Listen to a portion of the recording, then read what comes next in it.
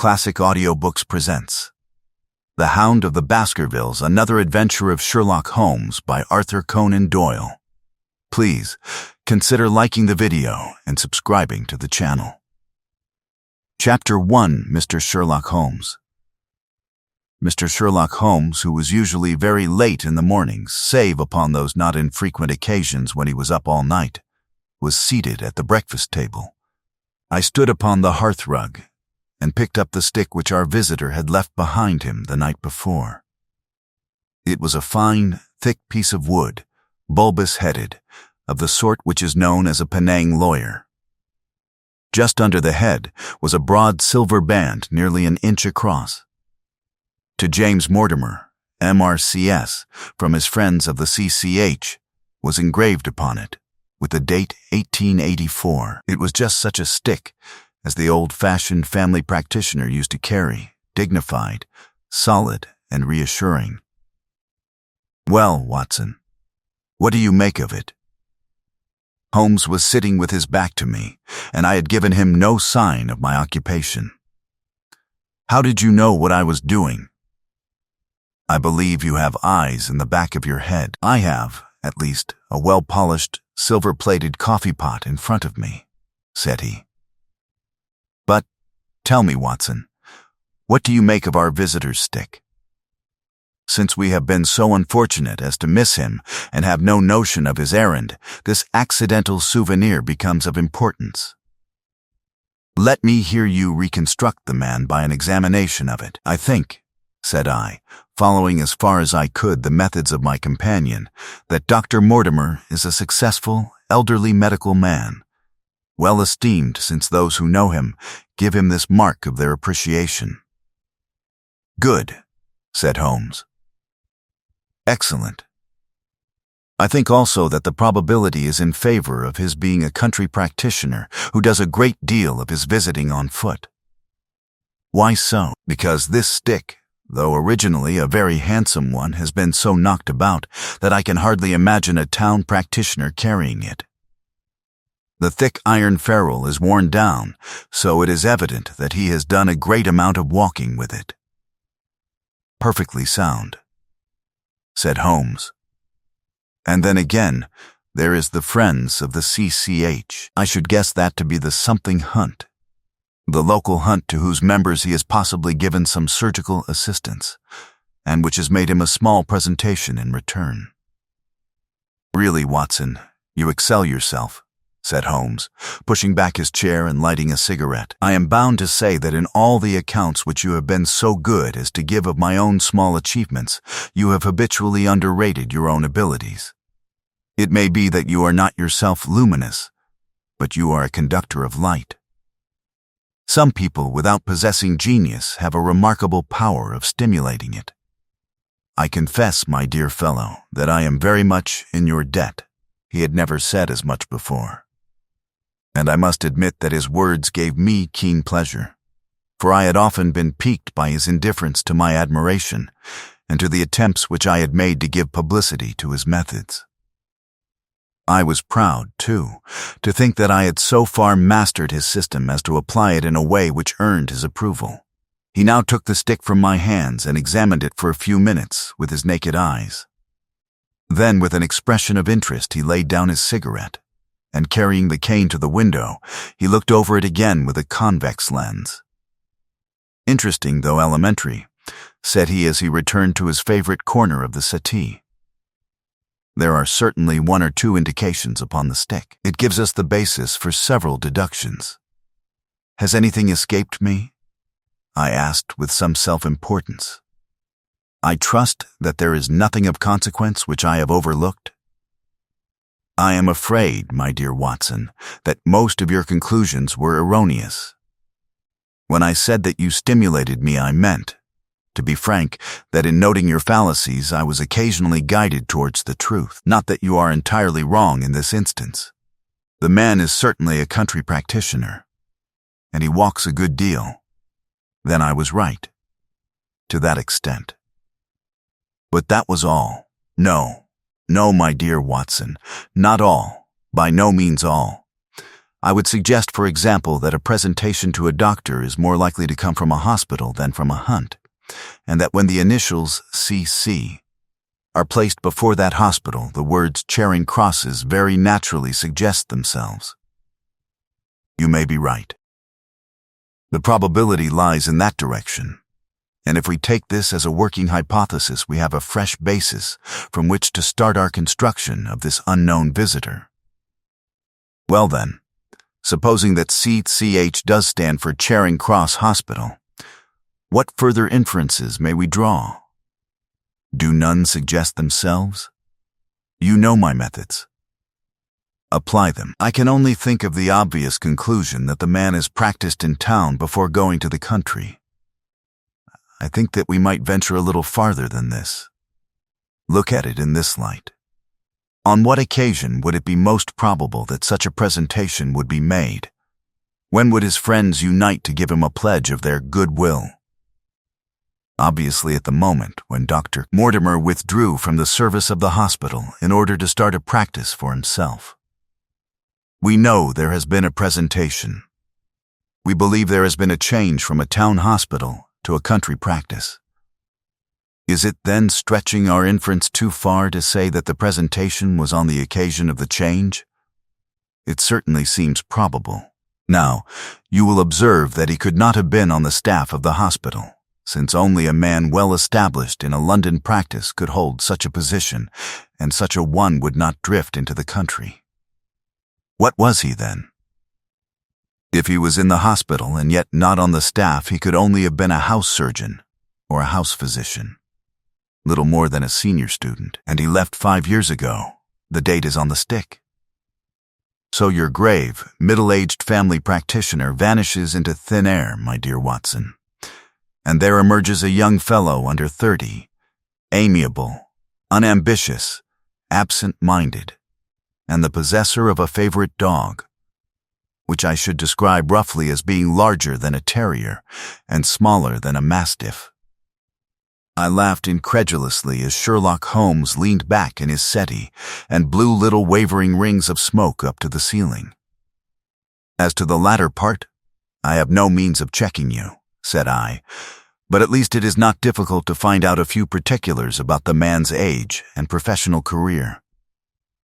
From my small medical shelf, I took down the medical directory and turned up the name. There were several Mortimers, but only one who could be our visitor. I read his record aloud. Mortimer James, MRCS, 1882, Grimpen, Dartmoor, Devon, house surgeon, from 1882 to 1884 at Charing Cross Hospital. Winner of the Jackson Prize for Comparative Pathology, with essay entitled Is Disease a Reversion? Corresponding member of the Swedish Pathological Society. Author of Some Freaks of Atavism, 1882. Do we progress? Call of Psychology, March 1883. Medical officer for the parishes of Grimpen, Thorsley, and High Barrow. No mention of that local hunt, Watson, said Holmes with a mischievous smile, but a country doctor, as you very astutely observed. I think that I am fairly justified in my inferences. As to the adjectives, I said, if I remember right, amiable, unambitious, and absent-minded. It is my experience that it is only an amiable man in this world who receives testimonials, only an unambitious one who abandons a London career for the country, and only an absent-minded one who leaves his stick and not his visiting card after waiting an hour in your room. And the dog has been in the habit of carrying this stick behind his master. Being a heavy stick, the dog has held it tightly by the middle, and the marks of his teeth are very plainly visible. The dog's jaw, as shown in the space between these marks, is too broad, in my opinion, for a terrier, and not broad enough for a mastiff. It may have been, yes. By Jove, it is a curly-haired spaniel. He had risen and paced the room as he spoke. Now he halted in the recess of the window. There was such a ring of conviction in his voice that I glanced up in surprise. My dear fellow, how can you possibly be so sure of that? For the very simple reason that I see the dog himself on our very doorstep, and there is the ring of its owner. Don't move, I beg you, Watson. He is a professional brother of yours, and your presence may be of assistance to me. Now is the dramatic moment of fate, Watson, when you hear a step upon the stair which is walking into your life, and you know not whether for good or ill. What does Dr. James Mortimer, the man of science, ask of Sherlock Holmes, the specialist in crime? Come in. The appearance of our visitor was a surprise to me, since I had expected a typical country practitioner. He was a very tall, thin man with a long nose like a beak, which jutted out between two keen, gray eyes, set closely together and sparkling brightly from behind a pair of gold-rimmed glasses. He was clad in a professional but rather slovenly fashion, for his frock coat was dingy and his trousers frayed. Though young, his long back was already bowed, and he walked with a forward thrust of his head and a general air of peering benevolence. As he entered, his eyes fell upon the stick in Holmes's hand, and he ran towards it with an exclamation of joy. "I am so very glad," said he. "I was not sure whether I had left it here or in the shipping office. I would not lose that stick for the world." "A presentation, I see," said Holmes. "Yes, sir, from Charing Cross Hospital. From one or two friends there on the occasion of my marriage." "Dear, dear, that's bad," said Holmes, shaking his head. "Doctor," Mortimer blinked through his glasses in mild astonishment. "Why was it bad?" "Only that you have disarranged our little deductions. Your marriage, you say?" "Yes, sir, I married, and so left the hospital, and with it all hopes of a consulting practice. It was necessary to make a home of my own." Come, we are not so far wrong after all," said Holmes. "And now, Dr. James Mortimer, Mr. Sir, Mr., a humble MRCS, and a man of precise mind, evidently, a dabbler in science, Mr. Holmes, a picker-up of shells on the shores of the great unknown ocean. I presume that it is Mr. Sherlock Holmes whom I am addressing, and not— No. This is my friend, Dr. Watson. Glad to meet you, sir. I have heard your name mentioned in connection with that of your friend. You interest me very much, Mr. Holmes. I had hardly expected so dolichocephalic a skull or such well-marked supraorbital development. Would you have any objection to my running my finger along your parietal fissure? A cast of your skull, sir, until the original is available, would be an ornament to any anthropological museum. It is not my intention to be fulsome, but I confess that I covet your skull." Sherlock Holmes waved our strange visitor into a chair. "You are an enthusiast in your line of thought, I perceive, sir, as I am in mine," said he. "I observe from your forefinger that you make your own cigarettes. Have no hesitation in lighting one." The man drew out paper and tobacco and twirled the one up in the other with surprising dexterity. He had long, quivering fingers as agile and restless as the antennae of an insect. Holmes was silent, but his little darting glances showed me the interest which he took in our curious companion. "I presume, sir," said he at last, "that it was not merely for the purpose of examining my skull that you have done me the honor to call here last night and again today?" "No, sir."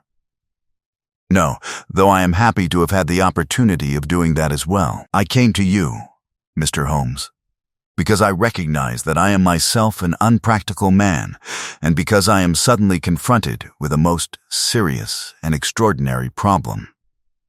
Recognizing, as I do, that you are the second highest expert in Europe, indeed, sir. May I inquire who has the honor to be the first?" asked Holmes with some asperity. To the man of precisely scientific mind, the work of Monsieur Bertillon must always appeal strongly. "Then had you not better consult him?" "I said, sir, to the precisely scientific mind. But as a practical man of affairs, it is acknowledged that you stand alone. I trust, sir, that I have not inadvertently, just a little, said Holmes. "I think, Dr. Mortimer, you would do wisely if without more ado you would kindly tell me plainly what the exact nature of the problem is in which you demand my assistance." Chapter 2. The Curse of the Baskervilles. "I have in my pocket a manuscript," said Dr. James Mortimer. "I observed it as you entered the room," said Holmes. "It is an old manuscript, early 18th century, unless it is a forgery." "How can you say that, sir? You have presented an inch or two of it to my examination all the time that you have been talking. It would be a poor expert who could not give the date of a document within a decade or so. You may possibly have read my little monograph upon the subject. I put that at 1730. The exact date is 1742. Doctor, Mortimer drew it from his breast pocket. This family paper was committed to my care by Sir Charles Baskerville, whose sudden and tragic death some 3 months ago created so much excitement in Devonshire. I may say that I was his personal friend as well as his medical attendant. He was a strong-minded man, sir, shrewd, practical, and as unimaginative as I am myself. Yet he took this document very seriously, and his mind was prepared for just such an end as did eventually overtake him." Holmes stretched out his hand for the manuscript and flattened it upon his knee. "You will observe, Watson, the alternative use of the long S and the short. It is one of several indications which enabled me to fix the date." I looked over his shoulder at the yellow paper and the faded script. At the head was written, Baskerville Hall, and below in large scrawling figures, 1742. It appears to be a statement of some sort. Yes, it is a statement of a certain legend which runs in the Baskerville family. But I understand that it is something more modern and practical upon which you wish to consult me? Most modern, a most practical, pressing matter, which must be decided within 24 hours. But the manuscript is short and is intimately connected with the affair. With your permission, I will read it to you." Holmes leaned back in his chair, placed his fingertips together, and closed his eyes with an air of resignation. Dr. Mortimer turned the manuscript to the light and read in a high, cracking voice the following curious, old-world narrative. Of the origin of the Hound of the Baskervilles there have been many statements. Yet as I come in a direct line from Hugo Baskerville, and as I had the story from my father, who also had it from his, I have set it down with all belief that it occurred even as is here set forth. And I would have you believe, my sons, that the same justice which punishes sin may also most graciously forgive it, and that no ban is so heavy but that by prayer and repentance it may be removed. Learn then from this story not to fear the fruits of the past, but rather to be circumspect in the future, that those foul passions whereby our family has suffered so grievously may not again be loosed to our undoing. Know then that in the time of the Great Rebellion, the history of which by the learned Lord Clarendon I most earnestly commend to your attention, this manor of Baskerville was held by Hugo of that name. Nor can it be gainsaid that he was a most wild, profane, and godless man. This, in truth, his neighbors might have pardoned, seeing that saints have never flourished in those parts. But there was in him a certain wanton and cruel humor which made his name a byword through the West. It chanced that this Hugo came to love, if indeed so dark a passion may be known under so bright a name, the daughter of a yeoman who held lands near the Baskerville estate. But the young maiden, being discreet and of good repute, would ever avoid him, for she feared his evil name. So it came to pass that one Michaelmas this Hugo, with 5 or 6 of his idle and wicked companions, stole down upon the farm and carried off the maiden, her father and brothers being from home, as he well knew. When they had brought her to the hall, the maiden was placed in an upper chamber, while Hugo and his friends sat down to a long carouse, as was their nightly custom. Now the poor lass upstairs was like to have her wits turned at the singing and shouting and terrible oaths which came up to her from below. For they say that the words used by Hugo Baskerville, when he was in wine, were such as might blast the man who said them. At last, in the stress of her fear, she did that which might have daunted the bravest or most active man. For by the aid of the growth of ivy which covered, and still, the south wall she came down from under the eaves, and so homeward across the moor, there being 3 leagues betwixt the hall and her father's farm. It chanced that some little time later Hugo left his guests to carry food and drink, with other worse things, perchance, to his captive, and so found the cage empty, and the bird escaped.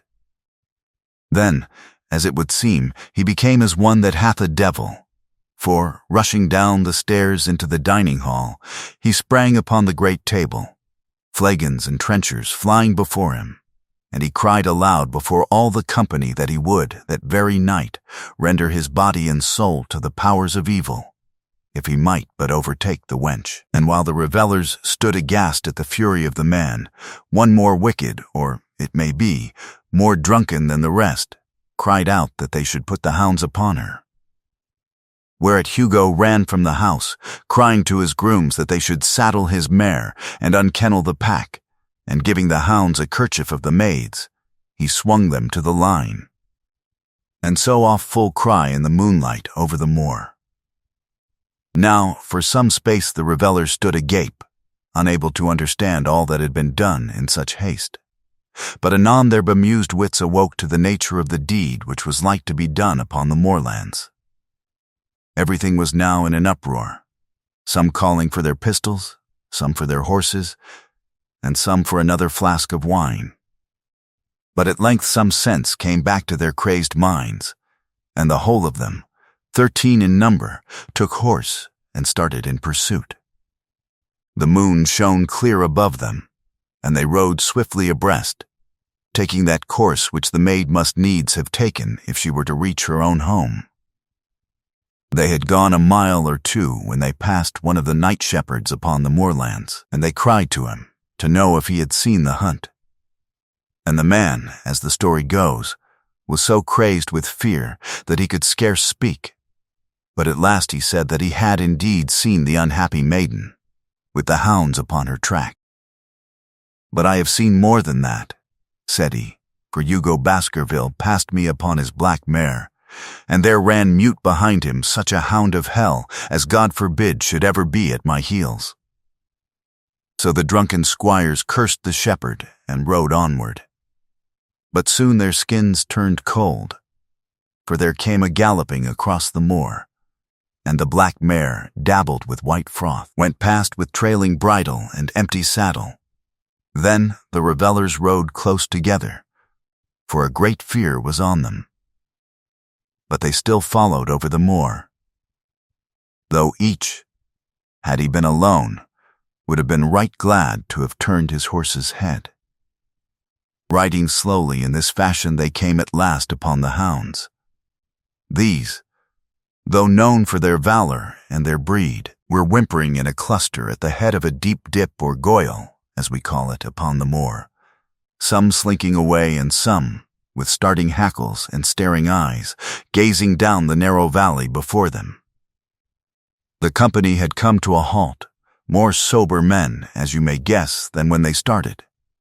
The most of them would by no means advance, but 3 of them, the boldest, or it may be the most drunken, rode forward down the goyle.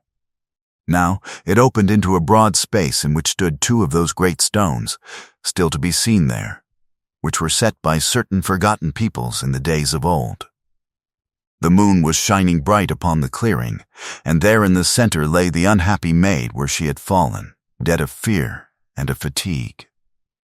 But it was not the sight of her body, nor yet was it that of the body of Hugo Baskerville lying near her, which raised the hair upon the heads of these 3 daredevil roisterers, but it was that, standing over Hugo, and plucking at his throat, there stood a foul thing, a great, black beast, shaped like a hound, yet larger than any hound, that ever mortal eye has rested upon. And even as they looked, the thing tore the throat out of Hugo Baskerville, on which, as it turned its blazing eyes and dripping jaws upon them, the three shrieked with fear and rode for dear life, still screaming, across the moor. One, it is said, died that very night of what he had seen, and the other twain were but broken men for the rest of their days. Such is the tale, my sons, of the coming of the Hound, which is said to have plagued the family so sorely ever since. If I have set it down, it is because that which is clearly known hath less terror than that which is but hinted at and guessed. Nor can it be denied that many of the family have been unhappy in their deaths, which have been sudden, bloody, and mysterious. Yet may we shelter ourselves in the infinite goodness of Providence, which would not forever punish the innocent beyond that third or fourth generation which is threatened in Holy Writ. To that Providence, my sons, I hereby commend you, and I counsel you by way of caution to forbear from crossing the moor in those dark hours when the powers of evil are exalted. When Dr. Mortimer had finished reading this singular narrative, he pushed his spectacles up on his forehead and stared across at Mr. Sherlock Holmes. The latter yawned and tossed the end of his cigarette into the fire. "Well," said he, "do you not find it interesting? To a collector of fairy tales." Dr. Mortimer drew a folded newspaper out of his pocket. "Now, Mr. Holmes, we will give you something a little more recent. This is the Devon County Chronicle of May 14th of this year. It is a short account of the facts elicited at the death of Sir Charles Baskerville, which occurred a few days before that date." My friend leaned a little forward, and his expression became intent. Our visitor readjusted his glasses and began. "The recent sudden death of Sir Charles Baskerville, whose name has been mentioned as the probable Liberal candidate for Mid-Devon at the next election, has cast a gloom over the county. Though Sir Charles had resided at Baskerville Hall for a comparatively short period, his amiability of character and extreme generosity had won the affection and respect of all who had been brought into contact with him. In these days of nouveau riches, it is refreshing to find a case where the scion of an old county family which has fallen upon evil days is able to make his own fortune, and to bring it back with him to restore the fallen grandeur of his line. Sir Charles, as is well known, made large sums of money in South African speculation. More wise than those who go on until the wheel turns against them, he realized his gains and returned to England with them. It is only 2 years since he took up his residence at Baskerville Hall, and it is common talk how large were those schemes of reconstruction and improvement which have been interrupted by his death. Being himself childless, it was his openly expressed desire that the whole countryside should, within his own lifetime, profit by his good fortune, and many will have personal reasons for bewailing his untimely end. His generous donations to local and county charities have been frequently chronicled in these columns. The circumstances connected with the death of Sir Charles cannot be said to have been entirely cleared up by the inquest, but at least enough has been done to dispose of those rumors to which local superstition has given rise. There is no reason whatever to suspect foul play, or to imagine that death could be from any but natural causes. Sir Charles was a widower, and a man who may be said to have been in some ways of an eccentric habit of mind. In spite of his considerable wealth, he was simple in his personal tastes, and his indoor servants at Baskerville Hall consisted of a married couple named Barrymore, the husband acting as butler and the wife as housekeeper. Their evidence, corroborated by that of several friends, tends to show that Sir Charles's health has for some time been impaired, and points especially to some affection of the heart, manifesting itself in changes of color, breathlessness, and acute attacks of nervous depression. Dr. James Mortimer, the friend and medical attendant of the deceased, has given evidence to the same effect. The facts of the case are simple. Sir Charles Baskerville was in the habit every night before going to bed of walking down the famous yew alley of Baskerville Hall. The evidence of the Moors shows that this had been his custom. On the 4th of May, Sir Charles had declared his intention of starting next day for London, and had ordered Barrymore to prepare his luggage. That night he went out as usual for his nocturnal walk, in the course of which he was in the habit of smoking a cigar. He never returned. At 12 o'clock, Barrymore, finding the hall door still open, became alarmed and, lighting a lantern, went in search of his master. The day had been wet, and Sir Charles's footmarks were easily traced down the alley. Halfway down this walk there is a gate which leads out on to the moor. There were indications that Sir Charles had stood for some little time here. He then proceeded down the alley, and it was at the far end of it that his body was discovered. One fact which has not been explained is the statement of Barrymore that his master's footprints altered their character from the time that he passed the moor gate, and that he appeared from thence onward to have been walking upon his toes. One Murphy, a gipsy horse dealer, was on the moor at no great distance at the time, but he appears by his own confession to have been the worse for drink. He declares that he heard cries, but is unable to state from what direction they came.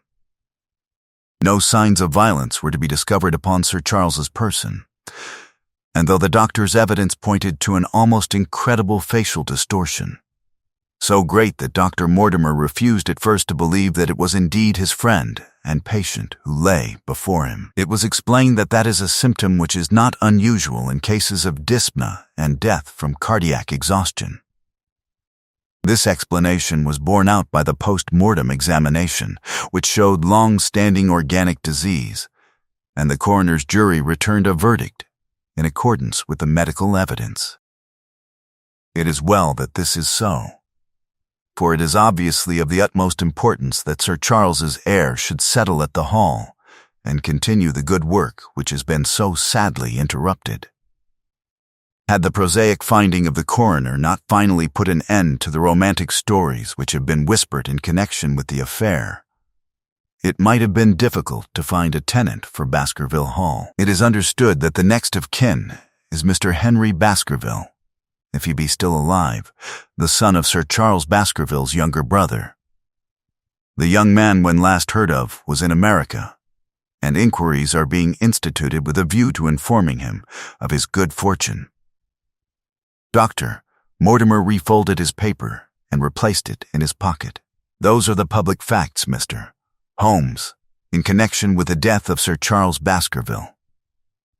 I must thank you, said Sherlock Holmes, for calling my attention to a case which certainly presents some features of interest.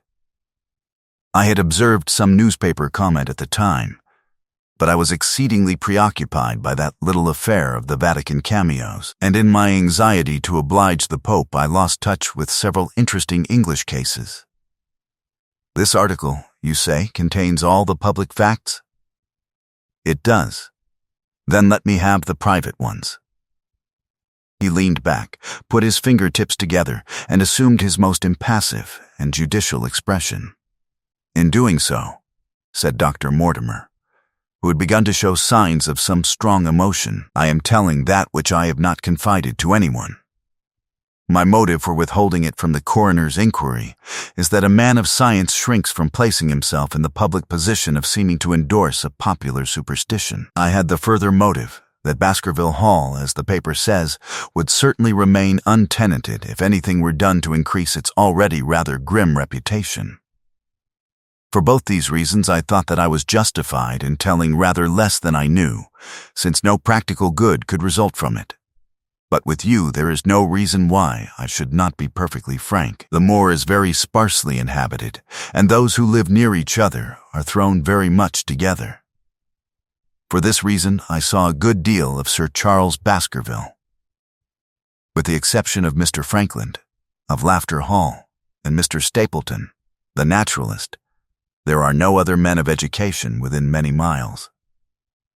Sir Charles was a retiring man, but the chance of his illness brought us together, and a community of interests in science kept us so.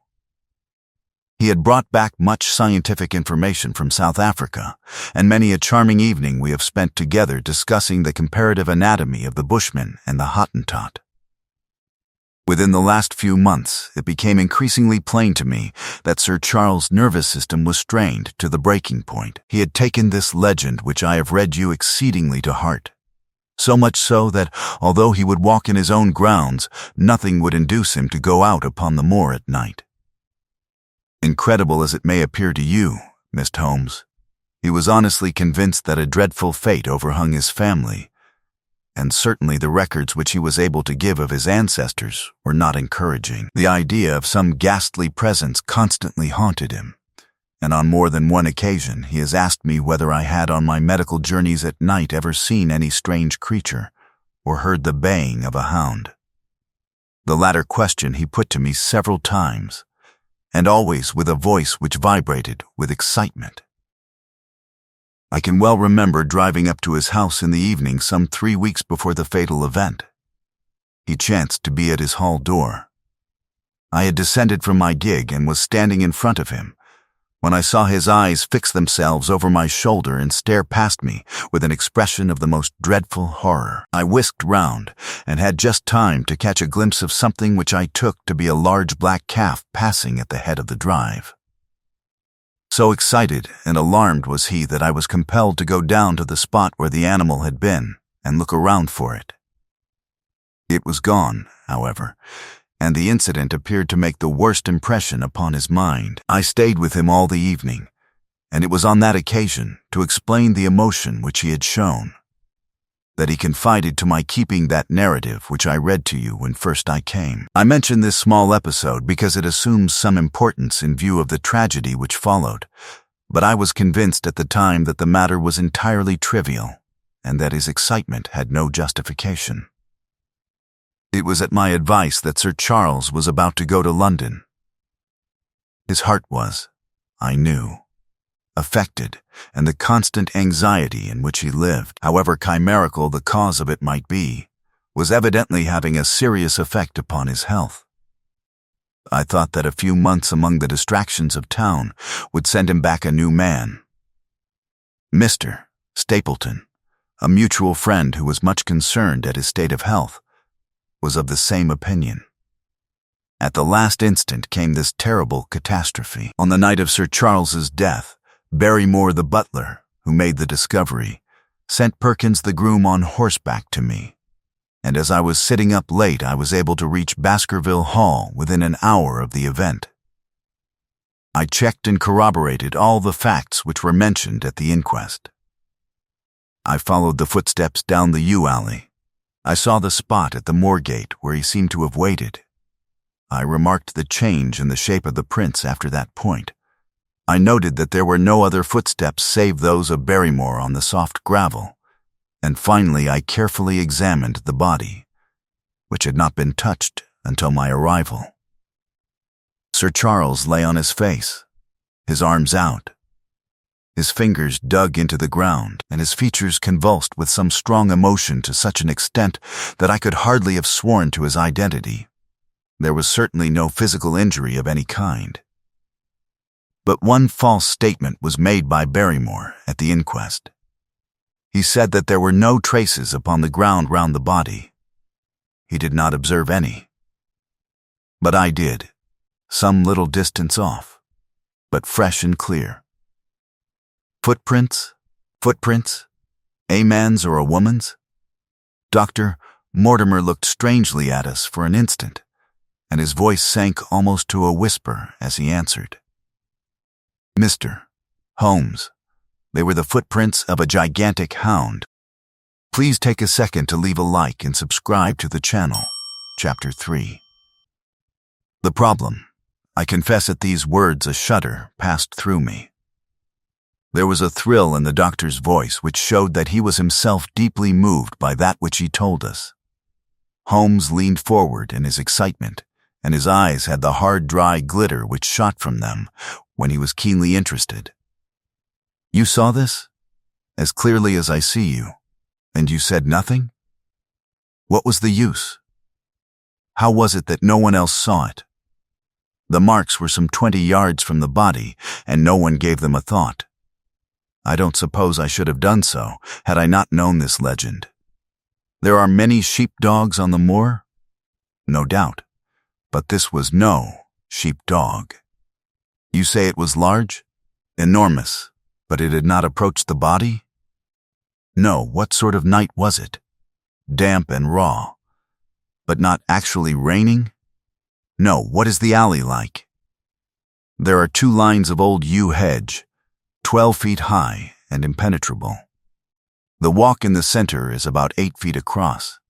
Is there anything between the hedges and the walk? Yes, there is a strip of grass about 6 feet broad on either side. I understand that the yew hedge is penetrated at one point by a gate? Yes, the wicket gate which leads on to the moor. Is there any other opening? None, so that to reach the yew alley one either has to come down it from the house or else to enter it by the moor gate?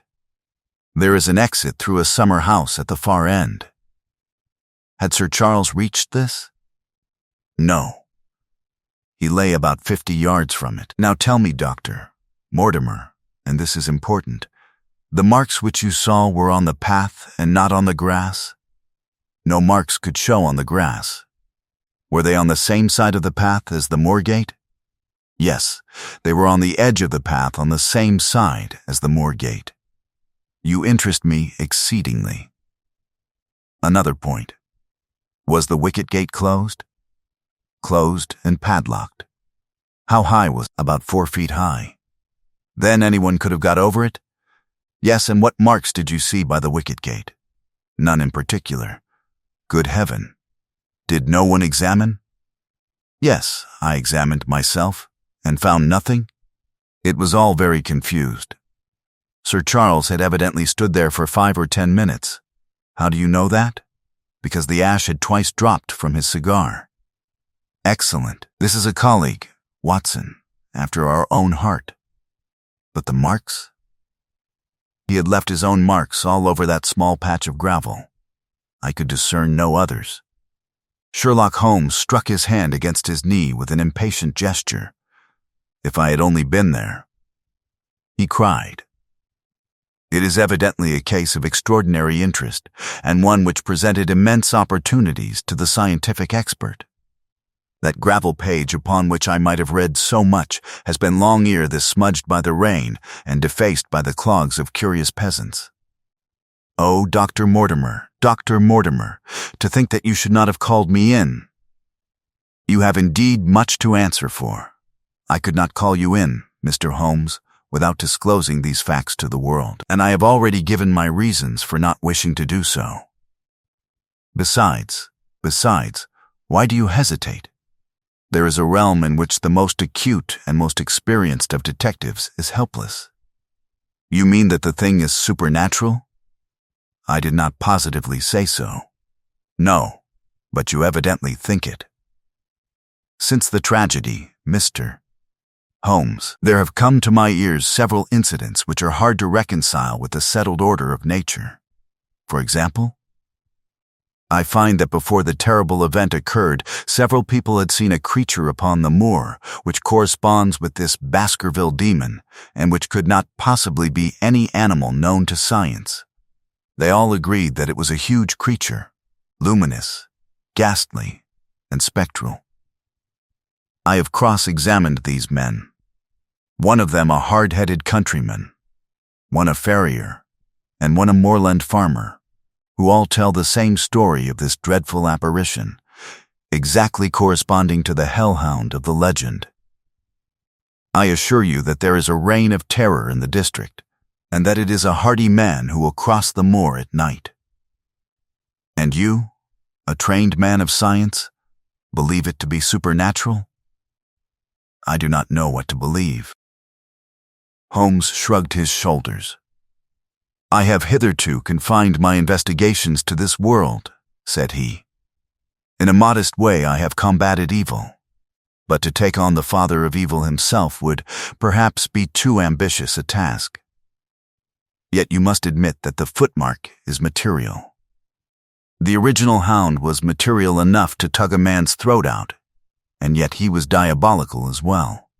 I see that you have quite gone over to the supernaturalists. But now, Dr. Mortimer, tell me this.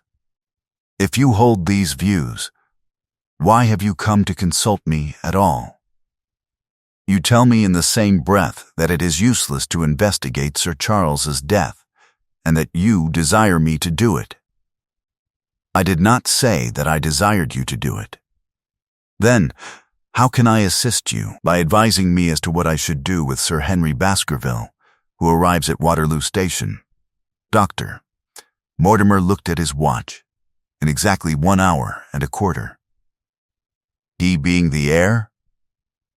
Yes. On the death of Sir Charles, we inquired for this young gentleman, and found that he had been farming in Canada. From the accounts which have reached us, he is an excellent fellow in every way. I speak now not as a medical man, but as a trustee and executor of Sir Charles's will. There is no other claimant, I presume? None. The only other kinsman whom we have been able to trace was Roger Baskerville, the youngest of 3 brothers, of whom poor Sir Charles was the elder.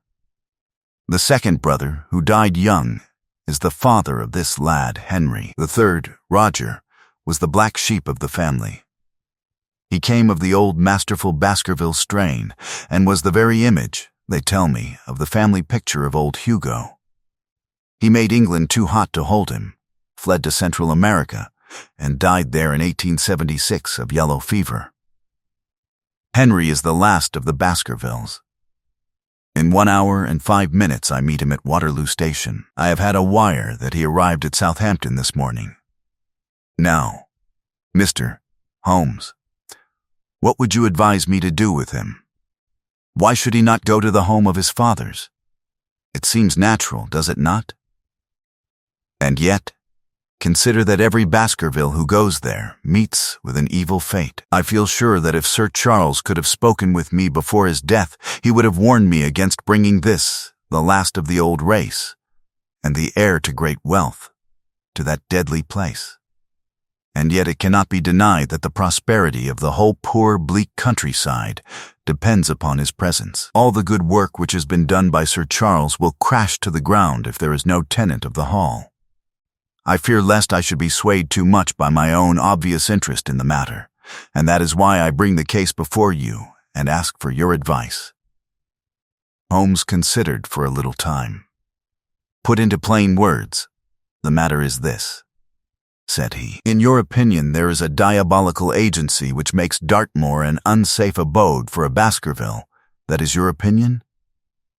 At least I might go the length of saying that there is some evidence that this may be so.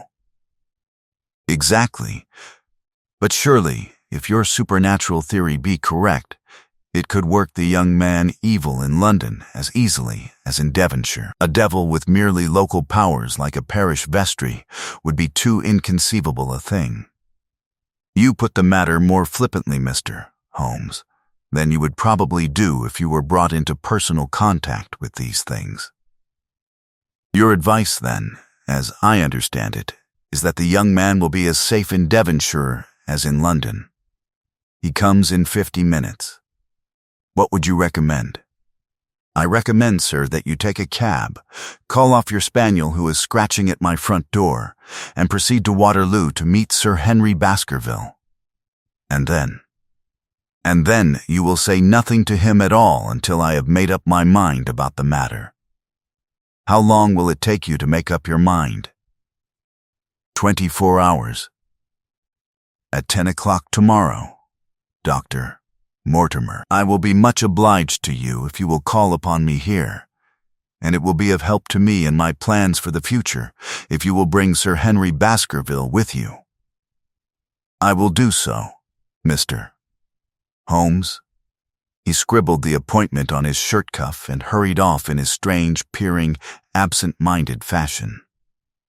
Holmes stopped him at the head of the stair. Only one more question, Dr. Mortimer.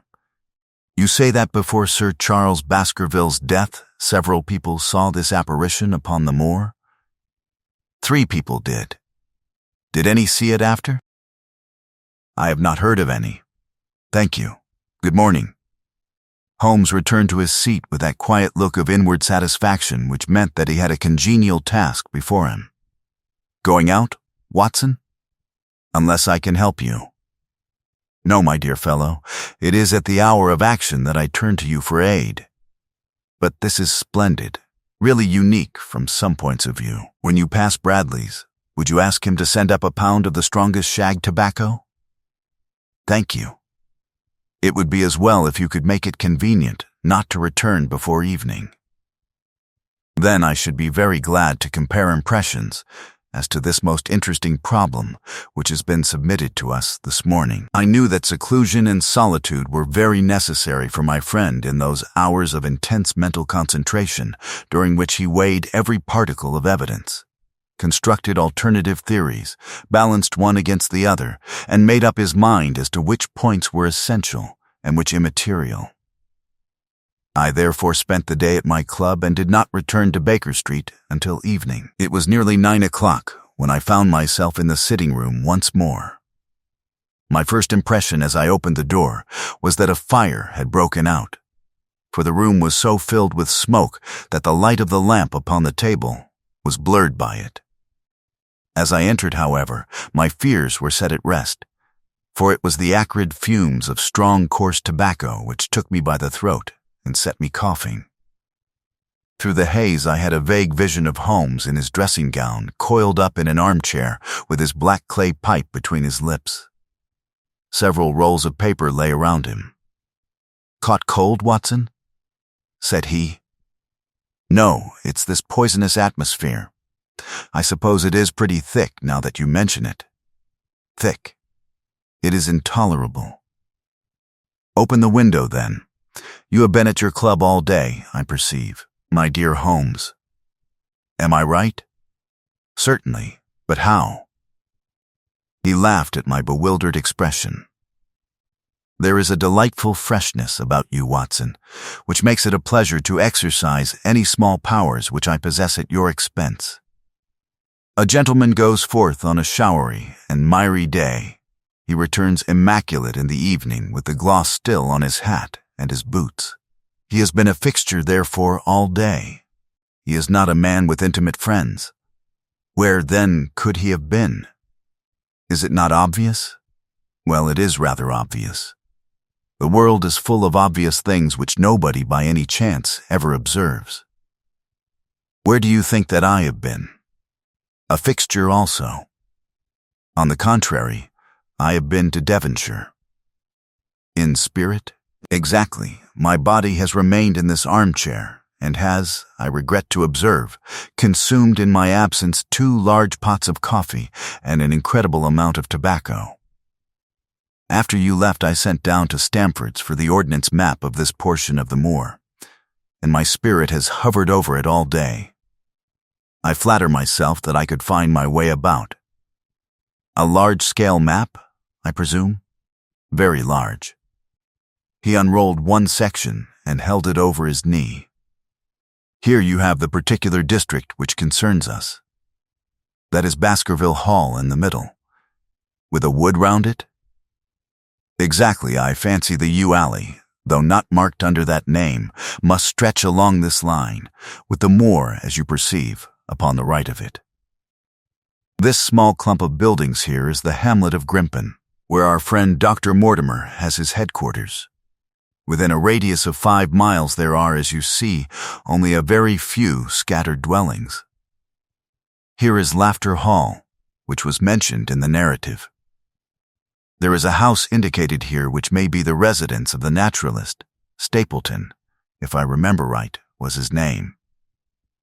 Here are 2 moorland farmhouses, Hightor and Fallmire. Then 14 miles away the great convict prison of Princetown.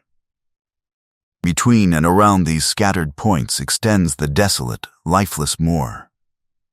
This, then, is the stage upon which tragedy has been played, and upon which we may help to play it again. It must be a wild place.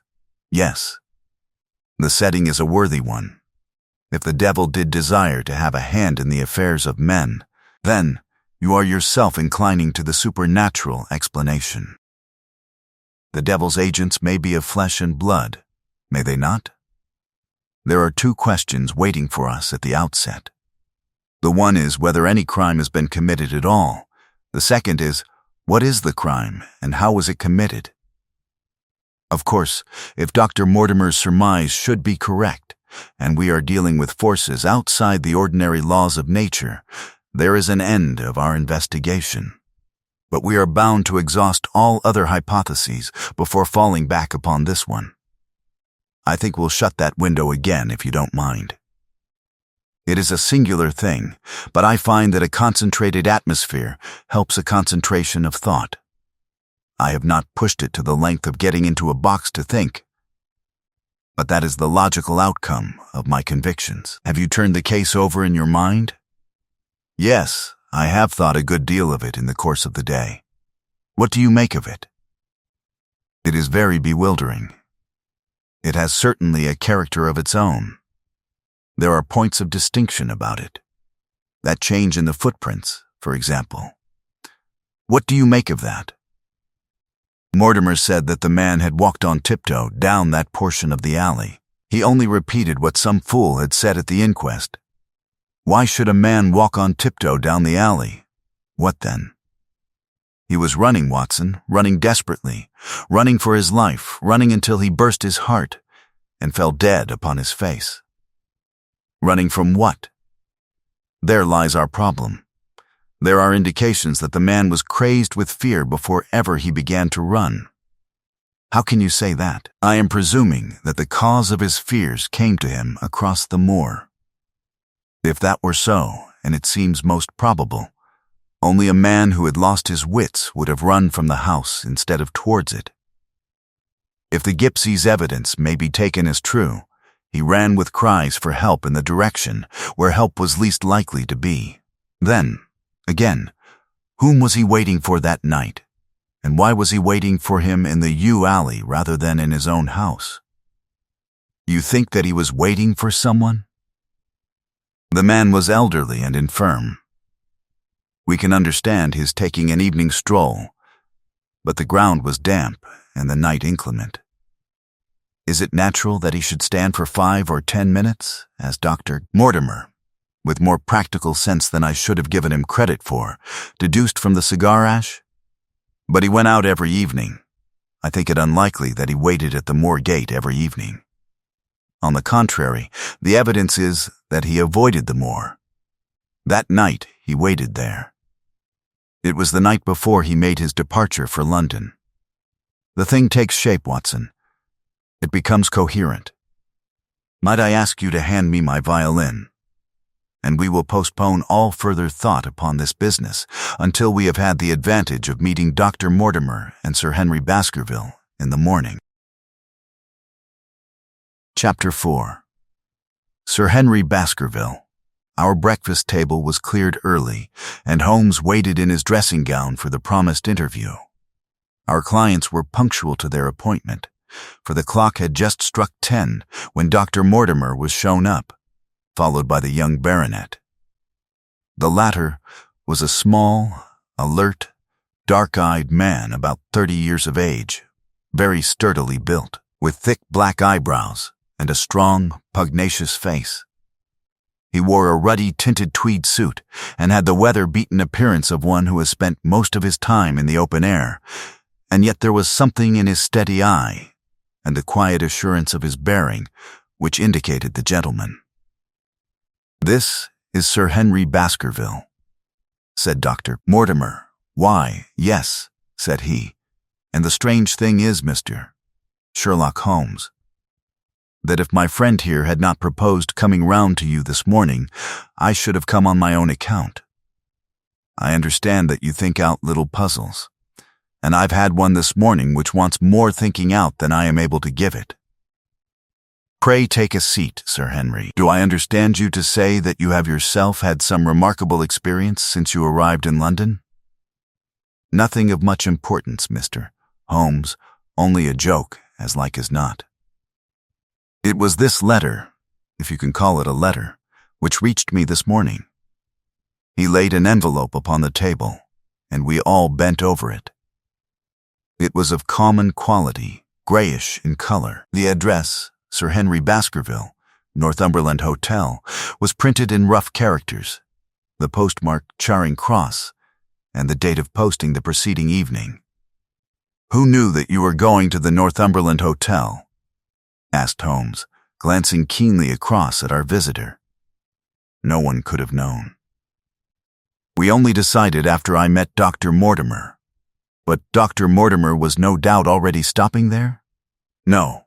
I had been staying with a friend," said the doctor. "There was no possible indication that we intended to go to this hotel." "Someone seems to be very deeply interested in your movements." Out of the envelope, he took a half sheet of foolscap paper, folded into 4. This he opened and spread flat upon the table. Across the middle of it, a single sentence had been formed by the expedient of pasting printed words upon it. It ran, "As you value your life or your reason, keep away from the Moor." The word Moor only was printed in ink. "Now," said Sir Henry Baskerville, "perhaps you will tell me, Mr. Holmes, what in thunder is the meaning of that, and who it is that takes so much interest in my affairs? What do you make of it, Dr. Mortimer? You must allow that there is nothing supernatural about this, at any rate?" "No, sir, but it might very well come from someone who was convinced that the business is supernatural." "What business?" asked Sir Henry sharply. "It seems to me that all you gentlemen know a great deal more than I do about my own affairs. You shall share our knowledge before you leave this room, Sir Henry. I promise you that," said Sherlock Holmes. "We will confine ourselves for the present, with your permission, to this very interesting document, which must have been put together and posted yesterday evening. Have you yesterday's Times, Watson?" "It is here, in the corner. Might I trouble you for it? The inside page, please, with the leading articles?" He glanced swiftly over it, running his eyes up and down the columns. "Capital article this, on free trade. Permit me to give you an extract from it. You may be cajoled into imagining that your own special trade or your own industry will be encouraged by a protective tariff. But it stands to reason that such legislation must in the long run keep away wealth from the country, diminish the value of our imports, and lower the general conditions of life in this island. What do you think of that, Watson?" cried Holmes in high glee, rubbing his hands together with satisfaction. "Don't you think that is an admirable sentiment, Doctor?" Mortimer looked at Holmes with an air of professional interest, and Sir Henry Baskerville turned a pair of puzzled dark eyes upon me. "I don't know much about the tariff and things of that kind," said he, "but it seems to me we've got a bit off the trail so far as that note is concerned. On the contrary, I think we are particularly hot upon the trail, Sir Henry. Watson here knows more about my methods than you do, but I fear that even he has not quite grasped the significance of this sentence. No, I confess that I see no connection. And yet, my dear Watson, there is so very close a connection that the one is extracted out of the other. You, your life, reason, value, keep away from the. Don't you see now whence these words have been taken? By thunder, you're right. Well, if that isn't smart," cried Sir Henry. "If any possible doubt remained, it is settled by the fact that keep away and from thee are cut out in one piece." "Well, now, so it is. Really, Mr. Holmes, this exceeds anything which I could have imagined," said Dr. Mortimer, gazing at my friend in amazement.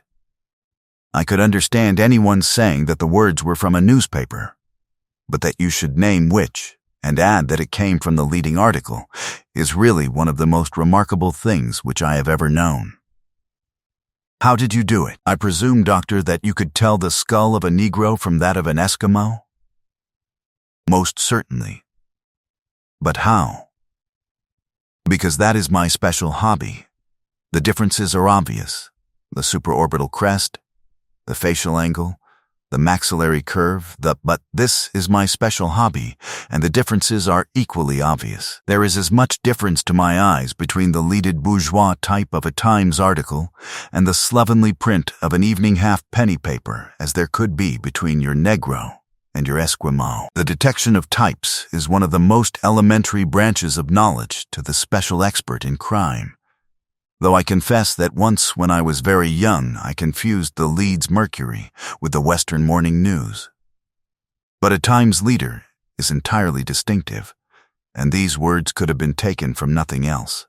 As it was done yesterday, the strong probability was that we should find the words in yesterday's issue. So far as I can follow you then, Mr. Holmes, said Sir Henry Baskerville, someone cut out this message with a scissors. Nail scissors, said Holmes. You can see that it was a very short-bladed scissors, since the cutter had to take 2 snips over keep away. That is so. Someone then cut out the message with a pair of short-bladed scissors, pasted it with paste, gum, said Holmes.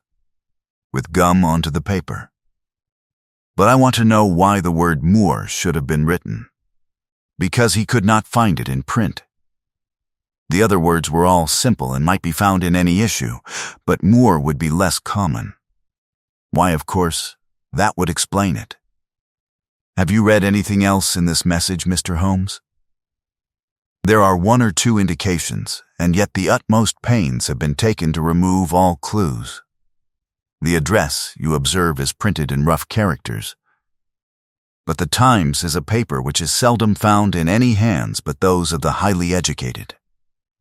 We may take it, therefore, that the letter was composed by an educated man who wished to pose as an uneducated one, and his effort to conceal his own writing suggests that that writing might be known, or come to be known, by you.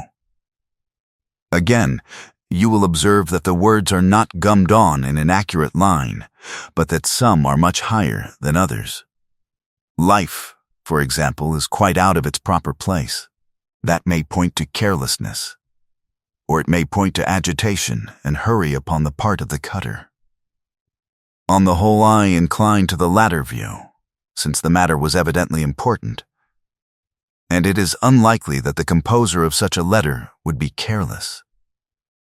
If he were in a hurry, it opens up the interesting question why he should be in a hurry, since any letter posted up to early morning would reach Sir Henry before he would leave his hotel. Did the composer fear an interruption? And from whom? We are coming now rather into the region of guesswork, said Dr. Mortimer.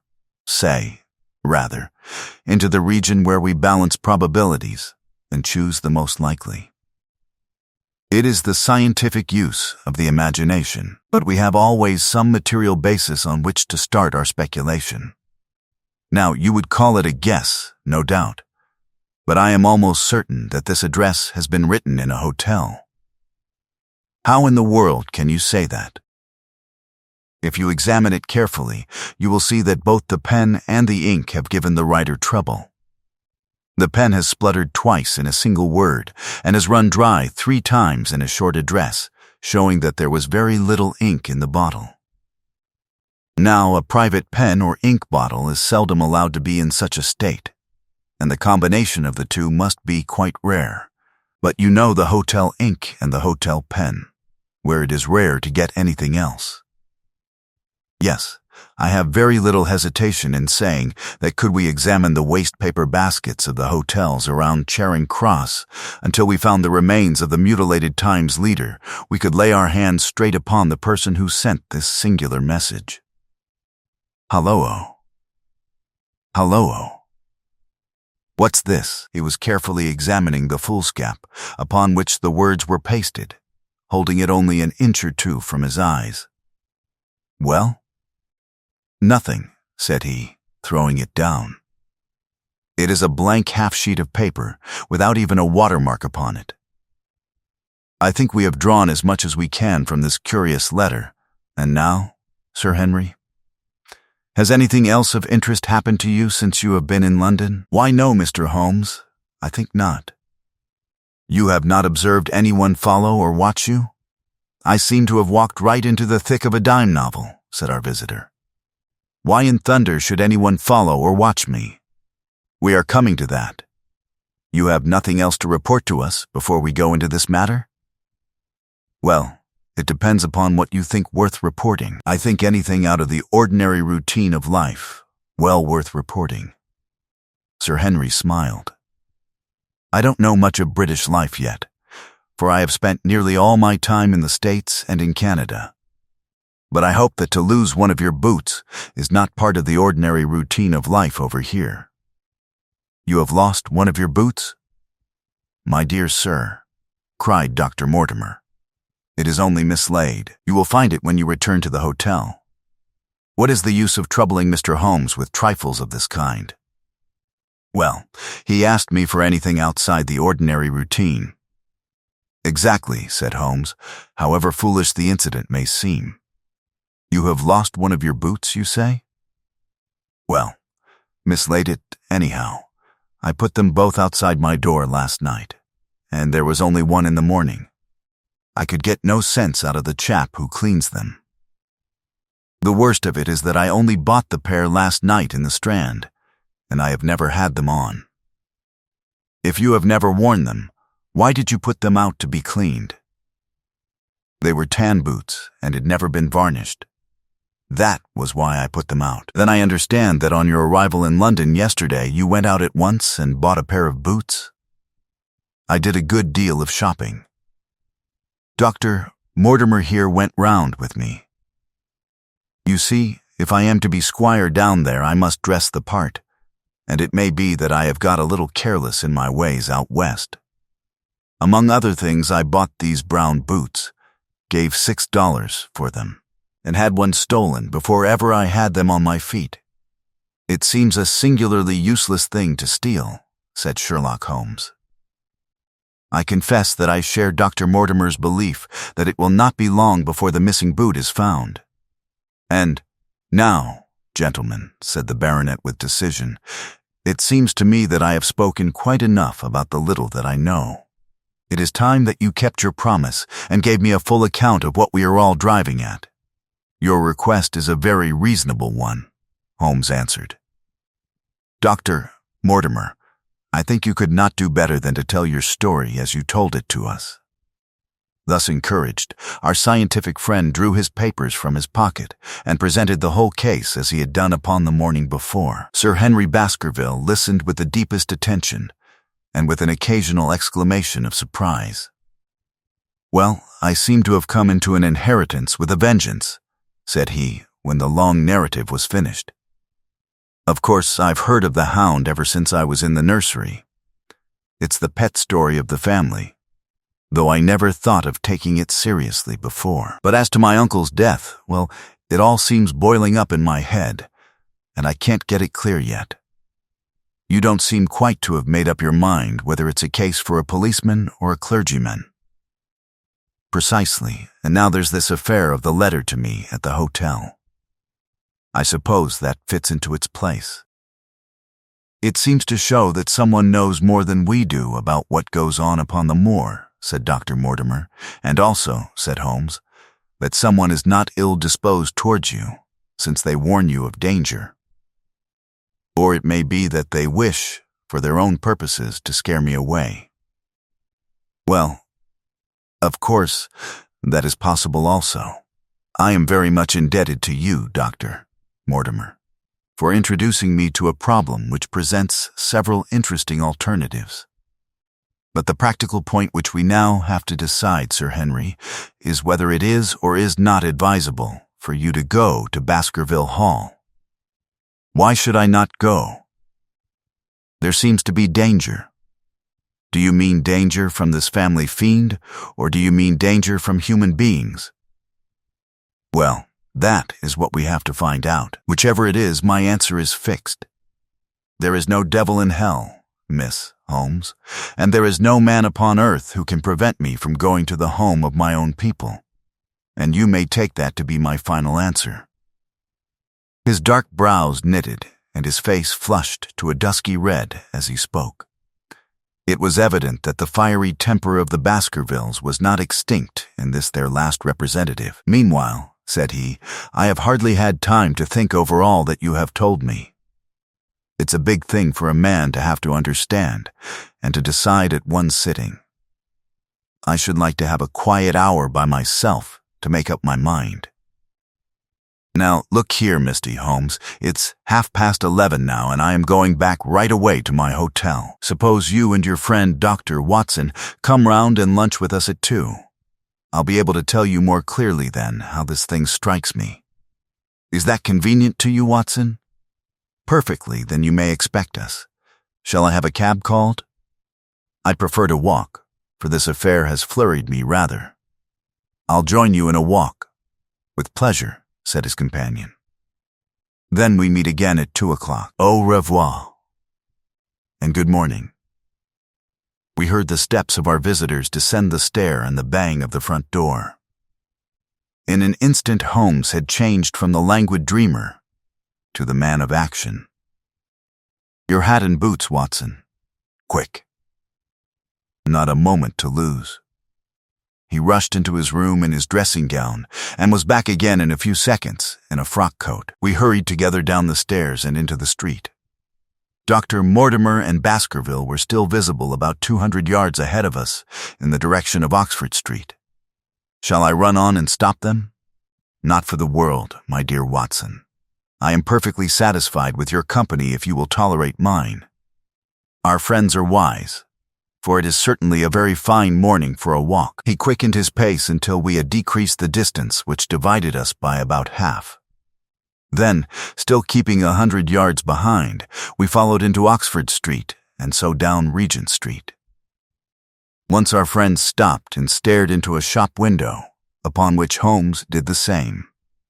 An instant afterwards he gave a little cry of satisfaction, and following the direction of his eager eyes, I saw that a hansom cab with a man inside, which had halted on the other side of the street, was now proceeding slowly onward again. There's our man Watson. Come along. We'll have a good look at him, if we can do no more.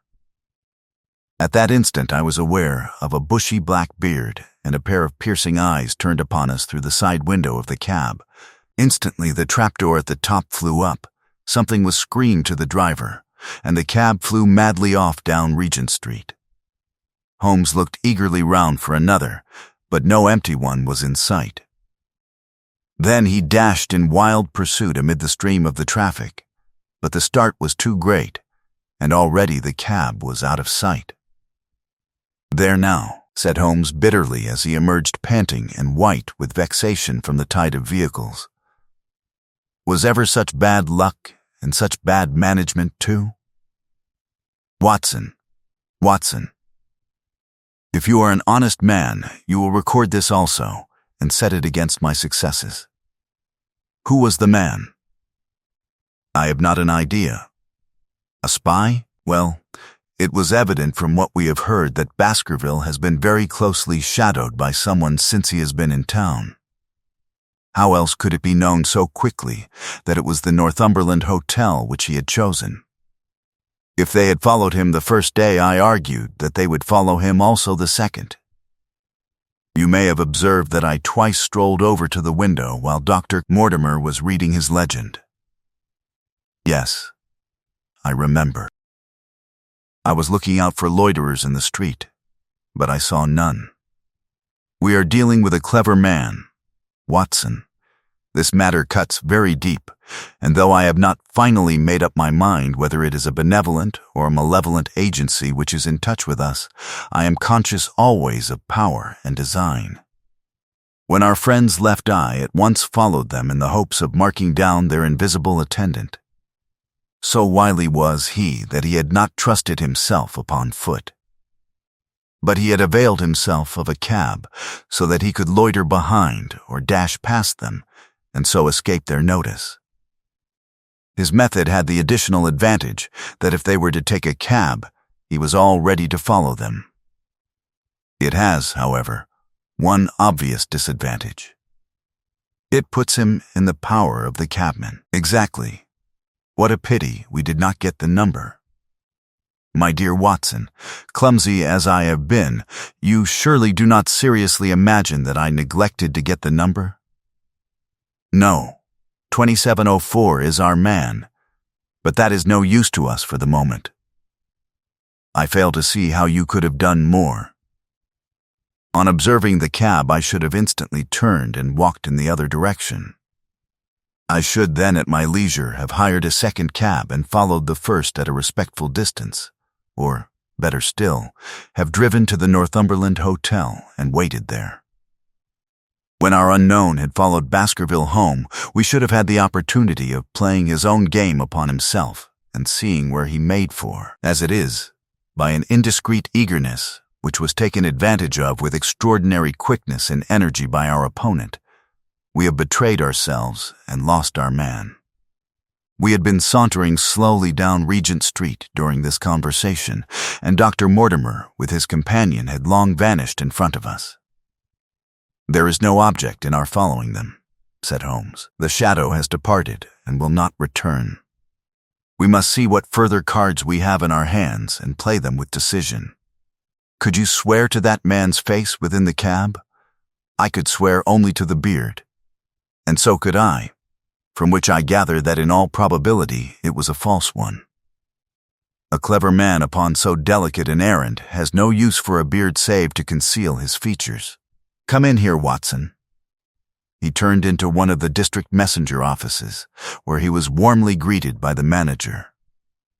"Ah, Wilson, I see you have not forgotten the little case in which I had the good fortune to help you?" "No, sir. Indeed, I have not." "You saved my good name, and perhaps my life." "My dear fellow, you exaggerate. I have some recollection, Wilson, that you had among your boys a lad named Cartwright, who showed some ability during the investigation." "Yes, sir, he is still with us. Could you ring him up?" "Thank you. And I should be glad to have change of this £5 note." A lad of 14, with a bright, keen face, had obeyed the summons of the manager. He stood now gazing with great reverence at the famous detective. "Let me have the hotel directory," said Holmes. "Thank you. Now, Cartwright, there are the names of 23 hotels here, all in the immediate neighborhood of Charing Cross. Do you see?" "Yes, sir. You will visit each of these in turn." "Yes, sir. You will begin in each case by giving the outside porter 1 shilling. Here are 23 shillings. "Yes, sir. You will tell him that you want to see the waste paper of yesterday. You will say that an important telegram has miscarried and that you are looking for it. You understand?" "Yes, sir. But what you are really looking for is the center page of the Times with some holes cut in it with scissors. Here is a copy of the Times. It is this page. You could easily recognize it, could you not?" "Yes, sir." In each case, the outside porter will send for the hall porter, to whom also you will give 1 shilling. Here are 23 shillings. You will then learn in possibly 20 cases out of the 23 that the waste of the day before has been burned or removed.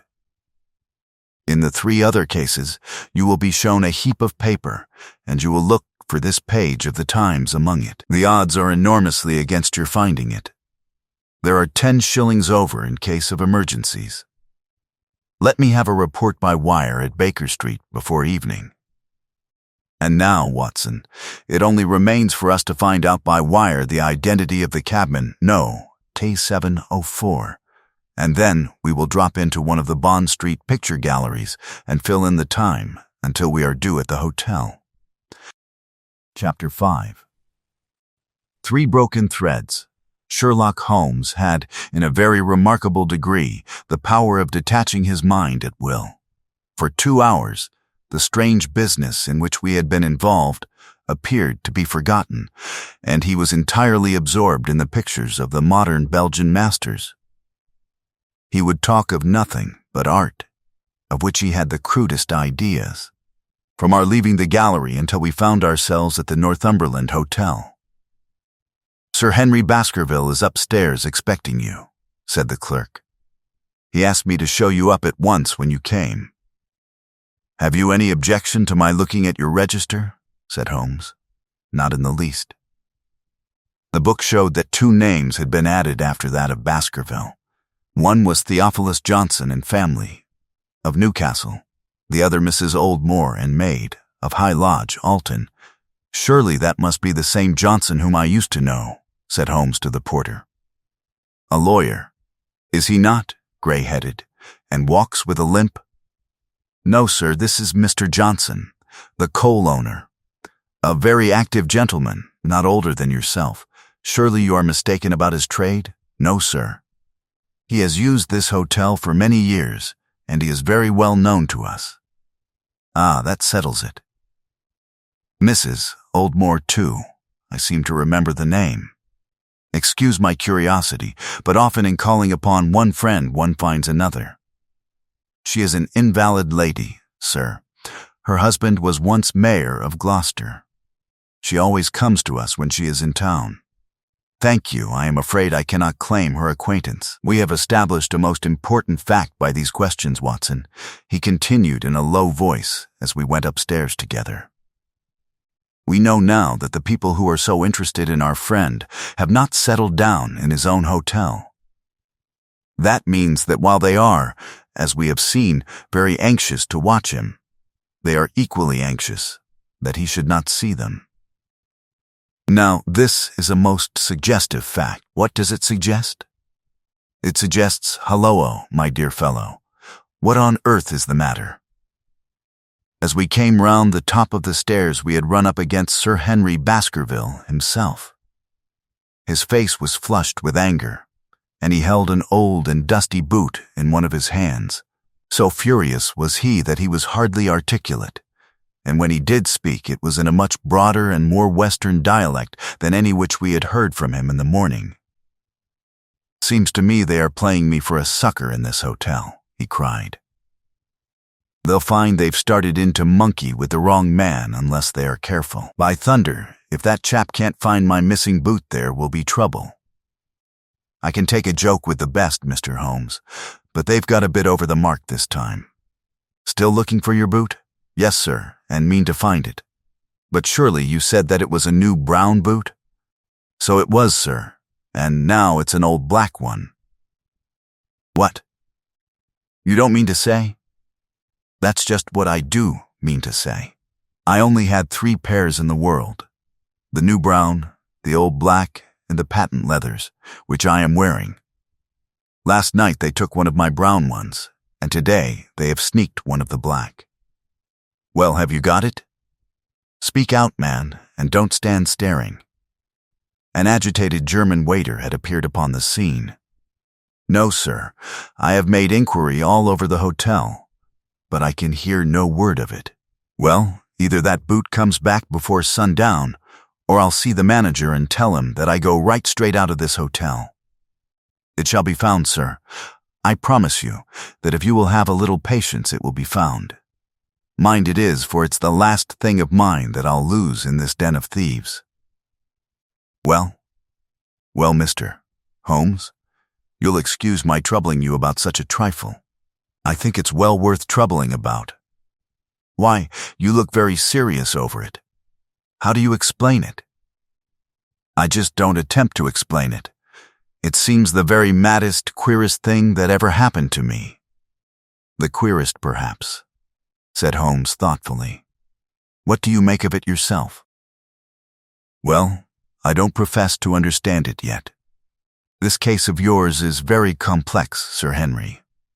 When taken in conjunction with your uncle's death, I am not sure that of all the 500 cases of capital importance which I have handled there is one which cuts so deep. But we hold several threads in our hands, and the odds are that one or other of them guides us to the truth. We may waste time in following the wrong one, but sooner or later we must come upon the right. We had a pleasant luncheon in which little was said of the business which had brought us together. It was in the private sitting room, to which we afterwards repaired, that Holmes asked Baskerville what were his intentions. To go to Baskerville Hall. And when? At the end of the week. On the whole, said Holmes, I think that your decision is a wise one.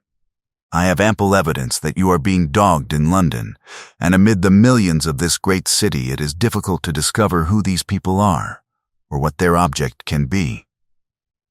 If their intentions are evil, they might do you a mischief, and we should be powerless to prevent it. You did not know, Dr. Mortimer, that you were followed this morning from my house? Dr. Mortimer started violently. Followed? By whom? That, unfortunately, is what I cannot tell you. Have you among your neighbors or acquaintances on Dartmoor any man with a black full beard? No, or, let me see, why, yes, Barrymore, Sir Charles's butler, is a man with a full black beard. Ha! Where is Barrymore? He is in charge of the hall. We had best ascertain if he is really there, or if by any possibility he might be in London. How can you do that? Give me a telegraph form. Is all ready for Sir Henry? That will do. Addressed to Mr. Barrymore, Baskerville Hall. What is the nearest telegraph office? Grimpen. Very good. We will send a second wire to the postmaster. Grimpen telegram to Miss Barrymore to be delivered into his own hand. If absent, please return wire to Sir Henry Baskerville, Northumberland Hotel. That should let us know before evening whether Barrymore is at his post in Devonshire or not. That's so, said Baskerville. By the way, Dr. Mortimer, who is this Barrymore anyhow? He is the son of the old caretaker, who is dead. They have looked after the hall for 4 generations now. So far as I know, he and his wife are as respectable a couple as any in the county. At the same time, said Baskerville, it's clear enough that so long as there are none of the family at the hall, these people have a mighty fine home and nothing to do. That is true. Did Barrymore profit at all by Sir Charles's will?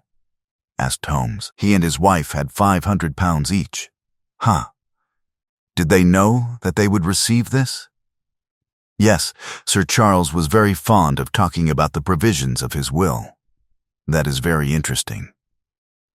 I hope, said Dr. Mortimer, that you do not look with suspicious eyes upon everyone who received a legacy from Sir Charles, for I also had £1,000 left to me. Indeed.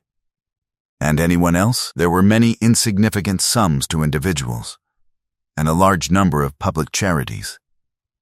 The residue all went to Sir Henry. And how much was the residue? £740,000. Holmes raised his eyebrows in surprise. I had no idea that so gigantic a sum was involved, said he. Sir Charles had the reputation of being rich, but we did not know how very rich he was until we came to examine his securities. The total value of the estate was close on to £1 million. Dear me, it is a stake for which a man might well play a desperate game. And one more question, Dr. Mortimer. Supposing that anything happened to our young friend here, you will forgive the unpleasant hypothesis. Who would inherit the estate? Since Roger Baskerville, Sir Charles's younger brother, died unmarried, the estate would descend to the Desmonds, who are distant cousins. James Desmond is an elderly clergyman in Westmoreland. Thank you. These details are all of great interest. Have you met Mr. James Desmond? Yes. He once came down to visit Sir Charles. He is a man of venerable appearance and of saintly life. I remember that he refused to accept any settlement from Sir Charles, though he pressed it upon him. And this man of simple tastes would be the heir to Sir Charles's thousands. He would be the heir to the estate because that is entailed. He would also be the heir to the money, unless it were willed otherwise by the present owner, who can of course do what he likes with it. And have you made your will, Sir Henry? No, Misty, Holmes.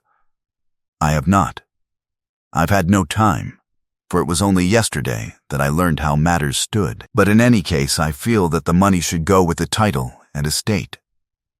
That was my poor uncle's idea.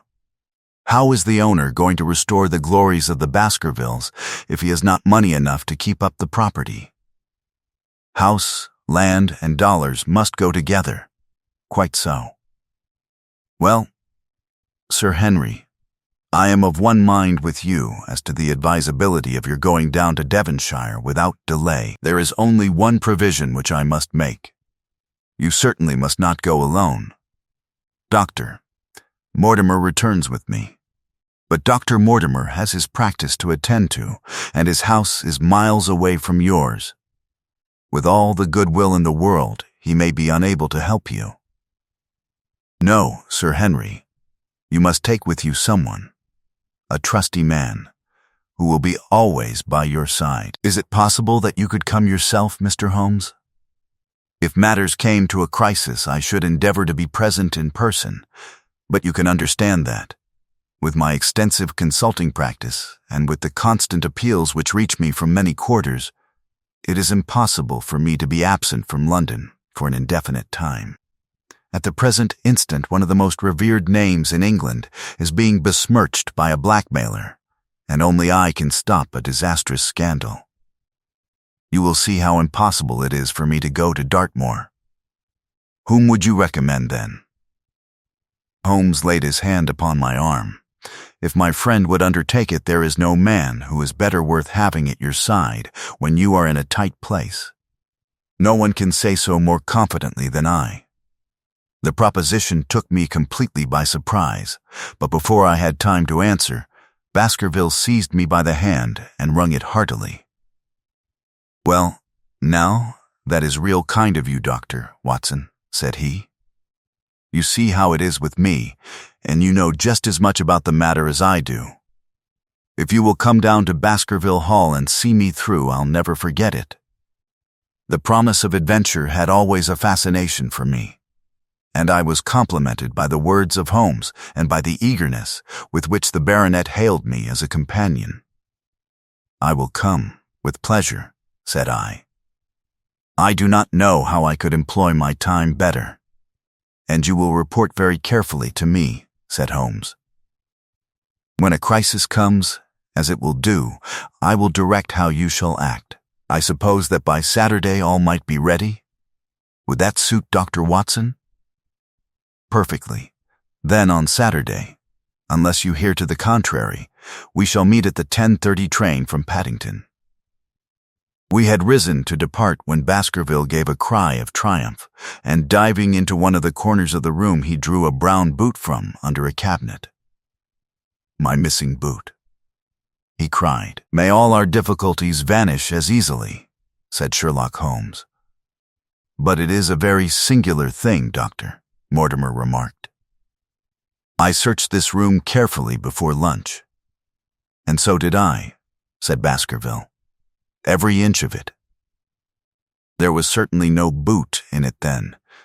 In that case, the waiter must have placed it there while we were lunching. The German was sent for, but professed to know nothing of the matter, nor could any inquiry clear it up. Another item had been added to that constant and apparently purposeless series of small mysteries which had succeeded each other so rapidly. Setting aside the whole grim story of Sir Charles's death, we had a line of inexplicable incidents, all within the limits of 2 days, which included the receipt of the printed letter, the black-bearded spy in the hansom, the loss of the new brown boot, the loss of the old black boot, and now the return of the new brown boot. Holmes sat in silence in the cab as we drove back to Baker Street, and I knew from his drawn brows and keen face that his mind, like my own, was busy in endeavoring to frame some scheme into which all these strange and apparently disconnected episodes could be fitted. All afternoon and late into the evening, he sat lost in tobacco and thought. Just before dinner 2 telegrams were handed in. The first ran, "Have just heard that Barrymore is at the Hall." Baskerville. The second. Visited 23 hotels as directed, but sorry to report unable to trace cut sheet of times. Cartwright, there go 2 of my threads, Watson. There is nothing more stimulating than a case where everything goes against you. We must cast round for another scent. We have still the cabman who drove the spy. Exactly. I have wired to get his name and address from the official registry. I should not be surprised if this were an answer to my question. The ring at the bell proved to be something even more satisfactory than an answer, however, for the door opened, and a rough-looking fellow entered, who was evidently the man himself. I got a message from the head office that a gent at this address had been inquiring for No. 2704, said he. I've driven my cab this 7 years, and never a word of complaint. I came here straight from the yard to ask you to your face what you had against me. I have nothing in the world against you, my good man, said Holmes. On the contrary, I have half a sovereign for you if you will give me a clear answer to my questions. Well, I've had a good day, and no mistake, said the cabman with a grin. What was it you wanted to ask, sir? First of all, your name and address, in case I want you again. John Clayton, 3 Turpey Street, the Borough. My cab is out of Shipley's Yard, near Waterloo Station. Sherlock Holmes made a note of it. Now, Clayton, tell me all about the fare who came and watched this house at 10 o'clock this morning, and afterwards followed the 2 gentlemen down Regent Street. The man looked surprised and a little embarrassed.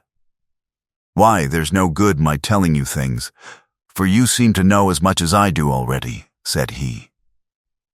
The truth is that the gentleman told me that he was a detective, and that I was to say nothing about him to anyone. My good fellow, this is a very serious business, and you may find yourself in a pretty bad position if you try to hide anything from me.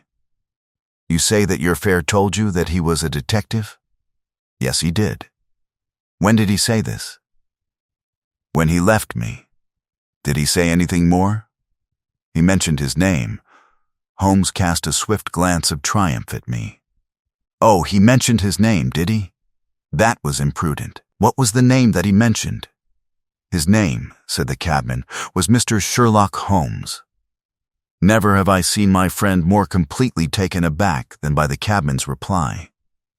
For an instant he sat in silent amazement. Then he burst into a hearty laugh. A touch, Watson, an undeniable touch, said he. I feel a foil as quick and supple as my own. He got home upon me very prettily that time. So his name was Sherlock Holmes, was it? Yes, sir, that was the gentleman's name. Excellent. Tell me where you picked him up and all that occurred. He hailed me at 9:30 in Trafalgar Square. He said that he was a detective, and he offered me 2 guineas if I would do exactly what he wanted all day and ask no questions.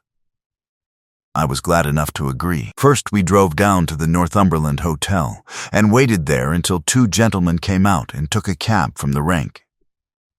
We followed their cab until it pulled up somewhere near here. This very door, said Holmes. Well, I couldn't be sure of that, but I dare say my fare knew all about it. We pulled up halfway down the street and waited an hour and a half. Then the 2 gentlemen passed us, walking, and we followed down Baker Street and along I know, said Holmes, until we got 3/4 down Regent Street. Then my gentleman threw up the trap, and he cried that I should drive right away to Waterloo Station as hard as I could go. I whipped up the mare and we were there under the 10 minutes. Then he paid up his 2 guineas, like a good one, and away he went into the station. Only just as he was leaving he turned round and he said, It might interest you to know that you have been driving Mr. Sherlock Holmes. That's how I come to know the name. I see. And you saw no more of him? Not after he went into the station. And how would you describe Mr. Sherlock Holmes? The cabman scratched his head. Well, he wasn't altogether such an easy gentleman to describe. I'd put him at 40 years of age, and he was of a middle height, 2 or 3 inches shorter than you, sir. He was dressed like a toff, and he had a black beard, cut square at the end, and a pale face. I don't know as I could say more than that. Color of his eyes? No, I can't say that. Nothing more that you can remember? No, sir, nothing. Well then, here is your half-sovereign. There's another one waiting for you if you can bring any more information. Good night." "Good night, sir, and thank you." John Clayton departed chuckling, and Holmes turned to me with a shrug of his shoulders and a rueful smile. "Snap goes our third thread, and we end where we began," said he. "The cunning rascal." He knew our number, knew that Sir Henry Baskerville had consulted me, spotted who I was in Regent Street, conjectured that I had got the number of the cab and would lay my hands on the driver, and so sent back this audacious message. I tell you, Watson, this time we have got a foeman who is worthy of our steel. I've been checkmated in London. I can only wish you better luck in Devonshire. But I'm not easy in my mind about it. About what? About sending you. It's an ugly business, Watson. An ugly, dangerous business, and the more I see of it, the less I like it. Yes, my dear fellow, you may laugh, but I give you my word that I shall be very glad to have you back safe and sound in Baker Street once more. Please take a second to leave a like and subscribe to the channel, Chapter 6. Baskerville Hall, Sir Henry Baskerville and Dr. Mortimer were ready upon the appointed day, and we started as arranged for Devonshire. Mr. Sherlock Holmes drove with me to the station and gave me his last parting injunctions and advice. "I will not bias your mind by suggesting theories or suspicions, Watson," said he. "I wish you simply to report facts in the fullest possible manner to me, and you can leave me to do the theorizing." "What sort of facts?" I asked. "Anything which may seem to have a bearing, however indirect, upon the case, and especially the relations between young Baskerville and his neighbors, or any fresh particulars concerning the death of Sir Charles. I have made some inquiries myself in the last few days, but the results have, I fear, been negative.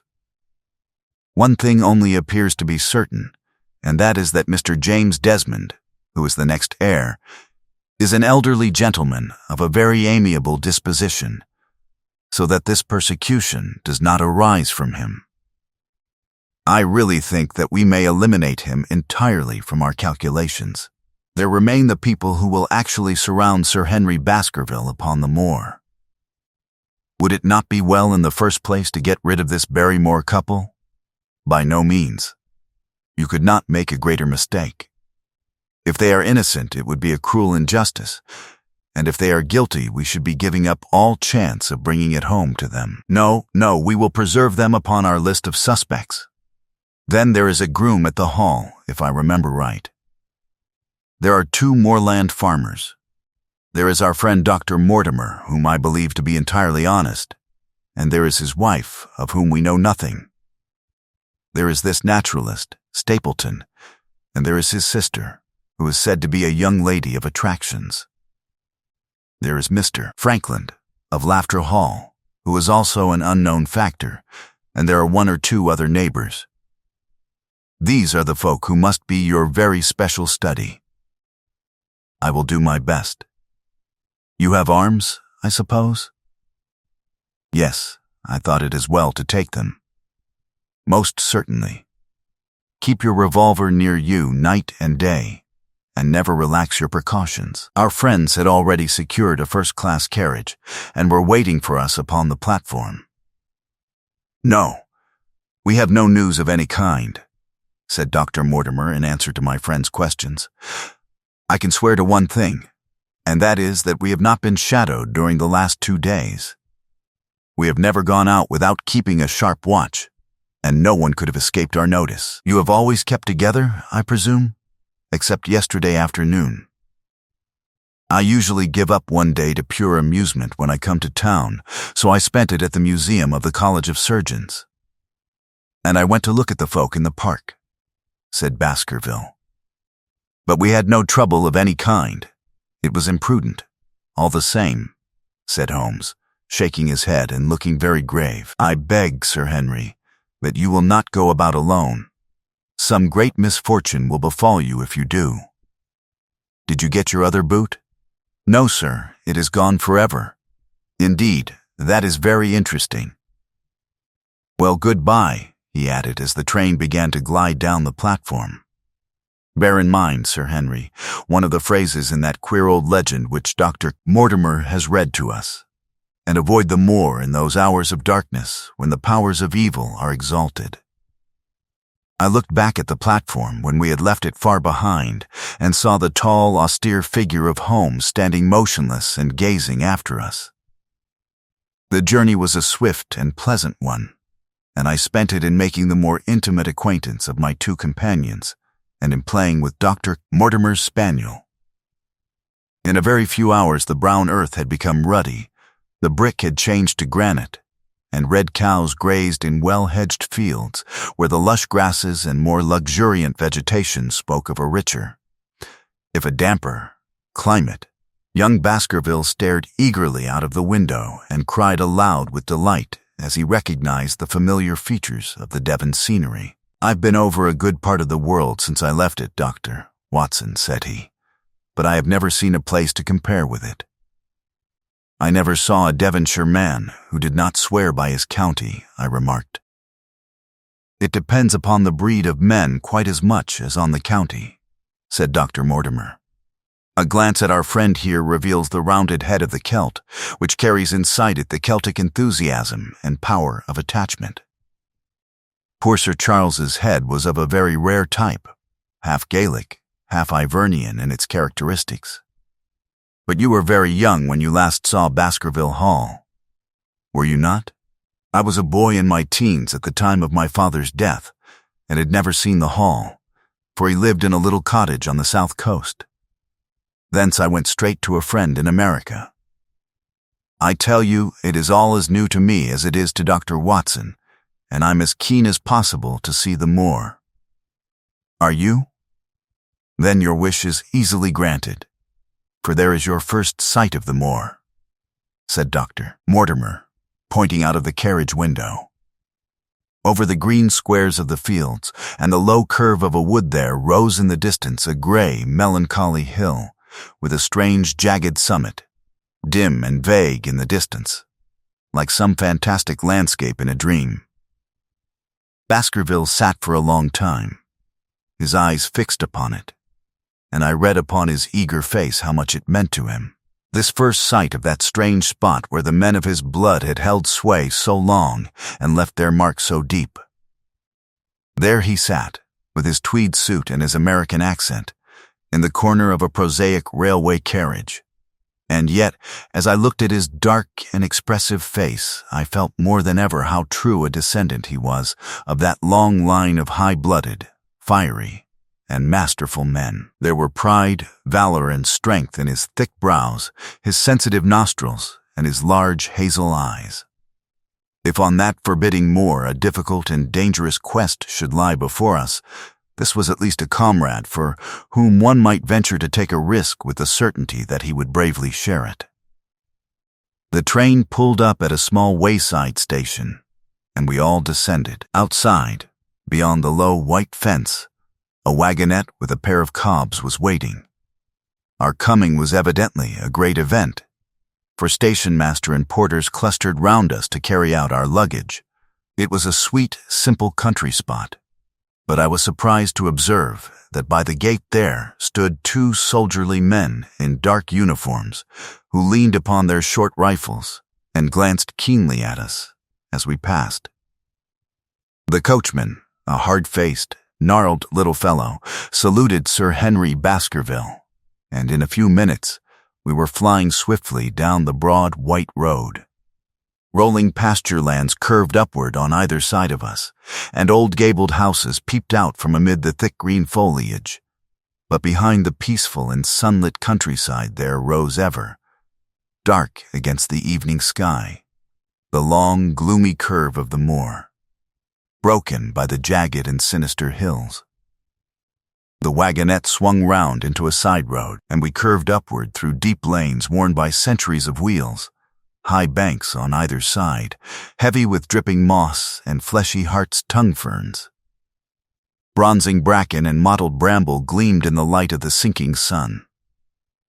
Still steadily rising, we passed over a narrow granite bridge and skirted a noisy stream which gushed swiftly down, foaming and roaring amid the gray boulders. Both road and stream wound up through a valley dense with scrub oak and fir. At every turn, Baskerville gave an exclamation of delight, looking eagerly about him and asking countless questions. To his eyes all seemed beautiful, but to me a tinge of melancholy lay upon the countryside, which bore so clearly the mark of the waning year. Yellow leaves carpeted the lanes and fluttered down upon us as we passed. The rattle of our wheels died away as we drove through drifts of rotting vegetation, sad gifts, as it seemed to me, for nature to throw before the carriage of the returning heir of the Baskervilles. "Halloa!"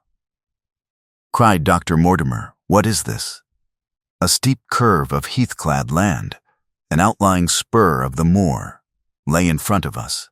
On the summit, hard and clear like an equestrian statue upon its pedestal, was a mounted soldier, dark and stern, his rifle poised ready over his forearm.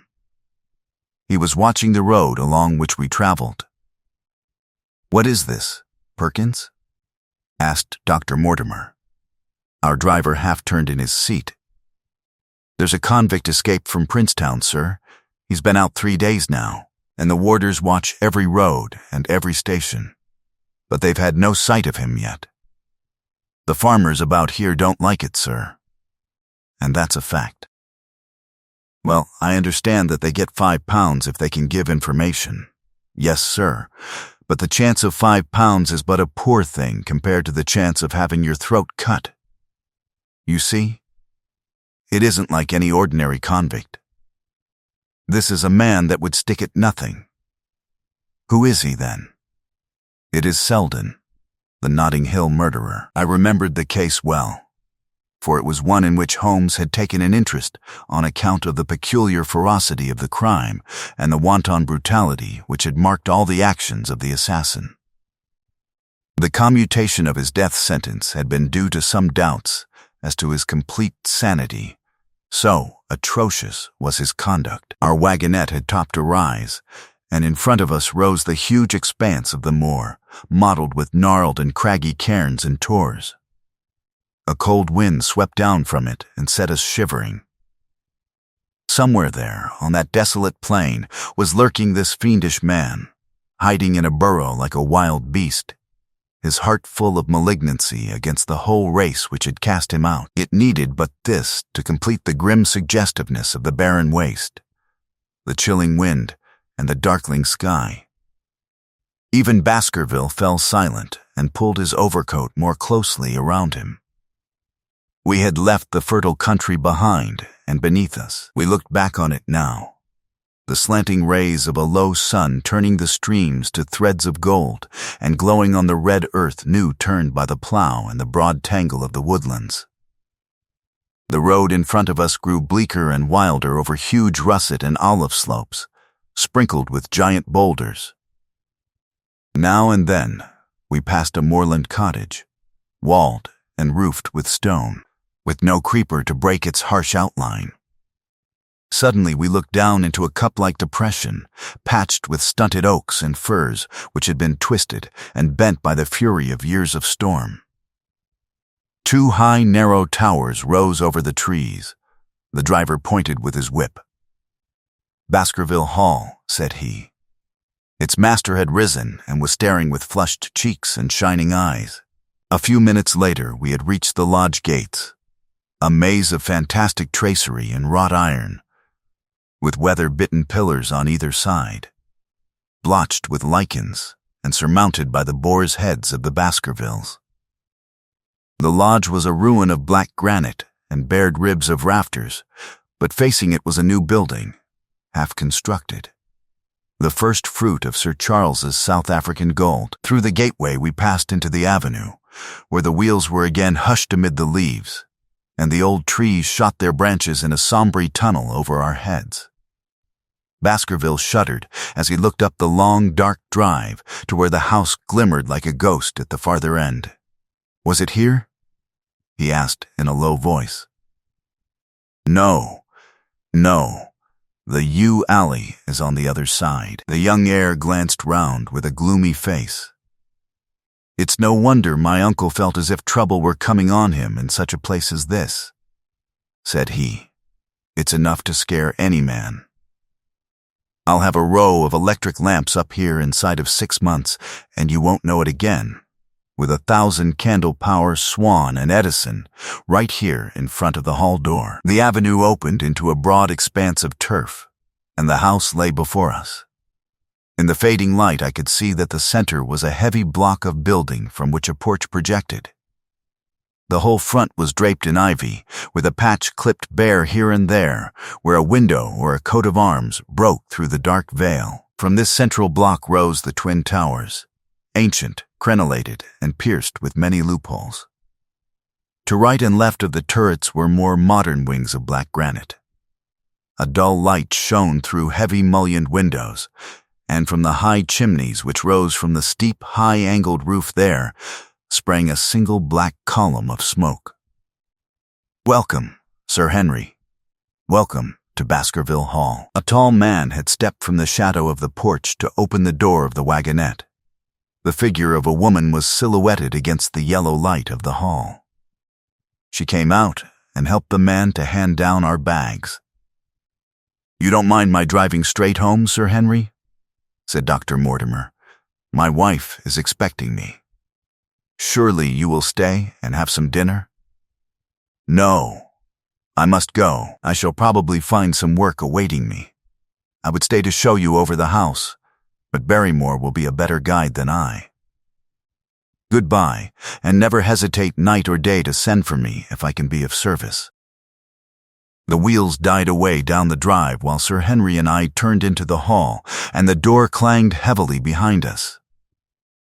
It was a fine apartment in which we found ourselves, large, lofty, and heavily raftered with huge bulks of age-blackened oak.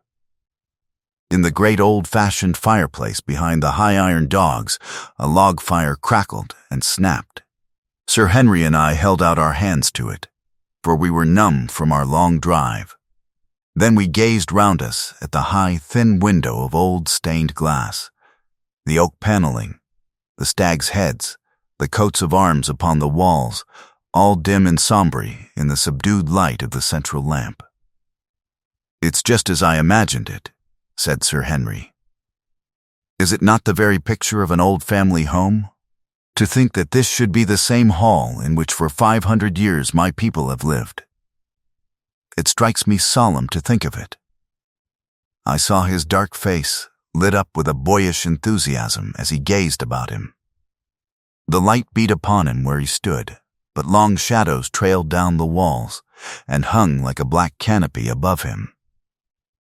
Barrymore had returned from taking our luggage to our rooms. He stood in front of us now with the subdued manner of a well-trained servant. He was a remarkable-looking man, tall, handsome, with a square black beard and pale, distinguished features. "Would you wish dinner to be served at once, sir? Is it ready?" "In a very few minutes, sir. You will find hot water in your rooms." "My wife and I will be happy, Sir Henry, to stay with you until you have made your fresh arrangements. But you will understand that under the new conditions this house will require a considerable staff." "What new conditions?" "I only meant, sir, that Sir Charles led a very retired life, and we were able to look after his wants. You would, naturally, wish to have more company, and so you will need changes in your household." "Do you mean that your wife and you wish to leave?" "Only when it is quite convenient to you, sir. But your family have been with us for several generations, have they not? I should be sorry to begin my life here by breaking an old family connection." I seemed to discern some signs of emotion upon the butler's white face. "I feel that also, sir, and so does my wife. But to tell the truth, sir, we were both very much attached to Sir Charles, and his death gave us a shock, and made these surroundings very painful to us. I fear that we shall never again be easy in our minds at Baskerville Hall. But what do you intend to do?" "I have no doubt, sir, that we shall succeed in establishing ourselves in some business. Sir Charles's generosity has given us the means to do so. And now, sir, perhaps I had best show you to your rooms." A square balustraded gallery ran round the top of the old hall, approached by a double stair. From this central point, 2 long corridors extended the whole length of the building, from which all the bedrooms opened. My own was in the same wing as Baskerville's and almost next door to it. These rooms appeared to be much more modern than the central part of the house, and the bright paper and numerous candles did something to remove the sombre impression which our arrival had left upon my mind. But the dining room which opened out of the hall was a place of shadow and gloom. It was a long chamber with a step separating the dais where the family sat from the lower portion reserved for their dependents. At one end a minstrel's gallery overlooked it. Black beams shot across above our heads, with a smoke-darkened ceiling beyond them. With rows of flaring torches to light it up, and the color and rude hilarity of an old-time banquet, it might have softened. But now, when 2 black-clothed gentlemen sat in the little circle of light thrown by a shaded lamp, one's voice became hushed, and one's spirit subdued. A dim line of ancestors, in every variety of dress, from the Elizabethan knight to the buck of the Regency, stared down upon us and daunted us by their silent company. We talked little, and I for one was glad when the meal was over and we were able to retire into the modern billiard room and smoke a cigarette. "My word, it isn't a very cheerful place," said Sir Henry. "I suppose one can tone down to it, but I feel a bit out of the picture at present. I don't wonder that my uncle got a little jumpy if he lived all alone in such a house as this. However, if it suits you, we will retire early tonight, and perhaps things may seem more cheerful in the morning." I drew aside my curtains before I went to bed and looked out from my window. It opened upon the grassy space which lay in front of the hall door. Beyond, 2 copses of trees moaned and swung in a rising wind. A half-moon broke through the rifts of racing clouds. In its cold light I saw beyond the trees a broken fringe of rocks, and the long, low curve of the melancholy moor. I closed the curtain, feeling that my last impression was in keeping with the rest, and yet it was not quite the last. I found myself weary and yet wakeful, tossing restlessly from side to side, seeking for the sleep which would not come. Far away a chiming clock struck out the quarters of the hours, but otherwise a deathly silence lay upon the old house. And then suddenly, in the very dead of the night, there came a sound to my ears, clear, resonant, and unmistakable. It was the sob of a woman, the muffled, strangling gasp of one who is torn by an uncontrollable sorrow. I sat up in bed and listened intently. The noise could not have been far away, and was certainly in the house. For half an hour I waited with every nerve on the alert, but there came no other sound save the chiming clock and the rustle of the ivy on the wall. Chapter 7. The Stapletons of Merripit House, the fresh beauty of the following morning, did something to efface from our minds the grim and grey impression which had been left upon both of us by our first experience of Baskerville Hall. As Sir Henry and I sat at breakfast, the sunlight flooded in through the high mullioned windows, throwing watery patches of color from the coats of arms which covered them. The dark paneling glowed like bronze in the golden rays, and it was hard to realize that this was indeed the chamber which had struck such a gloom into our souls upon the evening before. "I guess it is ourselves, and not the house, that we have to blame," said the baronet. "We were tired with our journey and chilled by our drive, so we took a grey view of the place. Now we are fresh and well, so it is all cheerful once more." "And yet it was not entirely a question of imagination," I answered. "Did you, for example, happen to hear someone, a woman I think, sobbing in the night?" "That is curious, for I did when I was half asleep fancy that I heard something of the sort. I waited quite a time, but there was no more of it, so I concluded that it was all a dream. I heard it distinctly, and I am sure that it was really the sob of a woman. We must ask about this right away." He rang the bell and asked Barrymore whether he could account for our experience, It seemed to me that the pallid features of the butler turned a shade paler still as he listened to his master's question. "There are only 2 women in the house, Sir Henry," he answered. "One is the scullery maid, who sleeps in the other wing. The other is my wife, and I can answer for it that the sound could not have come from her." And yet he lied as he said it, for it chanced that after breakfast I met Mrs. Barrymore in the long corridor with the sun full upon her face. She was a large, impassive, heavy-featured woman with a stern-set expression of mouth, but her telltale eyes were red and glanced at me from between swollen lids. It was she, then, who wept in the night, and if she did so, her husband must know it. Yet he had taken the obvious risk of discovery in declaring that it was not so. Why had he done this? And why did she weep so bitterly? Already round this pale-faced, handsome, black-bearded man there was gathering an atmosphere of mystery and of gloom. It was he who had been the first to discover the body of Sir Charles, and we had only his word for all the circumstances which led up to the old man's death. Was it possible that it was Barrymore, after all, whom we had seen in the cab in Regent Street? The beard might well have been the same. The cabman had described a somewhat shorter man, but such an impression might easily have been erroneous. How could I settle the point forever? Obviously, the first thing to do was to see the Grimpen postmaster and find whether the test telegram had really been placed in Barrymore's own hands. Be the answer what it might, I should at least have something to report to Sherlock Holmes. Sir Henry had numerous papers to examine after breakfast, so that the time was propitious for my excursion. It was a pleasant walk of 4 miles along the edge of the moor, leading me at last to a small grey hamlet, in which 2 larger buildings, which proved to be the inn and the house of Dr. Mortimer, stood high above the rest. The postmaster, who was also the village grocer, had a clear recollection of the telegram. "Certainly, sir," said he. "I had the telegram delivered to Mr. Barrymore exactly as directed." "Who delivered it?" "My boy here." "James, you delivered that telegram to Mr. Barrymore at the Hall last week, did you not?" "Yes, father, I delivered it." "Into his own hands?" I asked. "Well, he was up in the loft at the time, so that I could not put it into his own hands, but I gave it into Mrs. Barrymore's hands, and she promised to deliver it at once." "Did you see Mr. Barrymore?"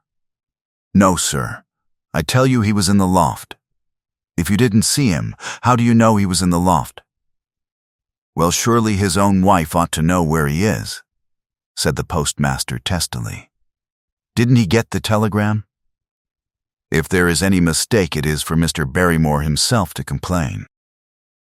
It seemed hopeless to pursue the inquiry any farther, but it was clear that in spite of Holmes's ruse we had no proof that Barrymore had not been in London all the time.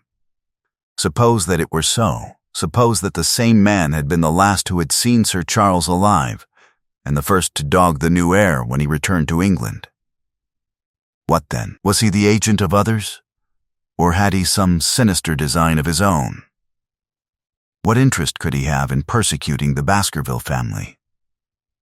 I thought of the strange warning clipped out of the leading article of the Times. Was that his work? Or was it possibly the doing of someone who was bent upon counteracting his schemes? The only conceivable motive was that which had been suggested by Sir Henry, that if the family could be scared away, a comfortable and permanent home would be secured for the Barrymores.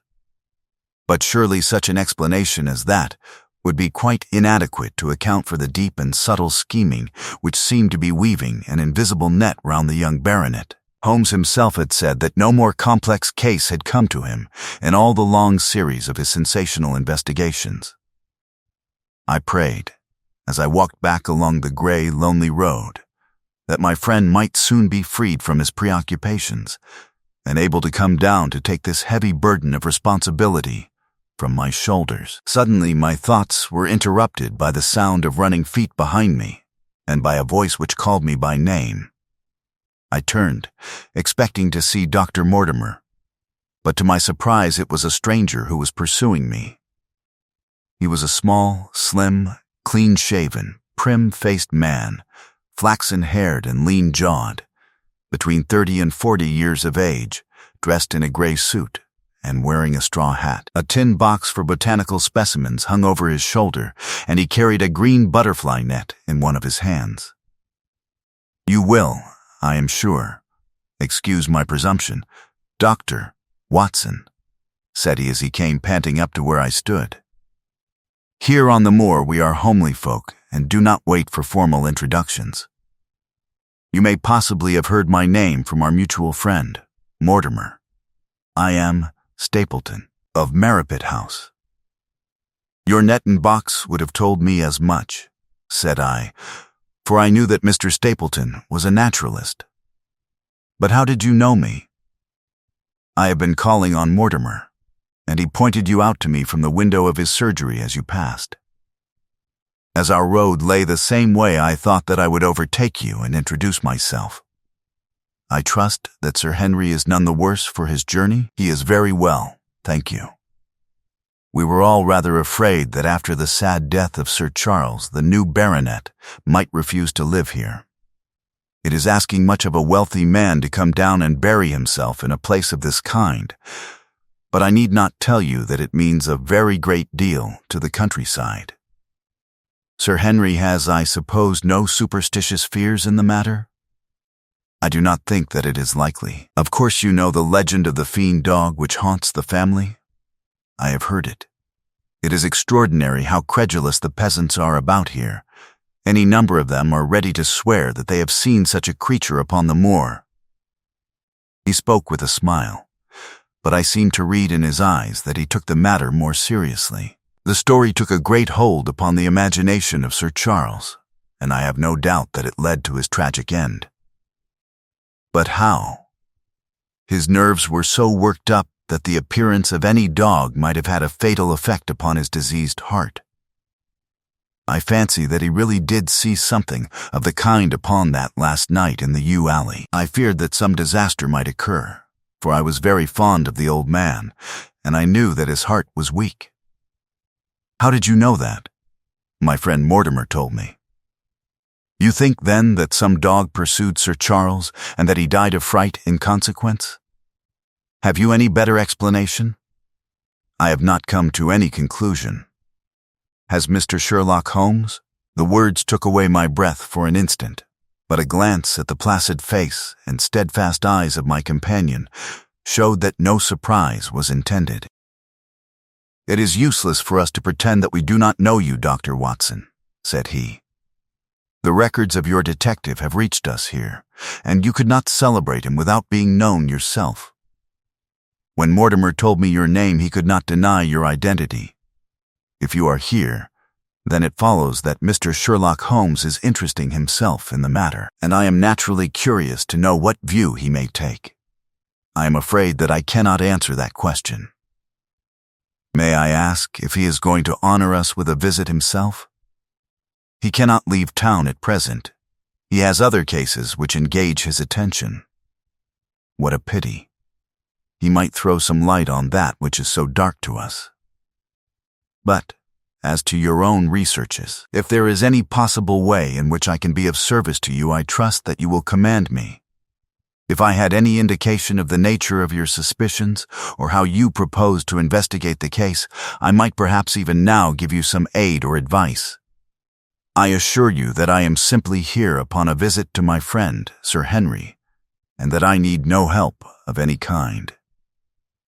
"Excellent," said Stapleton. "You are perfectly right to be wary and discreet. I am justly reproved for what I feel was an unjustifiable intrusion, and I promise you that I will not mention the matter again." We had come to a point where a narrow grassy path struck off from the road and wound away across the moor. A steep, boulder-sprinkled hill lay upon the right which had in bygone days been cut into a granite quarry. The face which was turned towards us formed a dark cliff, with ferns and brambles growing in its niches. From over a distant rise there floated a gray plume of smoke. "A moderate walk along this moor path brings us to Merripit House," said he. "Perhaps you will spare an hour that I may have the pleasure of introducing you to my sister." My first thought was that I should be by Sir Henry's side.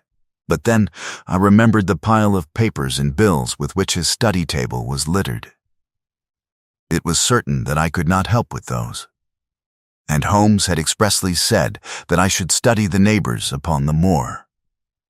I accepted Stapleton's invitation, and we turned together down the path. "It is a wonderful place, the moor," said he, looking round over the undulating downs, long green rollers, with crests of jagged granite foaming up into fantastic surges. "You never tire of the moor. You cannot think the wonderful secrets which it contains. It is so vast, and so barren, and so mysterious." "You know it well, then? I have only been here 2 years. The residents would call me a newcomer. We came shortly after Sir Charles settled. But my tastes led me to explore every part of the country round, and I should think that there are few men who know it better than I do. Is it hard to know? Very hard. You see, for example, this great plain to the north here with the queer hills breaking out of it. Do you observe anything remarkable about that? It would be a rare place for a gallop. You would naturally think so, and the thought has cost several their lives before now. You notice those bright green spots scattered thickly over it? Yes, they seem more fertile than the rest." Stapleton laughed. "That is the great Grimpen Mire," said he. "A false step yonder means death to man or beast. Only yesterday I saw one of the Moor ponies wander into it. He never came out. I saw his head for quite a long time craning out of the bog hole, but it sucked him down at last. Even in dry seasons it is a danger to cross it. But after these autumn rains, it is an awful place. And yet I can find my way to the very heart of it and return alive. By George, there is another of those miserable ponies. Something brown was rolling and tossing among the green sedges. Then a long, agonized, writhing neck shot upward, and a dreadful cry echoed over the moor. It turned me cold with horror, but my companion's nerves seemed to be stronger than mine. "It's gone," said he. "The mire has him. 2 in 2 days, and many more, perhaps, for they get in the way of going there in the dry weather and never know the difference until the mire has them in its clutches. It's a bad place, the great Grimpen Mire." "And you say you can penetrate it?" "Yes, there are 1 or 2 paths which a very active man can take. I have found them out. But why should you wish to go into so horrible a place?" "Well, you see the hills beyond? They are really islands cut off on all sides by the impassable mire which has crawled round them in the course of years. That is where the rare plants and the butterflies are, if you have the wit to reach them. I shall try my luck some day." He looked at me with a surprised face. "For God's sake, put such an idea out of your mind," said he. "Your blood would be upon my head. I assure you that there would not be the least chance of your coming back alive. It is only by remembering certain complex landmarks that I am able to do it." "Halloa!" I cried. "What is that?" A long, low moan, indescribably sad, swept over the moor. It filled the whole air, and yet it was impossible to say whence it came. From a dull murmur it swelled into a deep roar, and then sank back into a melancholy, throbbing murmur once again. Stapleton looked at me with a curious expression in his face. "Queer place, the moor," said he. "But what is it?" "The peasants say it is the hound of the Baskervilles calling for its prey. I've heard it once or twice before, but never quite so loud." I looked round, with a chill of fear in my heart, at the huge swelling plain, mottled with the green patches of rushes. Nothing stirred over the vast expanse save a pair of ravens, which croaked loudly from a tor behind us. "You are an educated man. You don't believe such nonsense as that?" said I. "What do you think is the cause of so strange a sound?" Bogs make queer noises sometimes. It's the mud settling, or the water rising, or something. No, that was a living voice. Well, perhaps it was. Did you ever hear a bittern booming? No, I never did. It's a very rare bird, practically extinct in England now, but all things are possible upon the moor. Yes, I should not be surprised to learn that what we have heard is the cry of the last of the bitterns. It's the weirdest, strangest thing that ever I heard in my life. Yes, it's rather an uncanny place altogether. Look at the hillside yonder.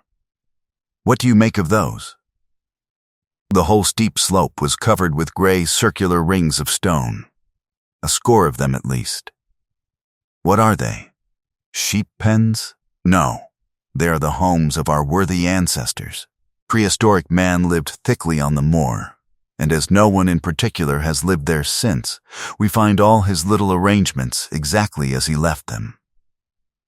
These are his wigwams with the roofs off. You can even see his hearth and his couch if you have the curiosity to go inside. But it is quite a town. When was it inhabited? Neolithic man. No date. What did he do? He grazed his cattle on these slopes, and he learned to dig for tin when the bronze sword began to supersede the stone axe. Look at the great trench in the opposite hill. That is his mark. Yes, you will find some very singular points about the moor, Dr. Watson. Oh, excuse me an instant. It is surely cyclopides. A small fly or moth had fluttered across our path, and in an instant Stapleton was rushing with extraordinary energy and speed in pursuit of it. To my dismay, the creature flew straight for the great mire, and my acquaintance never paused for an instant, bounding from tuft to tuft behind it, his green net waving in the air. His gray clothes and jerky, zigzag, irregular progress made him not unlike some huge moth himself. I was standing watching his pursuit, with a mixture of admiration for his extraordinary activity and fear lest he should lose his footing in the treacherous mire, when I heard the sound of steps, and, turning round, found a woman near me upon the path. She had come from the direction in which the plume of smoke indicated the position of Merripit House, but the dip of the moor had hid her until she was quite close. I could not doubt that this was the Miss Stapleton of whom I had been told, since ladies of any sort must be few upon the moor, and I remembered that I had heard someone describe her as being a beauty. The woman who approached me was certainly that, and of a most uncommon type. There could not have been a greater contrast between brother and sister, for Stapleton was neutral-tinted, with light hair and gray eyes, while she was darker than any brunette whom I have seen in England, slim, elegant, and tall. She had a proud, finely cut face, so regular that it might have seemed impassive were it not for the sensitive mouth and the beautiful, dark, eager eyes. With her perfect figure and elegant dress, she was indeed a strange apparition upon a lonely moorland path. Her eyes were on her brother as I turned, and then she quickened her pace towards me. I had raised my hat and was about to make some explanatory remark when her own words turned all my thoughts into a new channel. "Go back," she said.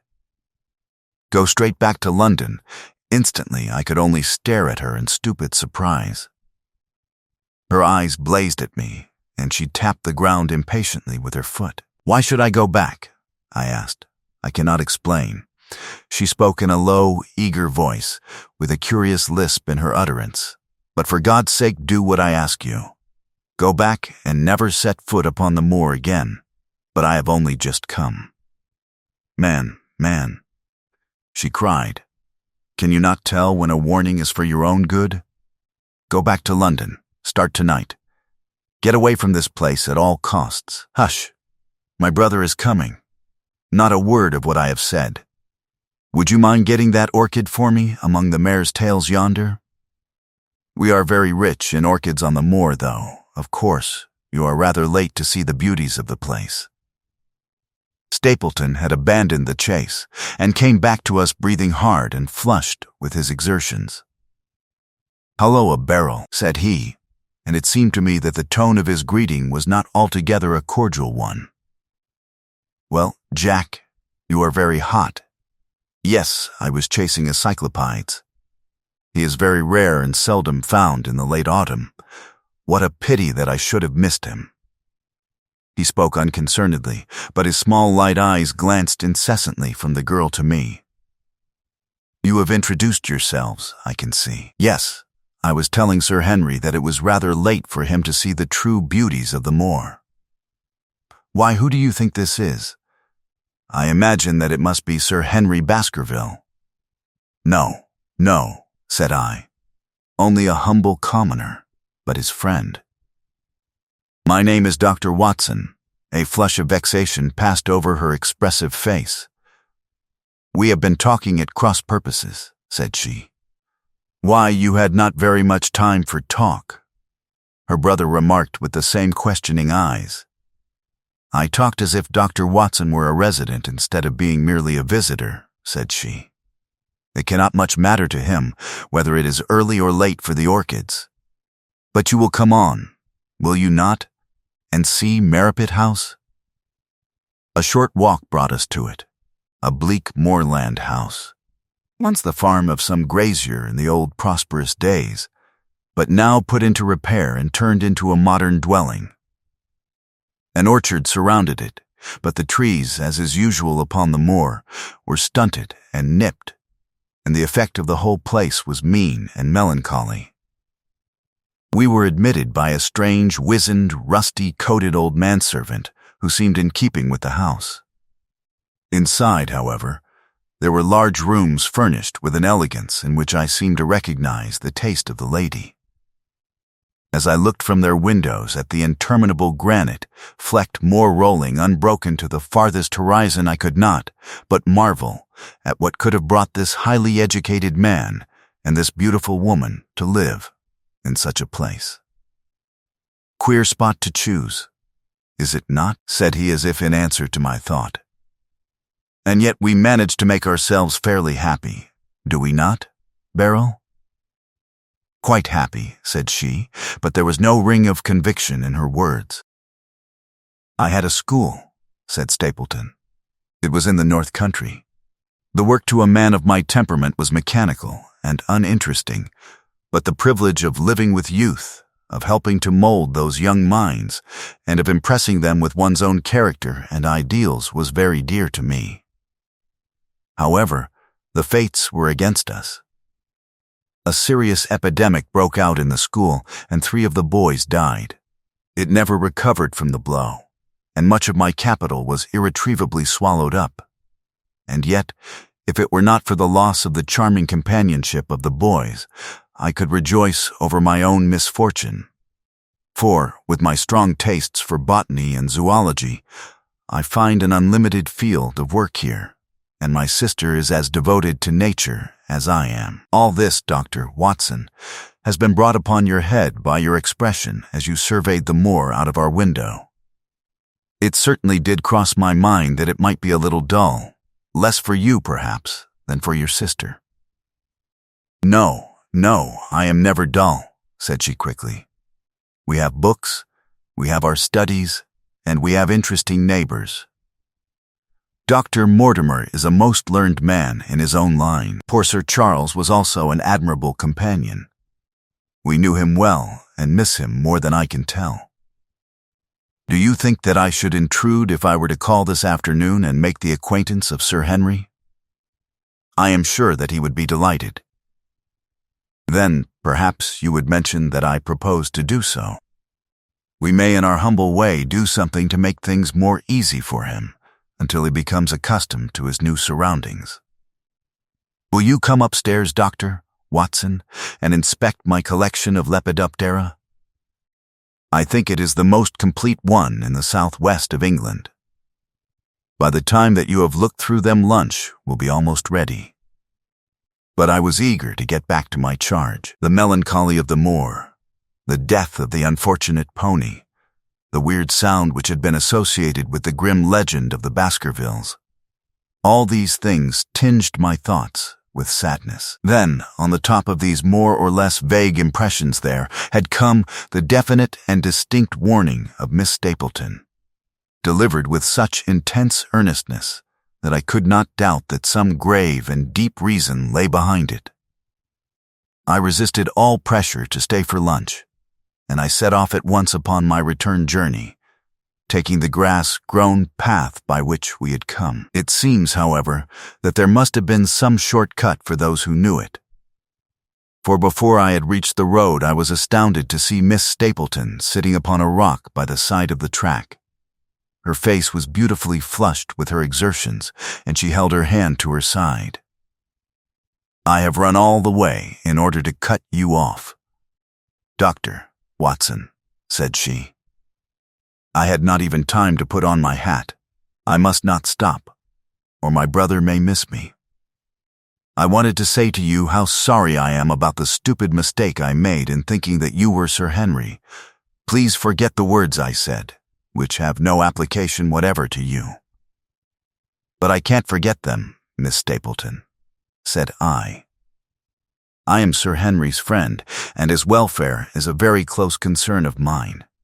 Tell me why it was that you were so eager that Sir Henry should return to London."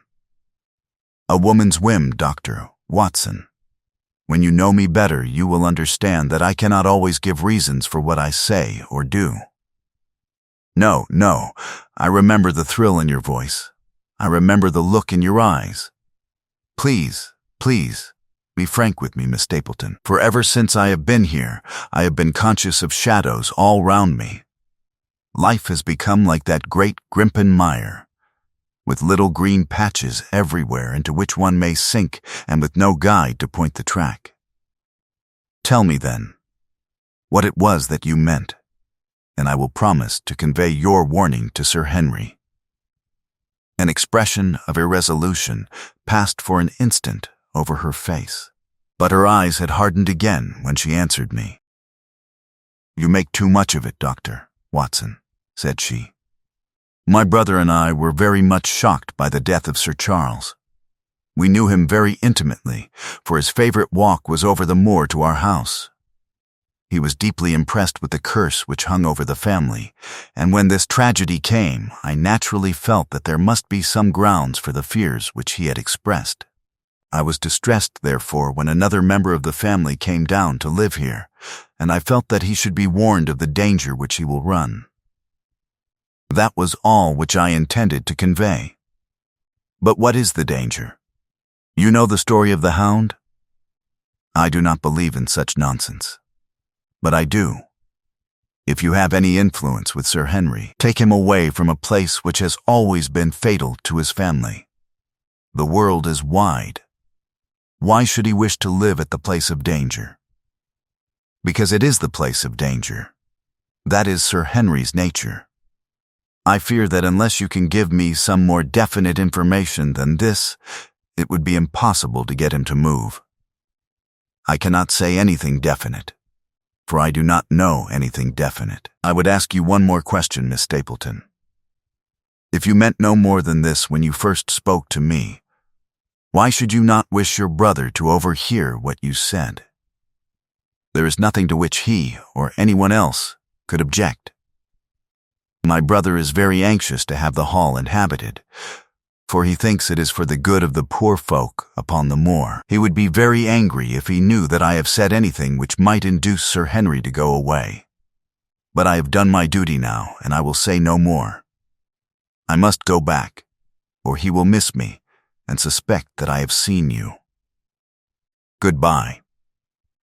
She turned and had disappeared in a few minutes among the scattered boulders, while I, with my soul full of vague fears, pursued my way to Baskerville Hall. Chapter 8. First Report of Dr. Watson. From this point onward, I will follow the course of events by transcribing my own letters to Mr. Sherlock Holmes, which lie before me on the table.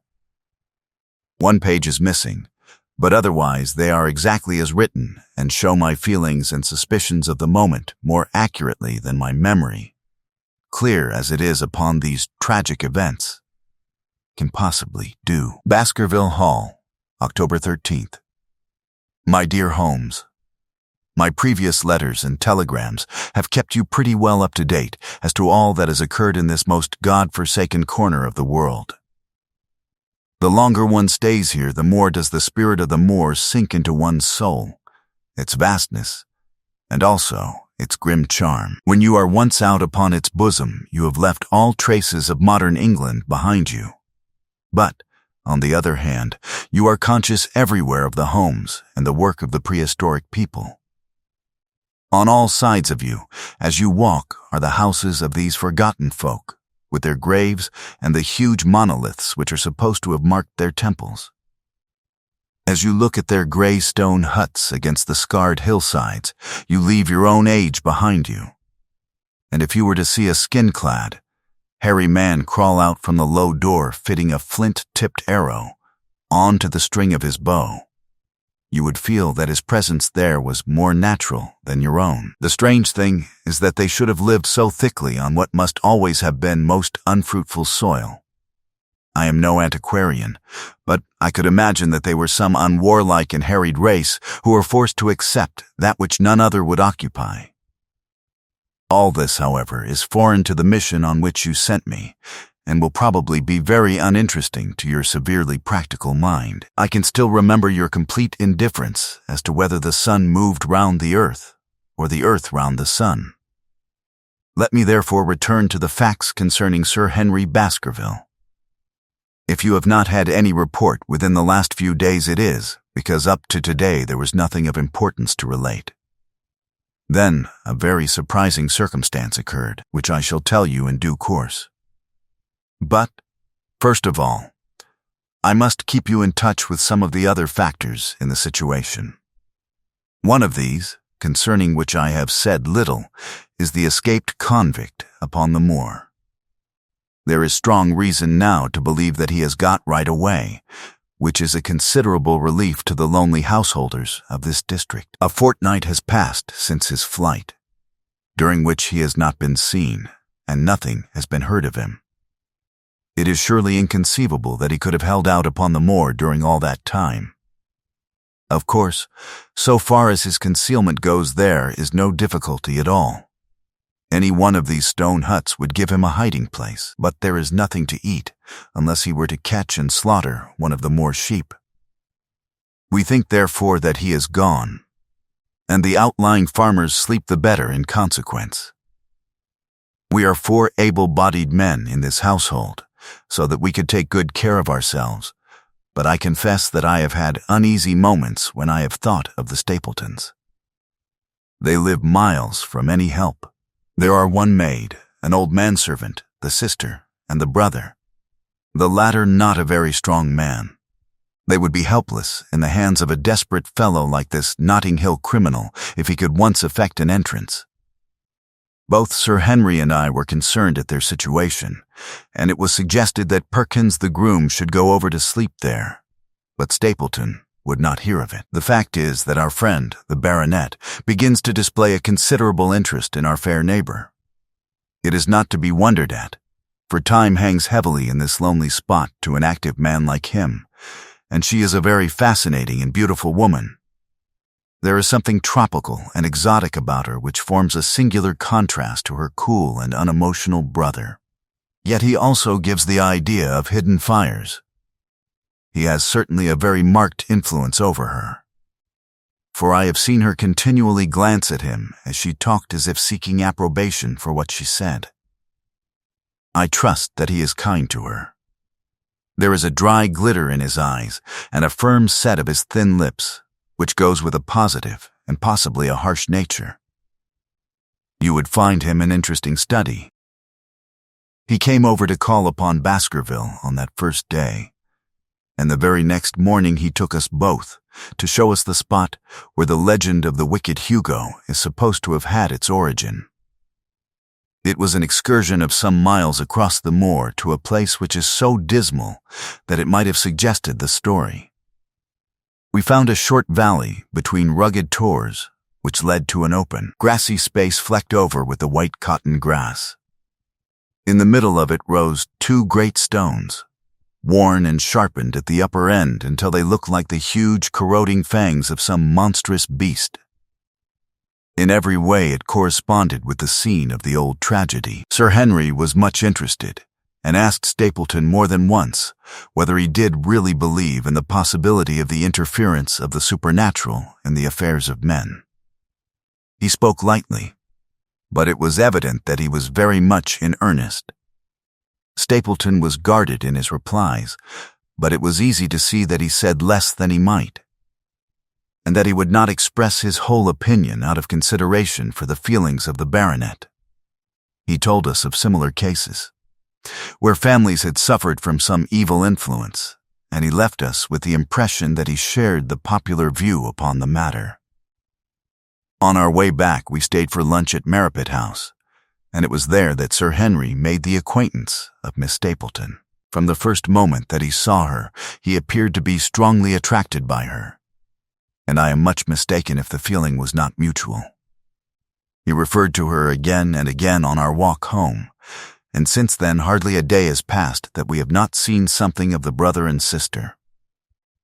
They dine here tonight, and there is some talk of our going to them next week. One would imagine that such a match would be very welcome to Stapleton, and yet I have more than once caught a look of the strongest disapprobation in his face when Sir Henry has been paying some attention to his sister. He is much attached to her, no doubt, and would lead a lonely life without her, but it would seem the height of selfishness if he were to stand in the way of her making so brilliant a marriage.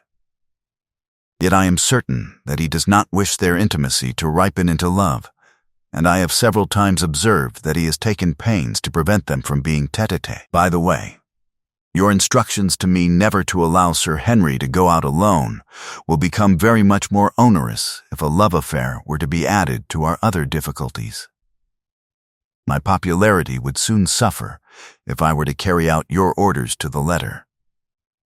The other day, Thursday, to be more exact, Dr. Mortimer lunched with us.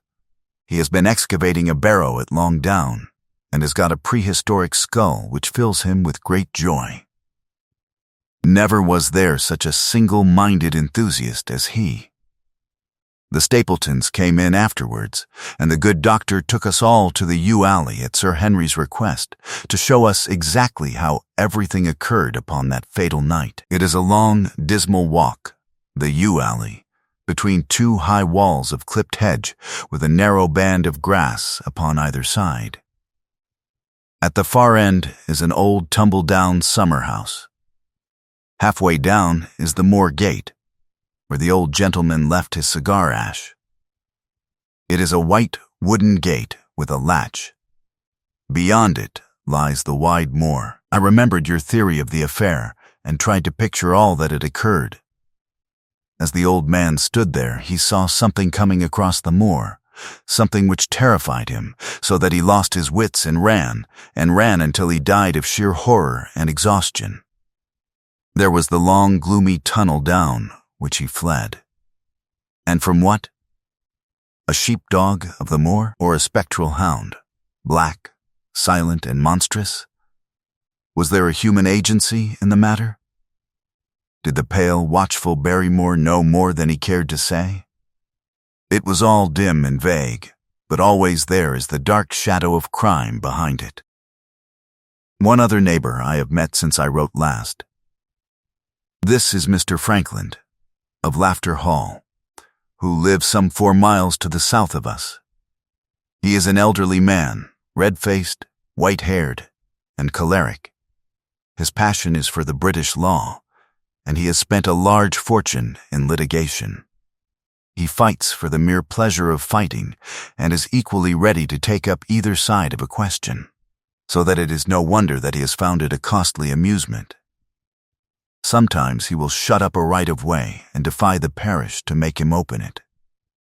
At others, he will with his own hands tear down some other man's gate and declare that a path has existed there from time immemorial, defying the owner to prosecute him for trespass. He is learned in old manorial and communal rights, and he applies his knowledge sometimes in favor of the villagers of Fernworthy, and sometimes against them. so that he is periodically either carried in triumph down the village street or else burned in effigy, according to his latest exploit. He is said to have about 7 lawsuits upon his hands at present, which will probably swallow up the remainder of his fortune and so draw his sting and leave him harmless for the future. Apart from the law, he seems a kindly, good-natured person, and I only mention him because you were particular that I should send some description of the people who surround us. He is curiously employed at present, for, being an amateur astronomer, he has an excellent telescope, with which he lies upon the roof of his own house and sweeps the moor all day in the hope of catching a glimpse of the escaped convict. If he would confine his energies to this, all would be well, but there are rumors that he intends to prosecute Dr. Mortimer for opening a grave without the consent of the next of kin, because he dug up the Neolithic skull in the barrow on Long Down. He helps to keep our lives from being monotonous and gives a little comic relief where it is badly needed. And now, having brought you up to date in the escaped convict, the Stapletons, Dr. Mortimer and Franklin of Laughter Hall.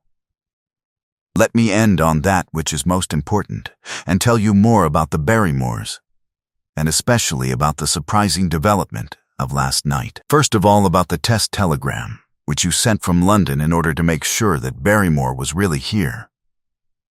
I have already explained that the testimony of the postmaster shows that the test was worthless, and that we have no proof one way or the other. I told Sir Henry how the matter stood, and he at once, in his downright fashion, had Barrymore up and asked him whether he had received the telegram himself. Barrymore said that he had. "Did the boy deliver it into your own hands?" asked Sir Henry. Barrymore looked surprised and considered for a little time. "No," said he, "I was in the box room at the time, and my wife brought it up to me." "Did you answer it yourself?" "No, I told my wife what to answer, and she went down to write it." In the evening he recurred to the subject of his own accord.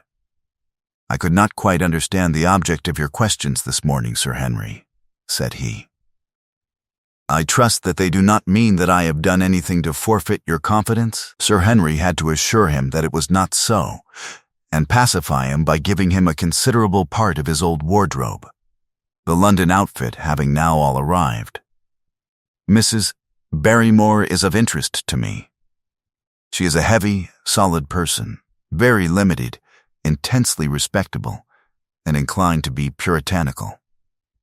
You could hardly conceive a less emotional subject. Yet I have told you how, on the first night here, I heard her sobbing bitterly, and since then I have more than once observed traces of tears upon her face. Some deep sorrow gnaws ever at her heart. Sometimes I wonder if she has a guilty memory which haunts her, and sometimes I suspect Barrymore of being a domestic tyrant. I have always felt that there was something singular and questionable in this man's character, but the adventure of last night brings all my suspicions to a head. And yet it may seem a small matter in itself. You are aware that I am not a very sound sleeper, and since I have been on guard in this house, my slumbers have been lighter than ever. Last night, about 2 a.m, I was aroused by a stealthy step passing my room. I rose, opened my door, and peeped out. A long black shadow was trailing down the corridor. It was thrown by a man who walked softly down the passage with a candle held in his hand. He was in shirt and trousers, with no covering to his feet. I could merely see the outline, but his height told me that it was Barrymore. He walked very slowly and circumspectly, and there was something indescribably guilty and furtive in his whole appearance. I have told you that the corridor is broken by the balcony which runs round the hall, but that it is resumed upon the farther side. I waited until he had passed out of sight, and then I followed him. When I came round the balcony, he had reached the end of the farther corridor, and I could see from the glimmer of light through an open door that he had entered one of the rooms. Now, all these rooms are unfurnished and unoccupied, so that his expedition became more mysterious than ever. The light shone steadily as if he were standing motionless. I crept down the passage as noiselessly as I could and peeped round the corner of the door. Barrymore was crouching at the window with the candle held against the glass. His profile was half turned towards me, and his face seemed to be rigid with expectation as he stared out into the blackness of the moor. For some minutes he stood watching intently. Then he gave a deep groan, and with an impatient gesture he put out the light. Instantly I made my way back to my room, and very shortly came the stealthy steps passing once more upon their return journey. Long afterwards, when I had fallen into a light sleep, I heard a key turn somewhere in a lock, but I could not tell whence the sound came. What it all means I cannot guess, but there is some secret business going on in this house of gloom, which sooner or later we shall get to the bottom of. I do not trouble you with my theories, for you asked me to furnish you only with facts. I have had a long talk with Sir Henry this morning, and we have made a plan of campaign founded upon my observations of last night. I will not speak about it just now, but it should make my next report interesting reading. Chapter 9. The Light upon the Moor. Second Report of Dr. Watson. Baskerville Hall, Oct. 15th, my dear Holmes. If I was compelled to leave you without much news during the early days of my mission, you must acknowledge that I am making up for lost time, and that events are now crowding thick and fast upon us. In my last report, I ended upon my top note with Barrymore at the window, and now I have quite a budget already, which will, unless I am much mistaken, considerably surprise you. Things have taken a turn which I could not have anticipated. In some ways they have within the last 48 hours become much clearer, and in some ways they have become more complicated. But I will tell you all, and you shall judge for yourself. Before breakfast on the morning following my adventure, I went down the corridor and examined the room in which Barrymore had been on the night before. The western window through which he had stared so intently has, I noticed, one peculiarity above all other windows in the house. It commands the nearest outlook onto the moor. There is an opening between two trees which enables one from this point of view to look right down upon it, while from all the other windows it is only a distant glimpse which can be obtained. It follows, therefore, that Barrymore, since only this window would serve the purpose, must have been looking out for something or somebody upon the moor. The night was very dark, so that I can hardly imagine how he could have hoped to see anyone. It had struck me that it was possible that some love intrigue was on foot. That would have accounted for his stealthy movements, and also for the uneasiness of his wife. The man is a striking-looking fellow, very well equipped to steal the heart of a country girl, so that this theory seemed to have something to support it. That opening of the door which I had heard after I had returned to my room might mean that he had gone out to keep some clandestine appointment. So I reasoned with myself in the morning, and I tell you the direction of my suspicions, however much the result may have shown that they were unfounded. But whatever the true explanation of Barrymore's movements might be, I felt that the responsibility of keeping them to myself until I could explain them was more than I could bear. I had an interview with the baronet in his study after breakfast, and I told him all that I had seen. He was less surprised than I had expected. I knew that Barrymore walked about nights, and I had a mind to speak to him about it, said he. 2 or 3 times I have heard his steps in the passage, coming and going, just about the hour you name. Perhaps then he pays a visit every night to that particular window, I suggested. Perhaps he does. If so, we should be able to shadow him and see what it is that he is after. I wonder what your friend Holmes would do if he were here. I believe that he would do exactly what you now suggest, said I. He would follow Barrymore and see what he did. Then we shall do it together, but surely he would hear us. The man is rather deaf, and in any case we must take our chance of that.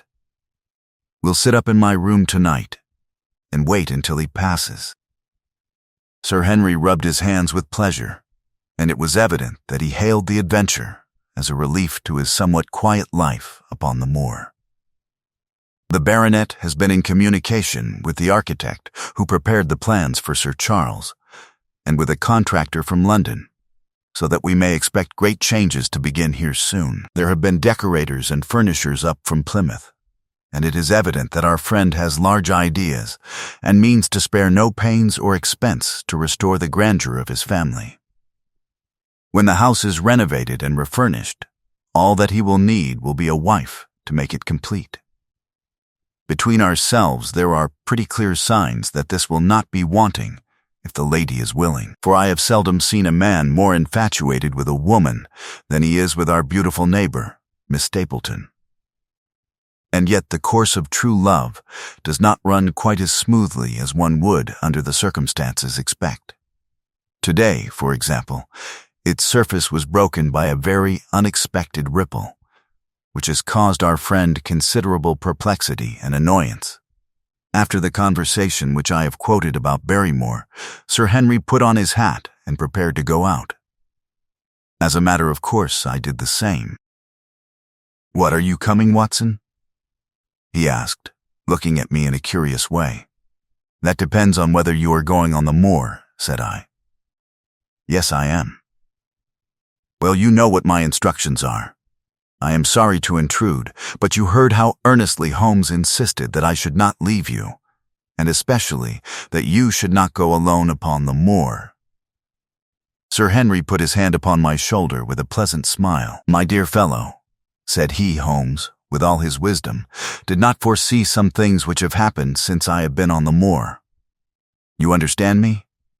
I am sure that you are the last man in the world who would wish to be a spoil-sport. I must go out alone." It put me in a most awkward position. I was at a loss what to say or what to do, and before I had made up my mind, he picked up his cane and was gone. But when I came to think the matter over, my conscience reproached me bitterly for having on any pretext allowed him to go out of my sight.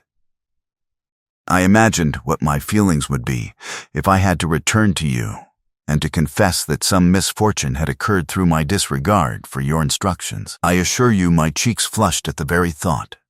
It might not even now be too late to overtake him, so I set off at once in the direction of Merripit House. I hurried along the road at the top of my speed without seeing anything of Sir Henry, until I came to the point where the moor path branches off.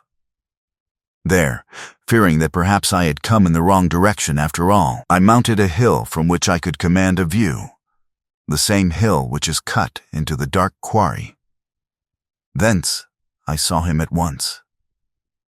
He was on the moor path about a quarter of a mile off, and a lady was by his side, who could only be Miss Stapleton. It was clear that there was already an understanding between them, and that they had met by appointment. They were walking slowly along in deep conversation, and I saw her making quick little movements of her hands as if she were very earnest in what she was saying, while he listened intently, and once or twice shook his head in strong dissent. I stood among the rocks watching them, very much puzzled as to what I should do next. To follow them and break into their intimate conversation seemed to be an outrage, and yet my clear duty was never for an instant to let him out of my sight. To act the spy upon a friend was a hateful task. Still, I could see no better course than to observe him from the hill, and to clear my conscience by confessing to him afterwards what I had done. It is true that if any sudden danger had threatened him, I was too far away to be of use, and yet I am sure that you will agree with me that the position was very difficult, and that there was nothing more which I could do. Our friend, Sir Henry, and the lady had halted on the path and were standing deeply absorbed in their conversation, when I was suddenly aware that I was not the only witness of their interview. A wisp of green floating in the air caught my eye, and another glance showed me that it was carried on a stick by a man who was moving among the broken ground. It was Stapleton, with his butterfly net.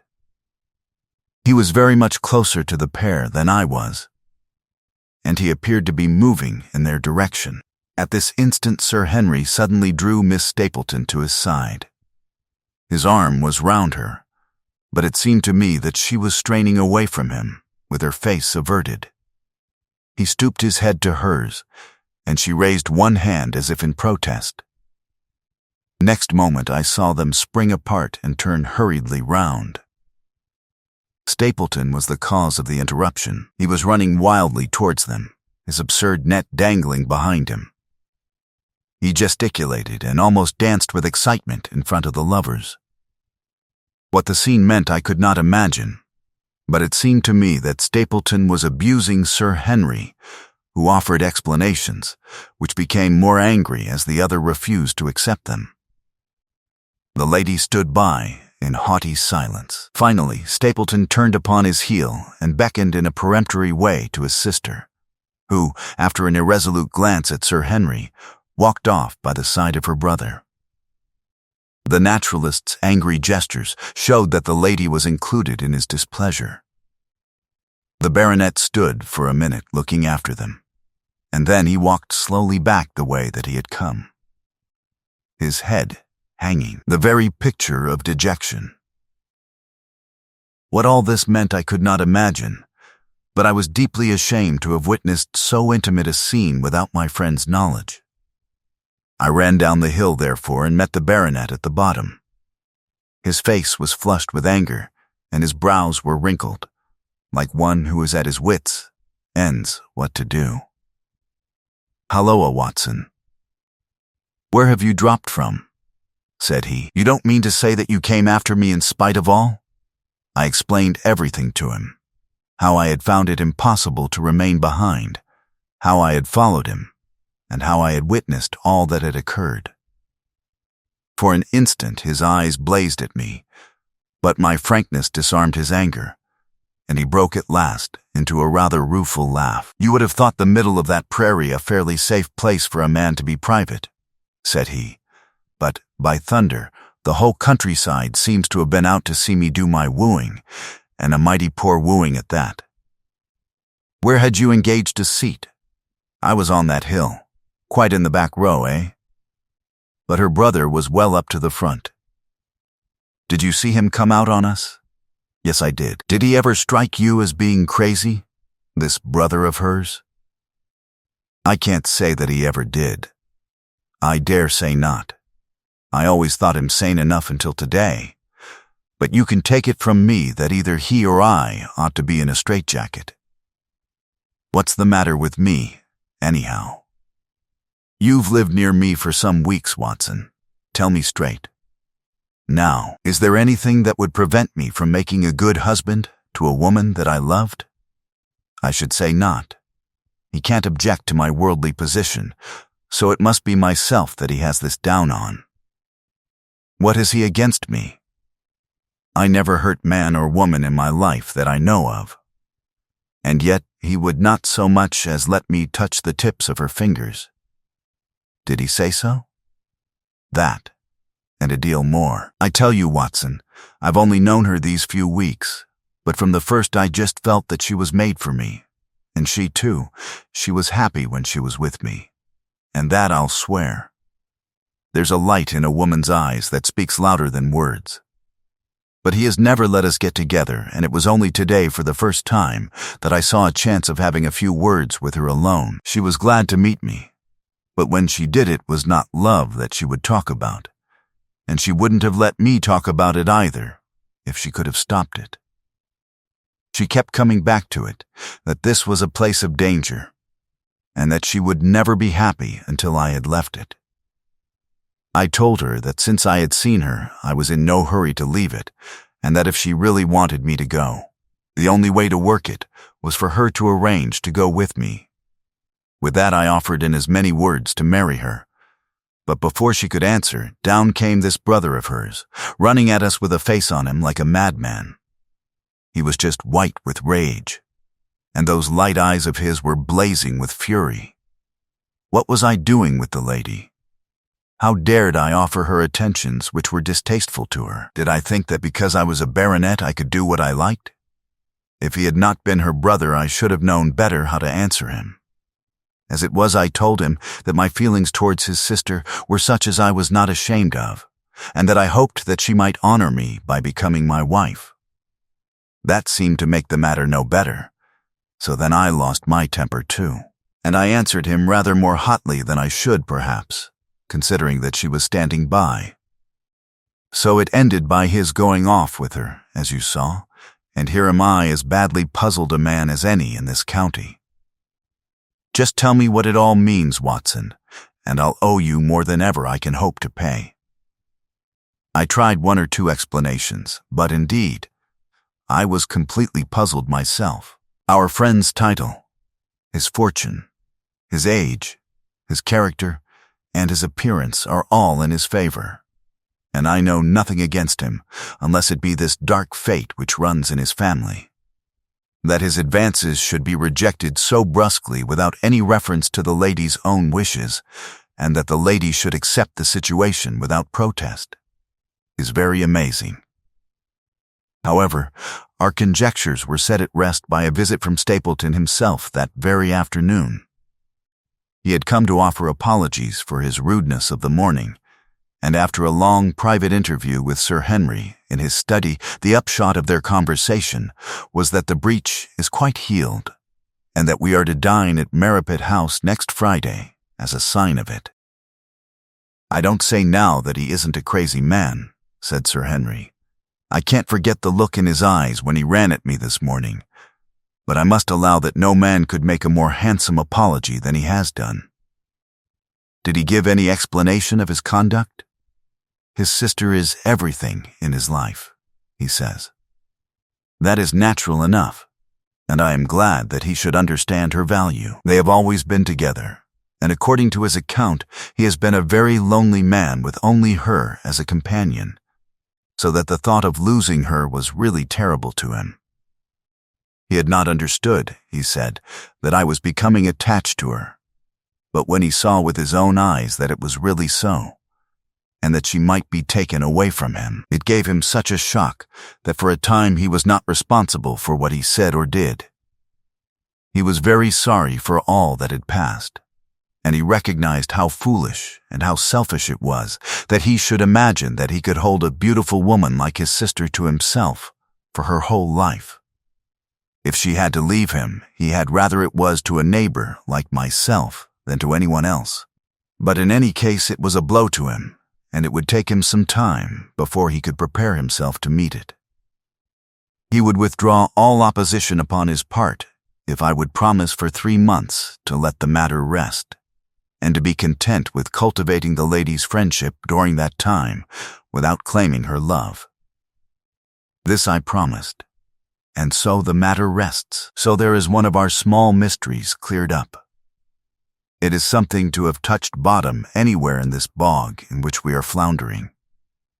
We know now why Stapleton looked with disfavor upon his sister's suitor, even when that suitor was so eligible a one as Sir Henry. And now I pass on to another thread which I have extricated out of the tangled skein, the mystery of the sobs in the night, of the tear-stained face of Mrs. Barrymore, of the secret journey of the butler to the western lattice window.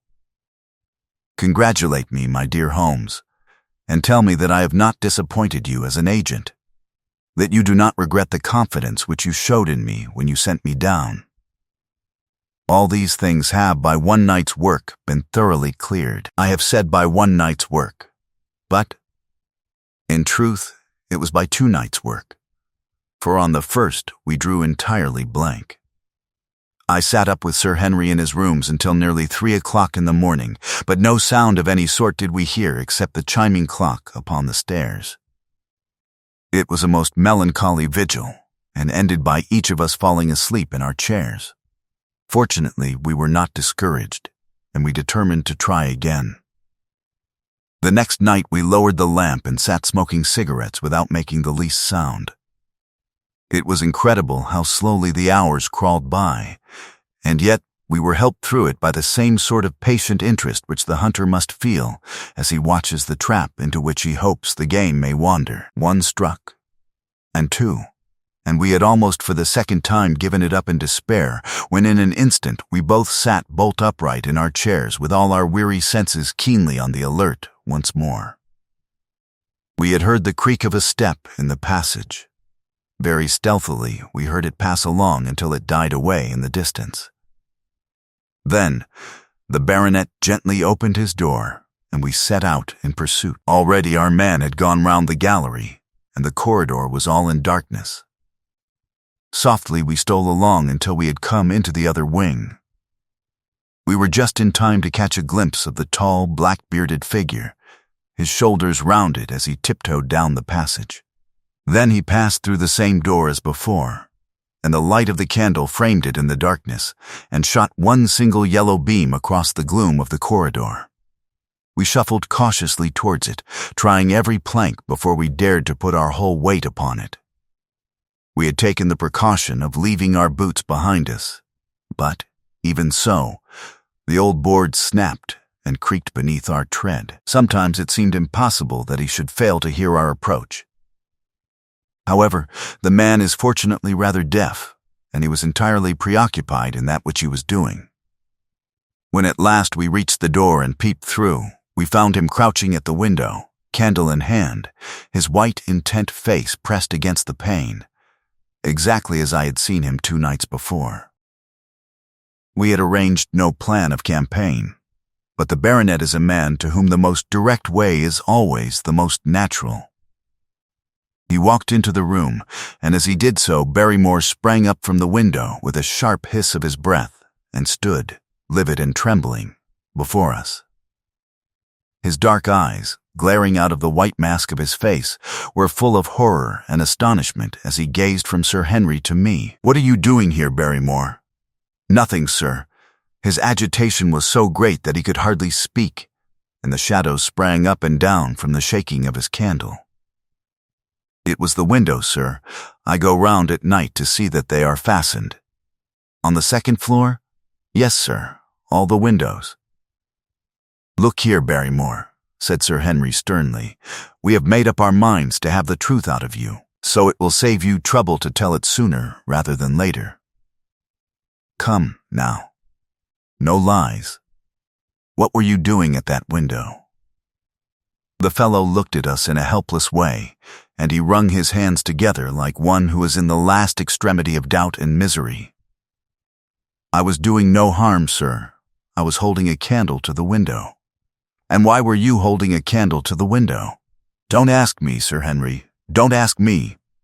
I give you my word, sir, that it is not my secret, and that I cannot tell it. If it concerned no one but myself, I would not try to keep it from you."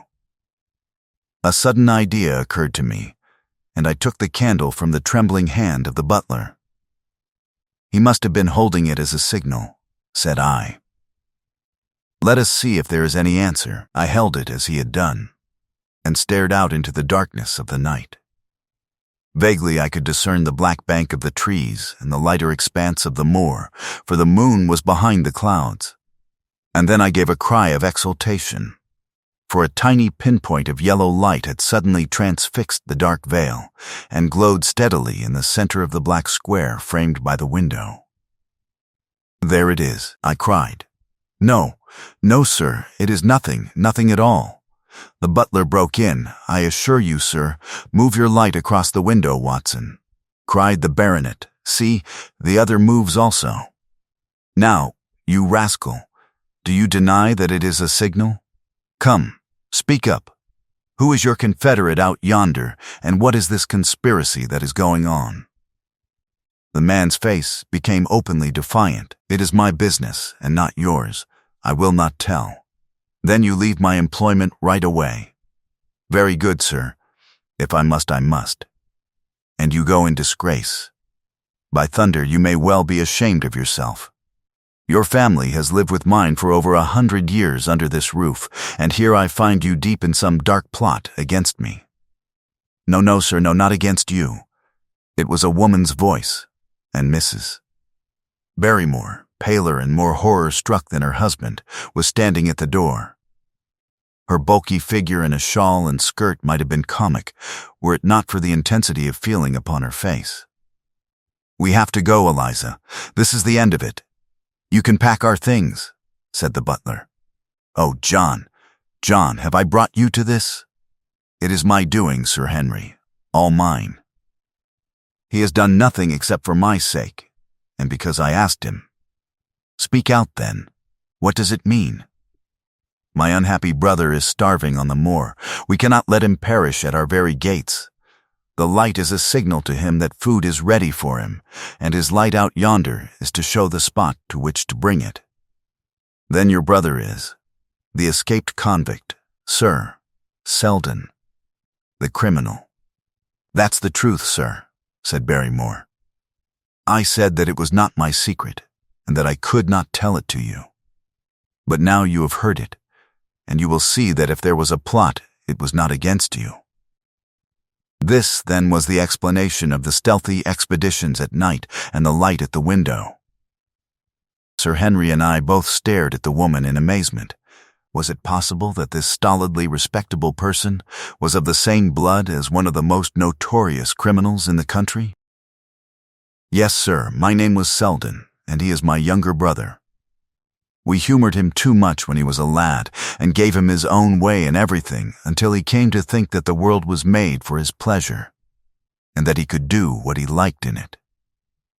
Then, as he grew older, he met wicked companions, and the devil entered into him until he broke my mother's heart and dragged our name in the dirt. From crime to crime he sank lower and lower, until it is only the mercy of God which has snatched him from the scaffold. But to me, sir, he was always the little curly-headed boy that I had nursed and played with as an elder sister would.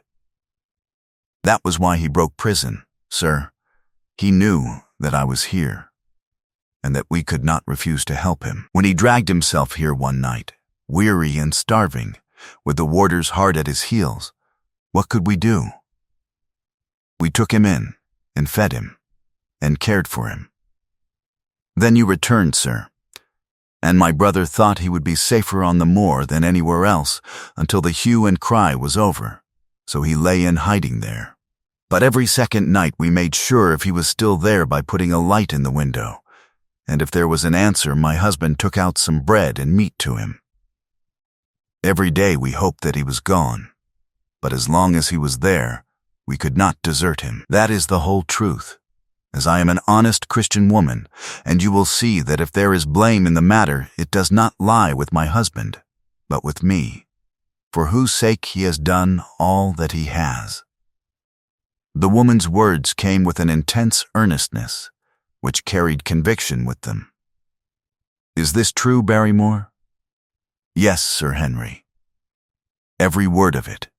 "Well, I cannot blame you for standing by your own wife. Forget what I have said. Go to your room, you two, and we shall talk further about this matter in the morning." When they were gone, we looked out of the window again. Sir Henry had flung it open, and the cold night wind beat in upon our faces. Far away in the black distance there still glowed that one tiny point of yellow light. "I wonder he dares," said Sir Henry. "It may be so placed as to be only visible from here." "Very likely. How far do you think it is?"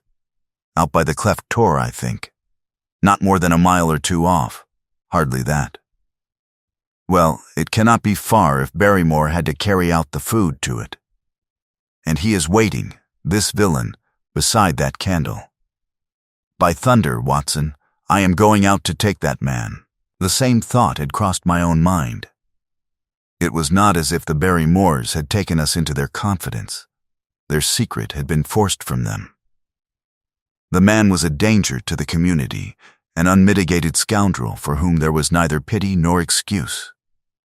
We were only doing our duty in taking this chance of putting him back where he could do no harm. With his brutal and violent nature, others would have to pay the price if we held our hands.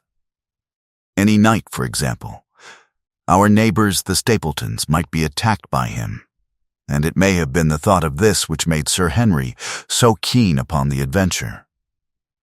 "I will come," said I. "Then get your revolver and put on your boots. The sooner we start the better, as the fellow may put out his light and be off."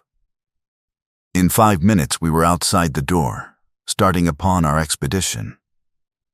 We hurried through the dark shrubbery, amid the dull moaning of the autumn wind and the rustle of the falling leaves. The night air was heavy with the smell of damp and decay. Now and again the moon peeped out for an instant, but clouds were driving over the face of the sky, and just as we came out on the moor, a thin rain began to fall. The light still burned steadily in front. "Are you armed?" I asked. "I have a hunting crop. We must close in on him rapidly, for he is said to be a desperate fellow. We shall take him by surprise and have him at our mercy before he can resist." "I say, Watson," said the baronet, "what would Holmes say to this? How about that hour of darkness in which the power of evil is exalted?" As if in answer to his words there rose suddenly out of the vast gloom of the moor that strange cry which I had already heard upon the borders of the great Grimpen mire. It came with the wind through the silence of the night, a long, deep mutter, then a rising howl, and then the sad moan in which it died away. Again and again it sounded, the whole air throbbing with it, strident, wild, and menacing. The baronet caught my sleeve, and his face glimmered white through the darkness. "My God, what's that, Watson?" "I don't know. It's a sound they have on the moor. I heard it once before." It died away, and an absolute silence closed in upon us. We stood straining our ears, but nothing came. "Watson," said the baronet, "it was the cry of a hound." My blood ran cold in my veins, for there was a break in his voice which told of the sudden horror which had seized him. "What do they call this sound?" he asked. "Who?" "The folk on the countryside." "Oh, they are ignorant people. Why should you mind what they call it? Tell me, Watson, what do they say of it?" I hesitated but could not escape the question. "They say it is the cry of the Hound of the Baskervilles." He groaned and was silent for a few moments. "A hound it was," he said at last, "but it seemed to come from miles away, over yonder, I think. It was hard to say whence it came. It rose and fell with the wind. Isn't that the direction of the great Grimpen mire?" "Yes, it is." "Well, it was up there. Come now, Watson, didn't you think yourself that it was the cry of a hound? I am not a child. You need not fear to speak the truth. Stapleton was with me when I heard it last. He said that it might be the calling of a strange bird. No, it was a hound. My God, can there be some truth in all these stories? Is it possible that I am really in danger from so dark a cause? You don't believe it, do you, Watson? No, and yet it was one thing to laugh about it in London, and it is another to stand out here in the darkness of the moor and to hear such a cry as that. And my uncle. There was the footprint of the hound beside him as he lay. It all fits together. I don't think that I am a coward, Watson, but that sound seemed to freeze my very blood. Feel my hand. It was as cold as a block of marble. You'll be all right tomorrow. I don't think I'll get that cry out of my head. What do you advise that we do now? Shall we turn back? No, by thunder.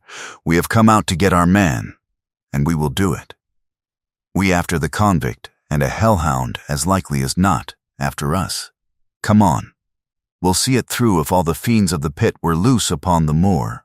We stumbled slowly along in the darkness, with the black loom of the craggy hills around us and the yellow speck of light burning steadily in front.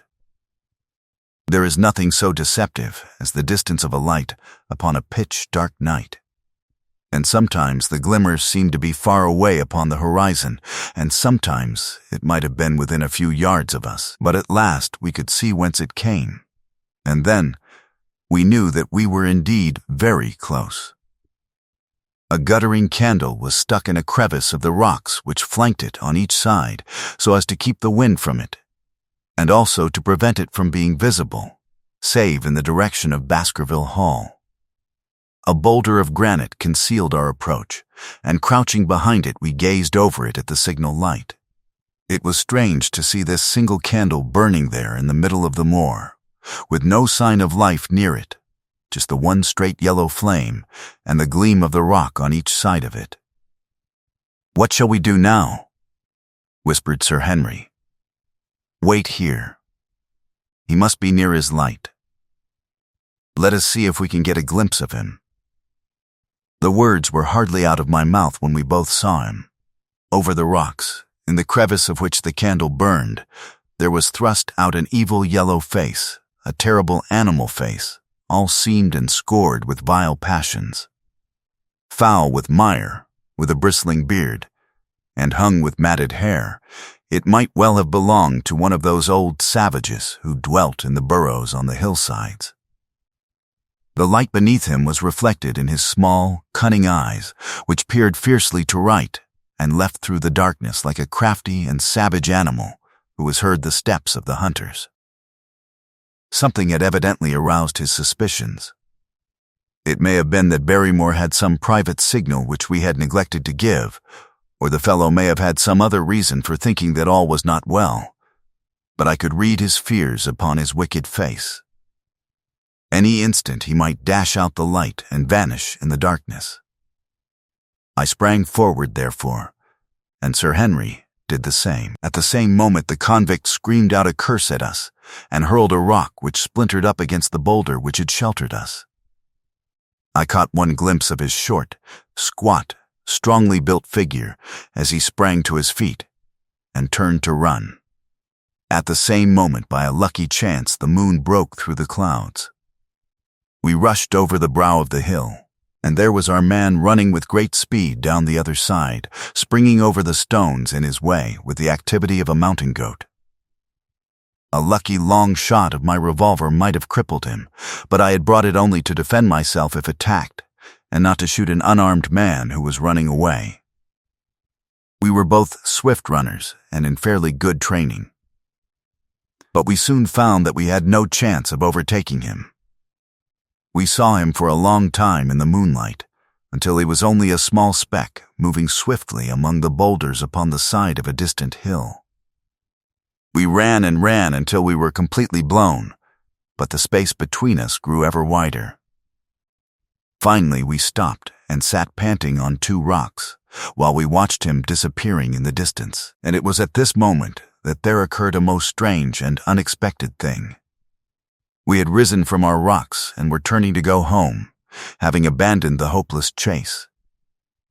The moon was low upon the right, and the jagged pinnacle of a granite tor stood up against the lower curve of its silver disk. There, outlined as black as an ebony statue on that shining background, I saw the figure of a man upon the tor. Do not think that it was a delusion, Holmes. I assure you that I have never in my life seen anything more clearly. As far as I could judge, the figure was that of a tall, thin man. He stood with his legs a little separated, his arms folded, his head bowed, as if he were brooding over that enormous wilderness of peat and granite which lay before him. He might have been the very spirit of that terrible place. It was not the convict. This man was far from the place where the latter had disappeared. Besides, he was a much taller man. With a cry of surprise, I pointed him out to the baronet, but in the instant during which I had turned to grasp his arm, the man was gone. There was the sharp pinnacle of granite still cutting the lower edge of the moon, but its peak bore no trace of that silent and motionless figure. I wished to go in that direction and to search the tor, but it was some distance away.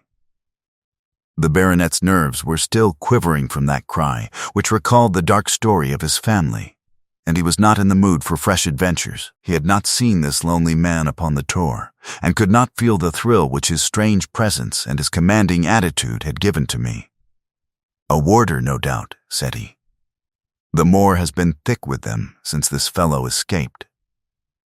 Well, perhaps his explanation may be the right one, but I should like to have some further proof of it. Today we mean to communicate to the Princetown people where they should look for their missing man. But it is hard lines that we have not actually had the triumph of bringing him back as our own prisoner.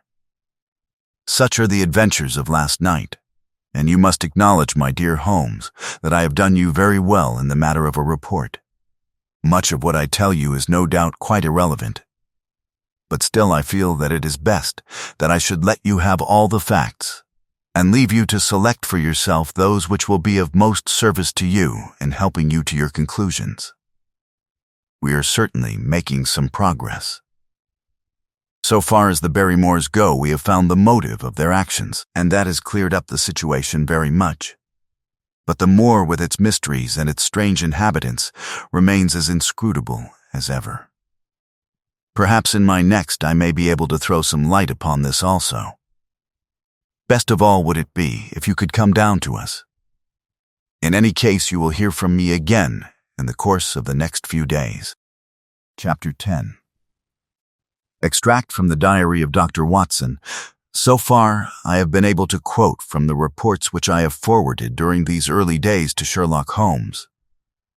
Now, however, I have arrived at a point in my narrative where I am compelled to abandon this method and to trust once more to my recollections, aided by the diary which I kept at the time. A few extracts from the latter will carry me on to those scenes which are indelibly fixed in every detail upon my memory. I proceed, then, from the morning which followed our abortive chase of the convict, and our other strange experiences upon the moor. October 16th. A dull and foggy day with a drizzle of rain. The house is banked in with rolling clouds, which rise now and then to show the dreary curves of the moor, with thin silver veins upon the sides of the hills, and the distant boulders gleaming where the light strikes upon their wet faces. It is melancholy outside and in. The baronet is in a black reaction after the excitements of the night. I am conscious myself of a weight at my heart and a feeling of impending danger. Ever-present danger, which is the more terrible because I am unable to define it. And have I not cause for such a feeling? Consider the long sequence of incidents which have all pointed to some sinister influence which is at work around us. There is the death of the last occupant of the hall, fulfilling so exactly the conditions of the family legend, and there are the repeated reports from peasants of the appearance of a strange creature upon the moor. Twice I have with my own ears heard the sound which resembled the distant baying of a hound. It is incredible, impossible, that it should really be outside the ordinary laws of nature. A spectral hound which leaves material footmarks and fills the air with its howling is surely not to be thought of. Stapleton may fall in with such a superstition, and Mortimer also, but if I have one quality upon earth, it is common sense, and nothing will persuade me to believe in such a thing.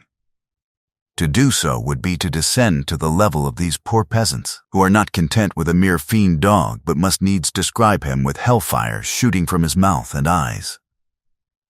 Holmes would not listen to such fancies, and I am his agent. But facts are facts, and I have twice heard this crying upon the moor. Suppose that there were really some huge hound loose upon it that would go far to explain everything. But where could such a hound lie concealed? Where did it get its food? Where did it come from? How was it that no one saw it by day? It must be confessed that the natural explanation offers almost as many difficulties as the other. And always, apart from the hound, there is the fact of the human agency in London, the man in the cab, and the letter which warned Sir Henry against the Moor. This at least was real, but it might have been the work of a protecting friend as easily as of an enemy. Where is that friend or enemy now? Has he remained in London, or has he followed us down here? Could he be the stranger whom I saw upon the Tor? It is true that I have had only the one glance at him, and yet there are some things to which I am ready to swear. He is no one whom I have seen down here, and I have now met all the neighbors. The figure was far taller than that of Stapleton, far thinner than that of Frankland. Barrymore it might possibly have been, but we had left him behind us, and I am certain that he could not have followed us. A stranger, then, is still dogging us, just as a stranger dogged us in London. We have never shaken him off. If I could lay my hands upon that man, then at last we might find ourselves at the end of all our difficulties. To this one purpose I must now devote all my energies. My first impulse was to tell Sir Henry all my plans. My second and wisest one is to play my own game and speak as little as possible to anyone. He is silent and distrait. His nerves have been strangely shaken by that sound upon the moor. I will say nothing to add to his anxieties, but I will take my own steps to attain my own end. We had a small scene this morning after breakfast. Barrymore asked leave to speak with Sir Henry, and they were closeted in his study some little time. Sitting in the billiard room, I more than once heard the sound of voices raised, and I had a pretty good idea what the point was which was under discussion. After a time, the baronet opened his door and called for me. "Barrymore considers that he has a grievance," he said. "He thinks that it was unfair on our part to hunt his brother-in-law down when he, of his own free will, had told us the secret." The butler was standing very pale, but very collected before us. "I may have spoken too warmly, sir," said he, "and if I have, I am sure that I beg your pardon. At the same time, I was very much surprised when I heard you two gentlemen come back this morning and learned that you had been chasing Selden. The poor fellow has enough to fight against, without my putting more upon his track. If you had told us of your own free will, it would have been a different thing," said the baronet. "You only told us. Or rather, your wife only told us, when it was forced from you and you could not help yourself. I didn't think you would have taken advantage of it, Sir Henry. Indeed, I didn't. The man is a public danger. There are lonely houses scattered over the moor, and he is a fellow who would stick at nothing. You only want to get a glimpse of his face to see that. Look at Mr. Stapleton's house, for example, with no one but himself to defend it. There's no safety for anyone until he is under lock and key. He'll break into no house, sir. I give you my solemn word upon that. But he will never trouble anyone in this country again. I assure you, Sir Henry, that in a very few days the necessary arrangements will have been made, and he will be on his way to South America. For God's sake, sir, I beg of you not to let the police know that he is still on the moor. They have given up the chase there, and he can lie quiet until the ship is ready for him. You can't tell on him without getting my wife and me into trouble. I beg you, sir, to say nothing to the police. What do you say, Watson?" I shrugged my shoulders. If he were safely out of the country, it would relieve the taxpayer of a burden. But how about the chance of his holding someone up before he goes? He would not do anything so mad, sir. We have provided him with all that he can want. To commit a crime would be to show where he was hiding. "That is true," said Sir Henry. "Well, Barrymore, God bless you, sir, and thank you from my heart. It would have killed my poor wife had he been taken again. I guess we are aiding and abetting a felony, Watson? But, after what we have heard, I don't feel as if I could give the man up, so there is an end of it. All right, Barrymore, you can go." With a few broken words of gratitude, the man turned, but he hesitated and then came back. "You've been so kind to us, sir, that I should like to do the best I can for you in return. I know something, Sir Henry, and perhaps I should have said it before, but it was long after the inquest that I found it out. I've never breathed a word about it yet to mortal man. It's about poor Sir Charles's death. The baronet and I were both upon our feet. Do you know how he died?" "No, sir, I don't know that." "What then? I know why he was at the gate at that hour. It was to meet a woman. To meet a woman. He? Yes, sir, and the woman's name? I can't give you the name, sir, but I can give you the initials. Her initials were L. L. How do you know this, Barrymore? Well, Sir Henry, your uncle had a letter that morning. He had usually a great many letters, for he was a public man and well known for his kind heart, so that everyone who was in trouble was glad to turn to him. But that morning, as it chanced, there was only this one letter, so I took the more notice of it. It was from Coombe Tracy, and it was addressed in a woman's hand. Well? Well, sir, I thought no more of the matter, and never would have done had it not been for my wife. Only a few weeks ago she was cleaning out Sir Charles's study. It had never been touched since his death, and she found the ashes of a burned letter in the back of the grate.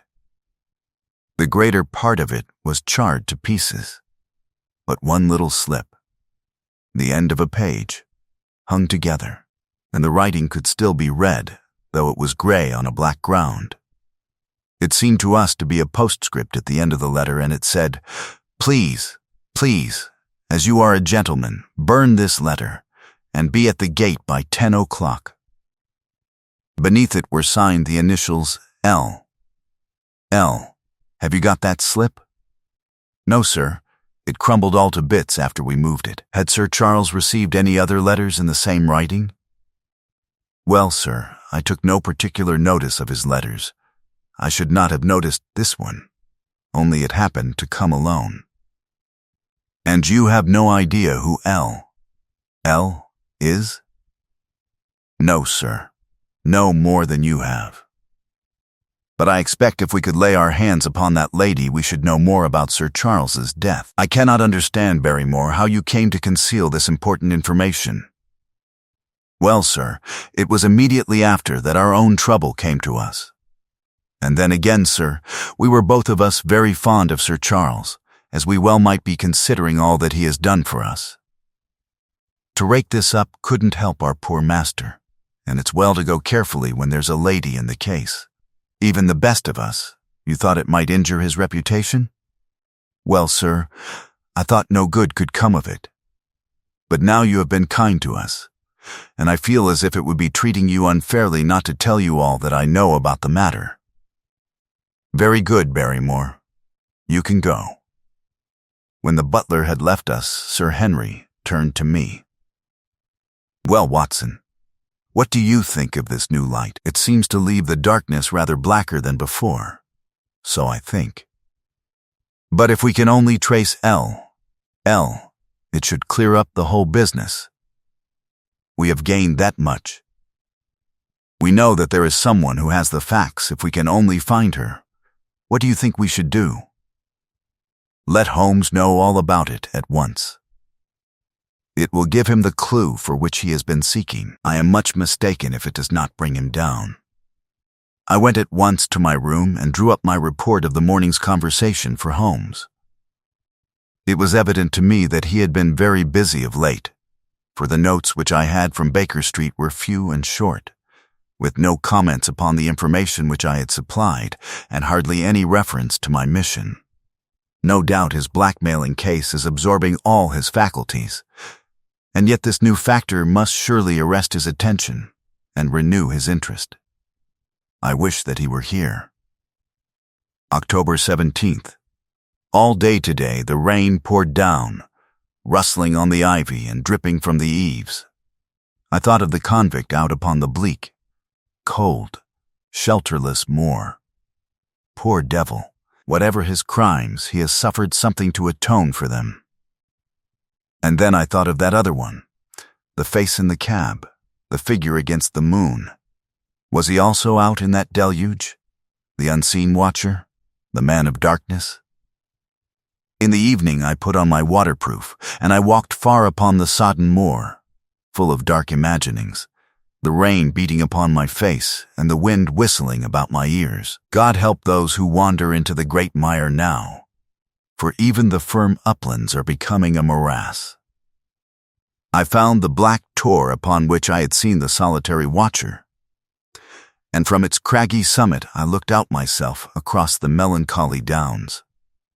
Rain squalls drifted across their russet face, and the heavy, slate-colored clouds hung low over the landscape, trailing in gray wreaths down the sides of the fantastic hills.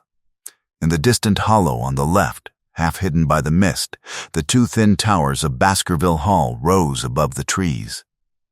They were the only signs of human life which I could see, save only those prehistoric huts which lay thickly upon the slopes of the hills. Nowhere was there any trace of that lonely man, whom I had seen on the same spot 2 nights before. As I walked back, I was overtaken by Dr. Mortimer driving in his dog-cart over a rough moorland track which led from the outlying farmhouse of Fallmire. He has been very attentive to us, and hardly a day has passed that he has not called at the hall to see how we were getting on. He insisted upon my climbing into his dog-cart, and he gave me a lift homeward.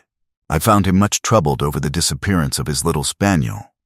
It had wandered on to the moor and had never come back.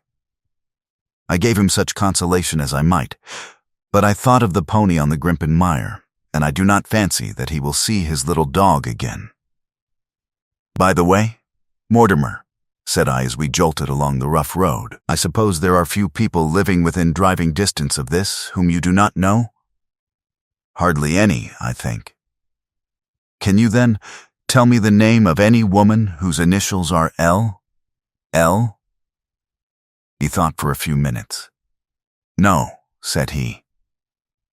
There are a few gypsies and laboring folk for whom I can't answer, but among the farmers or gentry there is no one whose initials are those. Wait a bit, though, he added after a pause. There is Laura Lyons. Her initials are L.L., but she lives in Coombe Tracy. Who is she? I asked. She is Franklin's daughter. What? Old Franklin the Crank? Exactly. She married an artist named Lyons, who came sketching on the moor. He proved to be a blackguard and deserted her. The fault, from what I hear, may not have been entirely on one side. Her father refused to have anything to do with her because she had married without his consent, and perhaps for 1 or 2 other reasons as well. So, between the old sinner and the young one, the girl has had a pretty bad time. How does she live? I fancy old Franklin allows her a pittance, but it cannot be more. For his own affairs are considerably involved. Whatever she may have deserved, one could not allow her to go hopelessly to the bad. Her story got about, and several of the people here did something to enable her to earn an honest living. Stapleton did for one, and Sir Charles for another. I gave a trifle myself. It was to set her up in a typewriting business. He wanted to know the object of my inquiries, but I managed to satisfy his curiosity without telling him too much, for there is no reason why we should take anyone into our confidence. Tomorrow morning I shall find my way to Coombe Tracy, and if I can see this Mrs. Laura Lyons, of equivocal reputation, a long step will have been made towards clearing one incident in this chain of mysteries. I am certainly developing the wisdom of the serpent, for when Mortimer pressed his questions to an inconvenient extent, I asked him casually to what type Franklin's skull belonged, and so heard nothing but craniology for the rest of our drive. I have not lived for years with Sherlock Holmes for nothing. I have only one other incident to record upon this tempestuous and melancholy day. This was my conversation with Barrymore just now, which gives me one more strong card which I can play in due time. Mortimer had stayed to dinner, and he and the baronet played cart afterwards. The butler brought me my coffee into the library, and I took the chance to ask him a few questions. Well, said I, has this precious relation of yours departed, or is he still lurking out yonder? I don't know, sir. I hope to heaven that he is gone, for he has brought nothing but trouble here. I've not heard of him since I left out food for him last, and that was 3 days ago. Did you see him then? No, sir, but the food was gone when next I went that way. Then he was certainly there?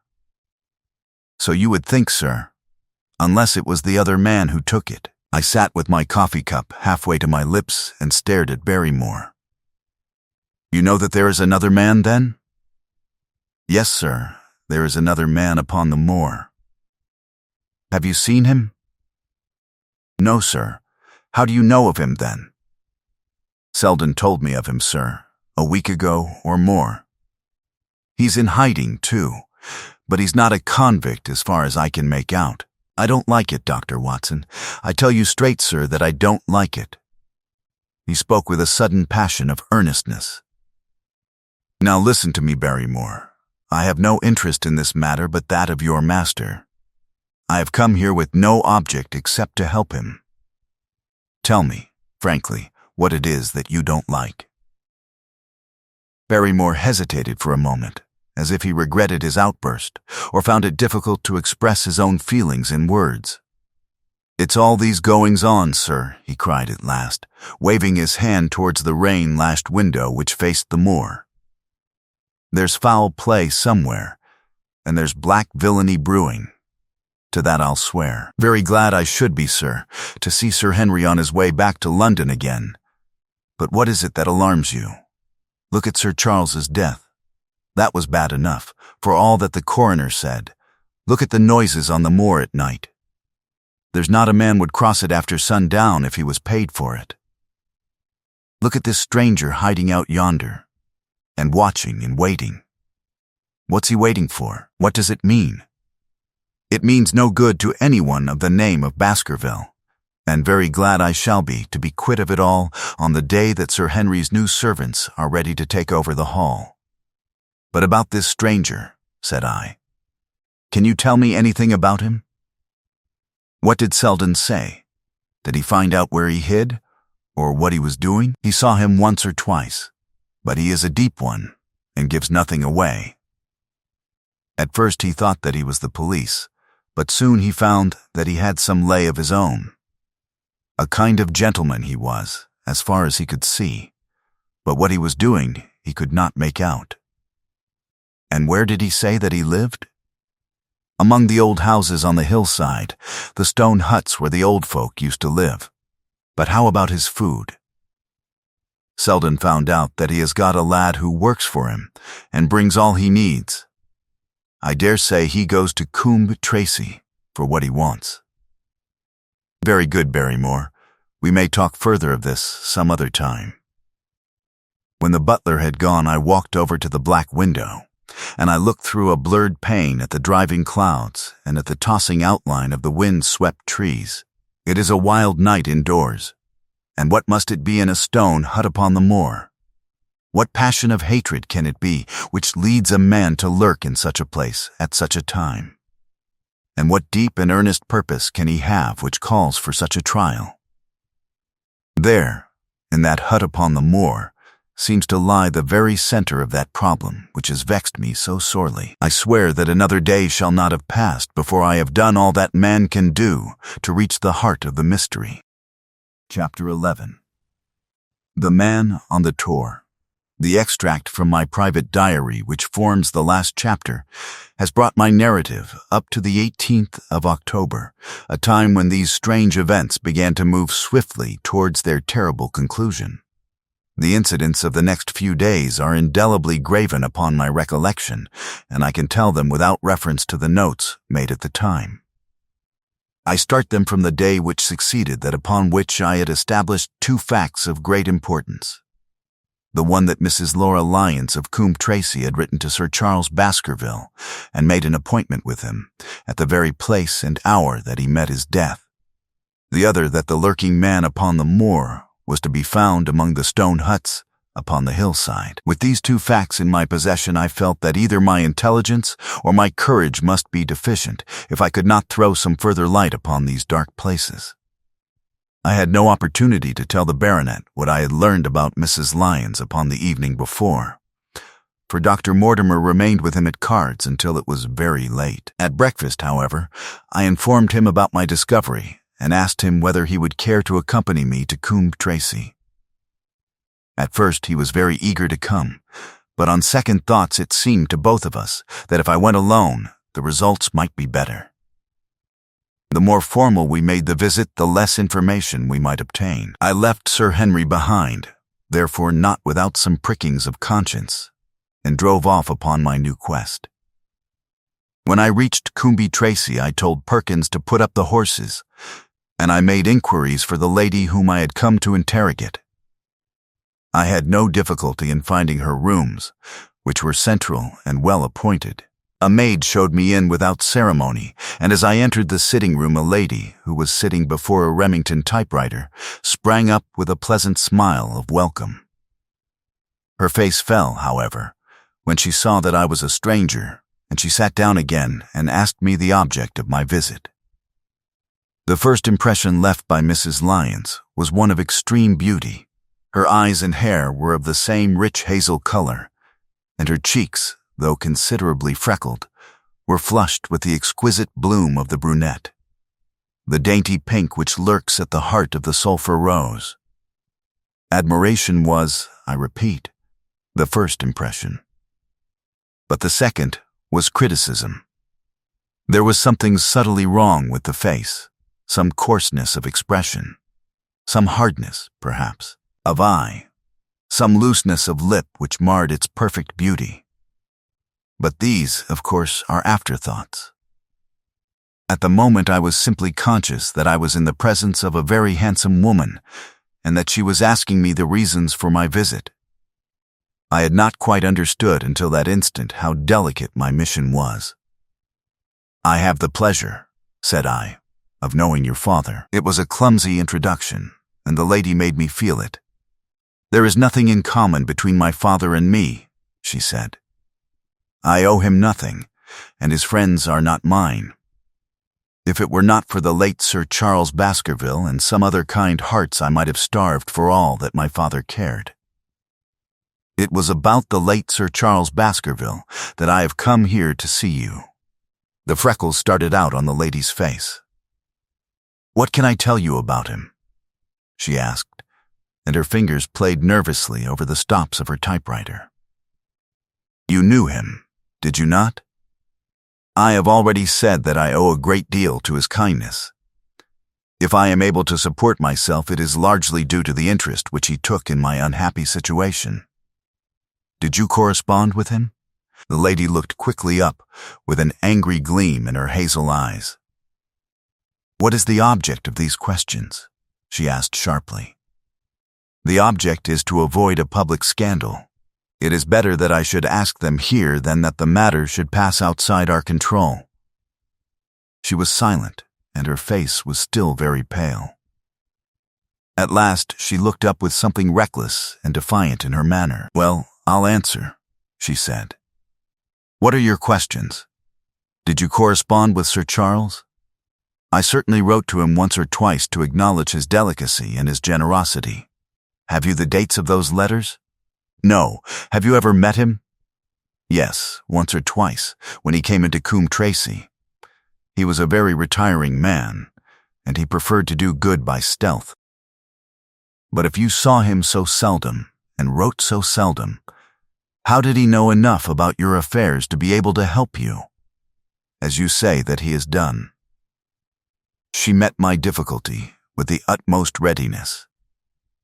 There were several gentlemen who knew my sad history and united to help me. One was Mr. Stapleton, a neighbor and intimate friend of Sir Charles's. He was exceedingly kind, and it was through him that Sir Charles learned about my affairs. I knew already that Sir Charles Baskerville had made Stapleton his almoner upon several occasions, so the lady's statement bore the impress of truth upon it. "Did you ever write to Sir Charles, asking him to meet you?" I continued. Mrs. Lyons flushed with anger again. "Really, sir, this is a very extraordinary question. I am sorry, madam, but I must repeat it." Then I answer, "Certainly not." "Not on the very day of Sir Charles's death?" The flush had faded in an instant, and a deathly face was before me. Her dry lips could not speak the no which I saw rather than heard. "Surely your memory deceives you," said I. "I could even quote a passage of your letter." It ran, "Please, please, as you are a gentleman, burn this letter and be at the gate by 10 o'clock." I thought that she had fainted, but she recovered herself by a supreme effort. "Is there no such thing as a gentleman?" she gasped. "You do Sir Charles an injustice. He did burn the letter. But sometimes a letter may be legible even when burned. You acknowledge now that you wrote it?" "Yes, I did write it," she cried, pouring out her soul in a torrent of words. "I did write it. Why should I deny it? I have no reason to be ashamed of it. I wished him to help me. I believed that if I had an interview I could gain his help, so I asked him to meet me. But why at such an hour? Because I had only just learned that he was going to London next day and might be away for months. There were reasons why I could not get there earlier. But why a rendezvous in the garden instead of a visit to the house? Do you think a woman could go alone at that hour to a bachelor's house? Well, what happened when you did get there?" "I never went. Mrs. Lyons. No, I swear it to you on all I hold sacred. I never went. Something intervened to prevent my going. What was that? That is a private matter. I cannot tell it. You acknowledge then that you made an appointment with Sir Charles at the very hour and place at which he met his death, but you deny that you kept the appointment. That is the truth." Again and again I cross-questioned her, but I could never get past that point. "Mrs. Lyons," said I, as I rose from this long and inconclusive interview, "you are taking a very great responsibility and putting yourself in a very false position by not making an absolutely clean breast of all that you know. If I have to call in the aid of the police, you will find how seriously you are compromised. If your position is innocent, why did you in the first instance deny having written to Sir Charles upon that date? Because I feared that some false conclusion might be drawn from it, and that I might find myself involved in a scandal. And why were you so pressing that Sir Charles should destroy your letter? If you have read the letter, you will know. I did not say that I had read all the letter. You quoted some of it. I quoted the postscript.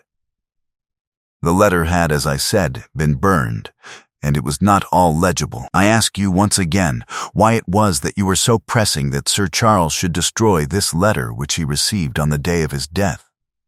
The matter is a very private one. The more reason why you should avoid a public investigation. I will tell you then. If you have heard anything of my unhappy history, you will know that I made a rash marriage and had reason to regret it. I have heard so much.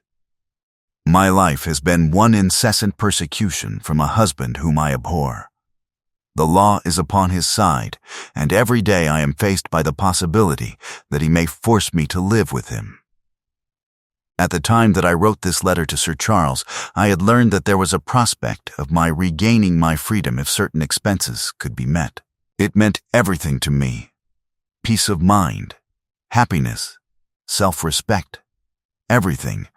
I knew Sir Charles's generosity, and I thought that if he heard the story from my own lips, he would help me. Then how is it that you did not go? Because I received help in the interval from another source. Why then did you not write to Sir Charles and explain this? So I should have done had I not seen his death in the paper next morning. The woman's story hung coherently together, and all my questions were unable to shake it. I could only check it by finding if she had, indeed, instituted divorce proceedings against her husband at or about the time of the tragedy. It was unlikely that she would dare to say that she had not been to Baskerville Hall if she really had been, for a trap would be necessary to take her there, and could not have returned to Coombe Tracy until the early hours of the morning. Such an excursion could not be kept secret. The probability was, therefore, that she was telling the truth, or, at least, a part of the truth. I came away baffled and disheartened. Once again I had reached that dead wall which seemed to be built across every path by which I tried to get at the object of my mission. And yet the more I thought of the lady's face and of her manner, the more I felt that something was being held back from me. Why should she turn so pale? Why should she fight against every admission until it was forced from her? Why should she have been so reticent at the time of the tragedy? Surely the explanation of all this could not be as innocent as she would have me believe. For the moment I could proceed no farther in that direction, but must turn back to that other clue which was to be sought for among the stone huts upon the moor. And that was a most vague direction. I realized it as I drove back and noted how hill after hill showed traces of the ancient people. Barrymore's only indication had been that the stranger lived in one of these abandoned huts, and many hundreds of them are scattered throughout the length and breadth of the moor. But I had my own experience for a guide, since it had shown me the man himself standing upon the summit of the Black Tor. That, then, should be the center of my search. From there I should explore every hut upon the moor, until I lighted upon the right one. If this man were inside it, I should find out from his own lips, at the point of my revolver if necessary, who he was and why he had dogged us so long. He might slip away from us in the crowd of Regent Street, but it would puzzle him to do so upon the lonely moor. On the other hand, if I should find the hut and its tenant should not be within it, I must remain there, however long the vigil, until he returned. Holmes had missed him in London. It would indeed be a triumph for me if I could run him to earth where my master had failed. Luck had been against us again and again in this inquiry, but now at last it came to my aid. And the messenger of good fortune was none other than Mr. Frankland, who was standing, gray-whiskered and red-faced, outside the gate of his garden, which opened onto the high road along which I traveled. "Good day, Dr. Watson," cried he with unwonted good humor. "You must really give your horses a rest, and come in to have a glass of wine and to congratulate me."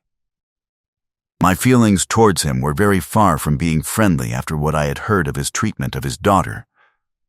But I was anxious to send Perkins and the wagonette home, and the opportunity was a good one. I alighted and sent a message to Sir Henry that I should walk over in time for dinner. Then I followed Frankland into his dining room. "It is a great day for me, sir. One of the red-letter days of my life," he cried with many chuckles. "I have brought off a double event. I mean to teach them in these parts that law is law, and that there is a man here who does not fear to invoke it. I have established a right-of-way through the center of Old Middleton's Park. Slap across it, sir, within 100 yards of his own front door. What do you think of that?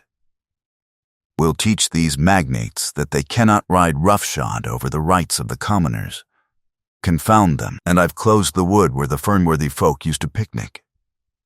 These infernal people seem to think that there are no rights of property, and that they can swarm where they like with their papers and their bottles. Both cases decided, Dr. Watson, and both in my favor.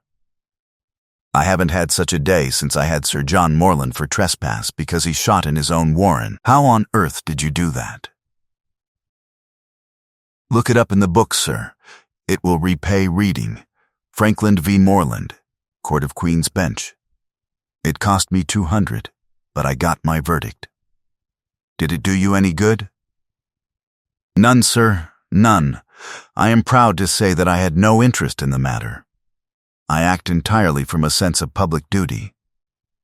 I have no doubt, for example, that the Fernworthy people will burn me in effigy tonight.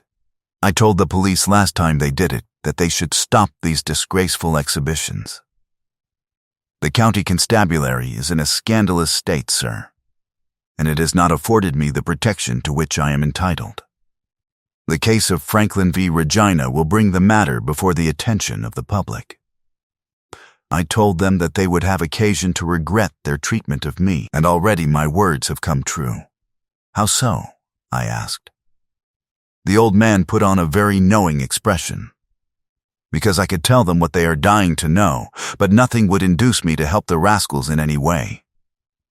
I had been casting round for some excuse by which I could get away from his gossip, But now I began to wish to hear more of it. I had seen enough of the contrary nature of the old sinner to understand that any strong sign of interest would be the surest way to stop his confidences. "Some poaching case, no doubt?" said I with an indifferent manner. "Ha, my boy, a very much more important matter than that." "What about the convict on the moor?" I stared. "You don't mean that you know where he is?" said I. "I may not know exactly where he is, but I am quite sure that I could help the police to lay their hands on him. Has it never struck you that the way to catch that man was to find out where he got his food, and so trace it to him?"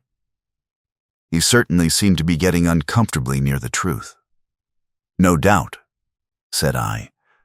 "But how do you know that he is anywhere upon the moor?" "I know it, because I have seen with my own eyes the messenger who takes him his food." My heart sank for Barrymore. It was a serious thing to be in the power of this spiteful old busybody. But his next remark took a weight from my mind. "You'll be surprised to hear that his food is taken to him by a child. I see him every day through my telescope upon the roof. He passes along the same path at the same hour, and to whom should he be going except to the convict?" Here was luck indeed. And yet I suppressed all appearance of interest. A child. Barrymore had said that our unknown was supplied by a boy. It was on his track, and not upon the convict's, that Frankland had stumbled. If I could get his knowledge, it might save me a long and weary hunt. But incredulity and indifference were evidently my strongest cards. I should say that it was much more likely that it was the son of one of the moorland shepherds taking out his father's dinner. The least appearance of opposition struck fire out of the old autocrat. His eyes looked malignantly at me, and his gray whiskers bristled like those of an angry cat. "Indeed, sir," said he, pointing out over the wide-stretching moor. "Do you see that black tor over yonder? Well, do you see the low hill beyond with the thorn bush upon it? It is the stoniest part of the whole moor. Is that a place where a shepherd would be likely to take his station? Your suggestion, sir, is a most absurd one." I meekly answered that I had spoken without knowing all the facts. My submission pleased him and led him to further confidences. "You may be sure, sir, that I have very good grounds before I come to an opinion. I have seen the boy again and again with his bundle. Every day, and sometimes twice a day, I have been able, but wait a moment. Dr. Watson, do my eyes deceive me? Or is there at the present moment something moving upon that hillside?" It was several miles off, but I could distinctly see a small dark dot against the dull green and gray. "Come, sir, come," cried Frankland, rushing upstairs. "You will see with your own eyes, and judge for yourself." The telescope, a formidable instrument mounted upon a tripod, stood upon the flat leads of the house. Frankland clapped his eye to it and gave a cry of satisfaction. "Quick, Dr. Watson, quick, before he passes over the hill." There he was, sure enough, a small urchin with a little bundle upon his shoulder, toiling slowly up the hill. When he reached the crest, I saw the ragged, uncouth figure outlined for an instant against the cold blue sky. He looked round him with a furtive and stealthy air, as one who dreads pursuit. Then he vanished over the hill. Well, am I right? Certainly, there is a boy who seems to have some secret errand. And what the errand is even a county constable could guess.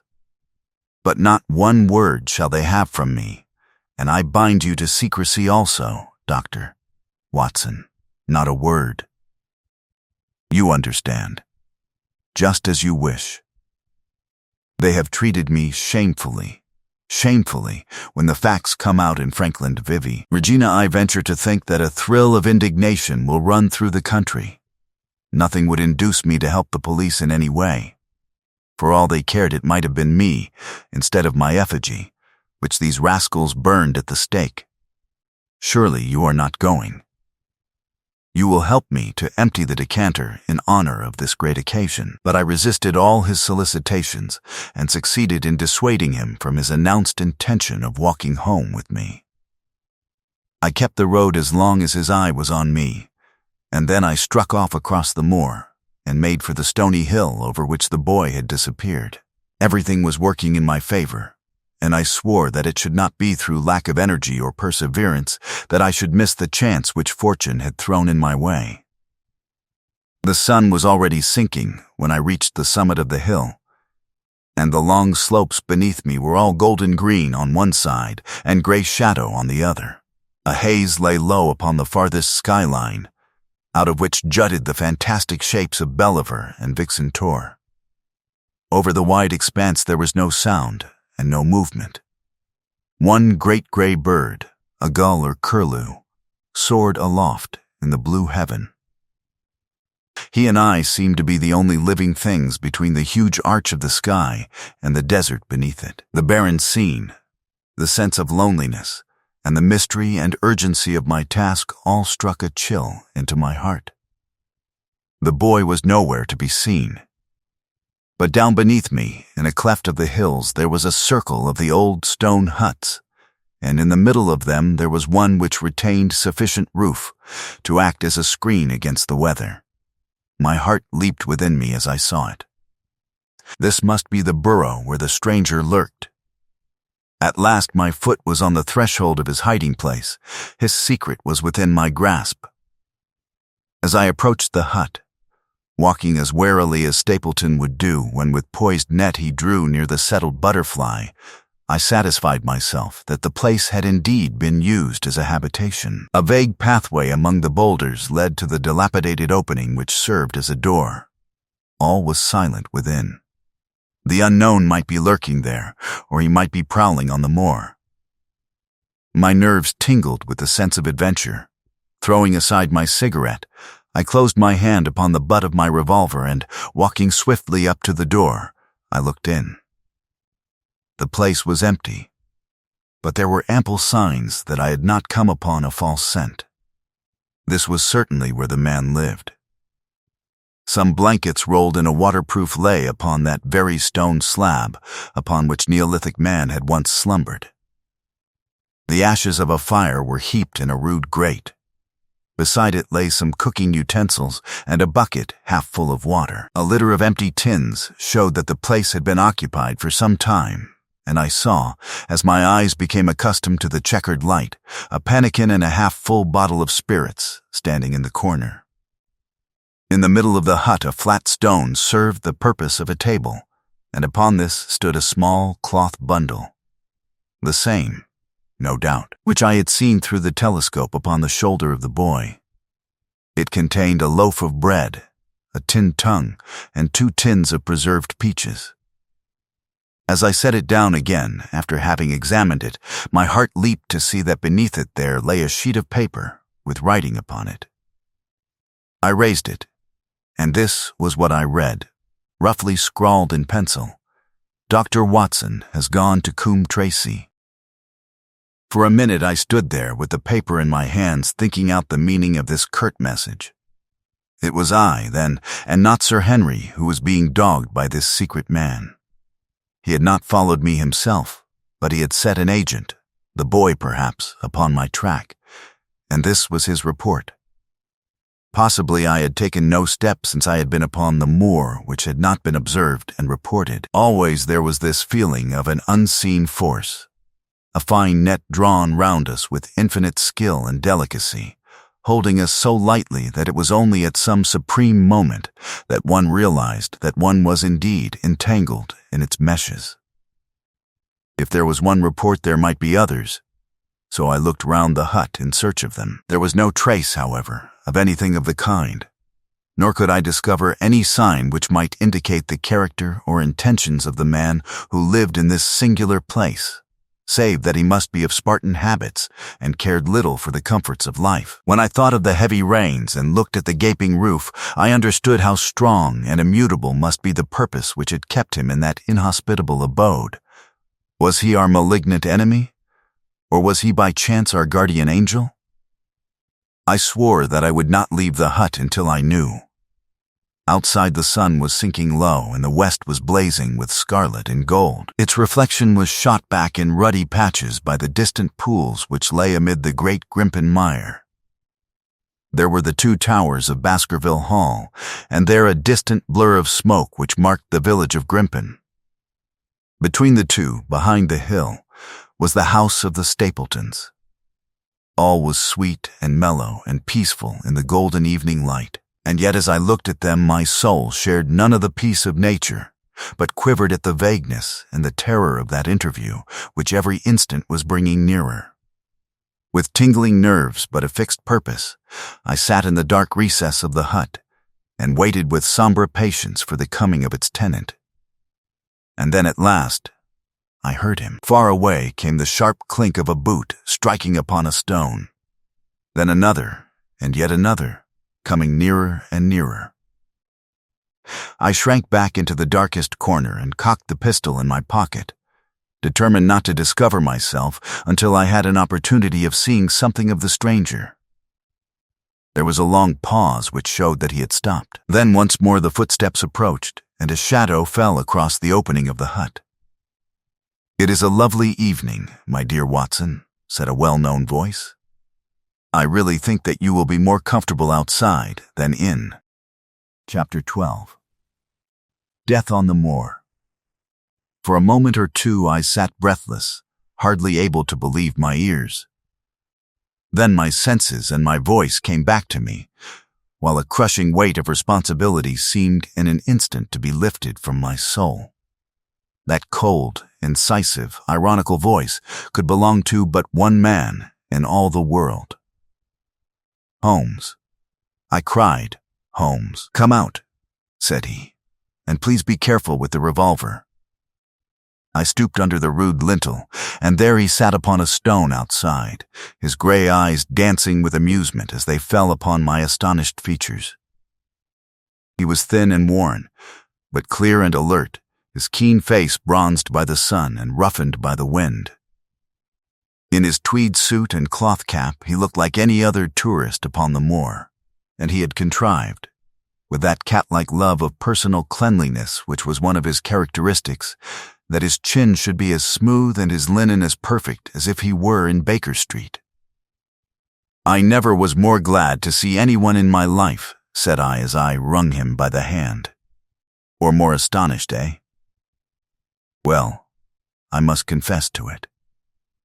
The surprise was not all on one side, I assure you. I had no idea that you had found my occasional retreat, still less that you were inside it, until I was within 20 paces of the door." "My footprint, I presume?" "No, Watson. I fear that I could not undertake to recognize your footprint amid all the footprints of the world. If you seriously desire to deceive me, you must change your tobacconist, for when I see the stub of a cigarette marked Bradley, Oxford Street, I know that my friend Watson is in the neighborhood. You will see it there beside the path. You threw it down, no doubt, at that supreme moment when you charged into the empty hut." "Exactly, I thought as much. And knowing your admirable tenacity, I was convinced that you were sitting in ambush, a weapon within reach, waiting for the tenant to return." "So you actually thought that I was the criminal?" "I did not know who you were, but I was determined to find out." "Excellent, Watson. And how did you localize me?" "You saw me, perhaps on the night of the convict hunt, when I was so imprudent as to allow the moon to rise behind me?" "Yes, I saw you then." "And have no doubt searched all the huts until you came to this one?" "No. Your boy had been observed, and that gave me a guide where to look. The old gentleman with the telescope, no doubt. I could not make it out when first I saw the light flashing upon the lens." He rose and peeped into the hut. "Ha, I see that Cartwright has brought up some supplies. What's this paper? So you have been to Coombe Tracy, have you?" "Yes, to see Mrs. Laura Lyons?" "Exactly, well done. Our researches have evidently been running on parallel lines, and when we unite our results I expect we shall have a fairly full knowledge of the case. Well, I am glad from my heart that you are here, for indeed the responsibility and the mystery were both becoming too much for my nerves. But how in the name of wonder did you come here? And what have you been doing? I thought that you were in Baker Street working out that case of blackmailing. That was what I wished you to think. Then you use me, and yet do not trust me. I cried with some bitterness.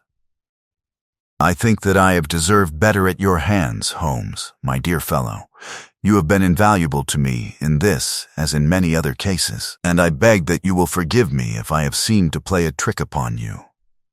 In truth, it was partly for your own sake that I did it, and it was my appreciation of the danger which you ran which led me to come down and examine the matter for myself.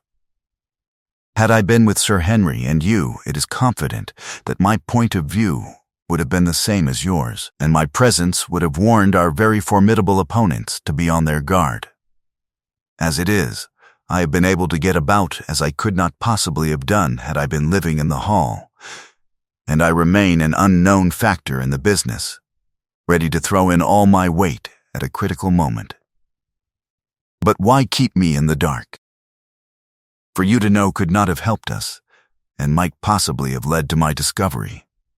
You would have wished to tell me something, or in your kindness you would have brought me out some comfort or other, and so an unnecessary risk would be run. I brought Cartwright down with me. You remember the little chap at the express office, and he has seen after my simple wants, a loaf of bread and a clean collar. What does man want more? He has given me an extra pair of eyes upon a very active pair of feet, and both have been invaluable. Then my reports have all been wasted. My voice trembled as I recalled the pains and the pride with which I had composed them. Holmes took a bundle of papers from his pocket. Here are your reports, my dear fellow, and very well thumbed, I assure you. I made excellent arrangements, and they are only delayed 1 day upon their way. I must compliment you exceedingly upon the zeal and the intelligence which you have shown over an extraordinarily difficult case. I was still rather raw over the deception which had been practiced upon me, but the warmth of Holmes's praise drove my anger from my mind. I felt also in my heart that he was right in what he said, and that it was really best for our purpose that I should not have known that he was upon the moor. "That's better," said he, seeing the shadow rise from my face. "And now tell me the result of your visit to Mrs. Laura Lyons. It was not difficult for me to guess that it was to see her that you had gone, for I am already aware that she is the one person in Coombe Tracey who might be of service to us in the matter. In fact, if you had not gone today, it is exceedingly probable that I should have gone tomorrow." The sun had set, and dusk was settling over the moor. The air had turned chill, and we withdrew into the hut for warmth. There, sitting together in the twilight, I told Holmes of my conversation with the lady. So interested was he that I had to repeat some of it twice before he was satisfied. "This is most important," said he when I had concluded. "It fills up a gap which I had been unable to bridge in this most complex affair. You are aware, perhaps, that a close intimacy exists between this lady and the man Stapleton? I did not know of a close intimacy. There can be no doubt about the matter. They meet, they write, there is a complete understanding between them. Now, this puts a very powerful weapon into our hands.